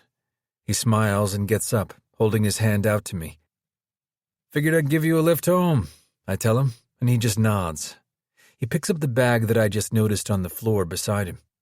Have you been discharged? I ask him, and he just nods. Then let's hit the road. The plane is waiting. He follows me out and says hello to the receptionist, giving her a little wink when he leaves, and the woman just sighs while he walks out of the door. The car ride to the plane is silent, and when he gets on the plane, he sits down in the chair in front of me. The attendant comes over and asks if we would like something to drink. Water, please, Victor asks her. Even though he's American and grew up in Russia, I expected him to have a Russian accent, but he doesn't. It's barely there. I order the same and wait for her to deliver the drink and for the plane to be in the air to start the meeting. I bet you're wondering why I signed you, I ask him, and his dark blue eyes just stare at me. I know why you signed me, he says. You'd be a fool not to sign me. I laugh now. You think very highly of yourself. He just shrugs. But I can't ignore that when you're on the ball, you are on the ball. That's why you signed me, he says, taking a sip of his water. You're right, but I didn't sign you for the bullshit that you have been pulling for the past 2 years, I tell him, cutting to the chase. Listen, I've been down. Fuck. My career was non-existent when I went back home with my tail between my legs, but I got a chance. I watch him. A very big chance, and now I'm giving you yours. He doesn't say anything, and I don't let him or give him room to say anything. We are piss-testing you weekly until I think it's good enough. If you don't like the terms, you can leave now. He glares but doesn't say anything. We have you staying in Max's loft for a month for you to get your stuff settled. I need to find a realtor, he says. I have my stuff waiting to be shipped from L.A. Already ahead of you there. My sister Zoe will meet with you tomorrow afternoon, I tell him. She is the best there is, and if there is a house out there, she knows about it. He nods again, not saying a word. He doesn't say anything for the rest of the flight. He does eat, though. He eats everything they put in front of him. When the wheels finally touch down, I look at him. Welcome home, Victor. Welcome to New York.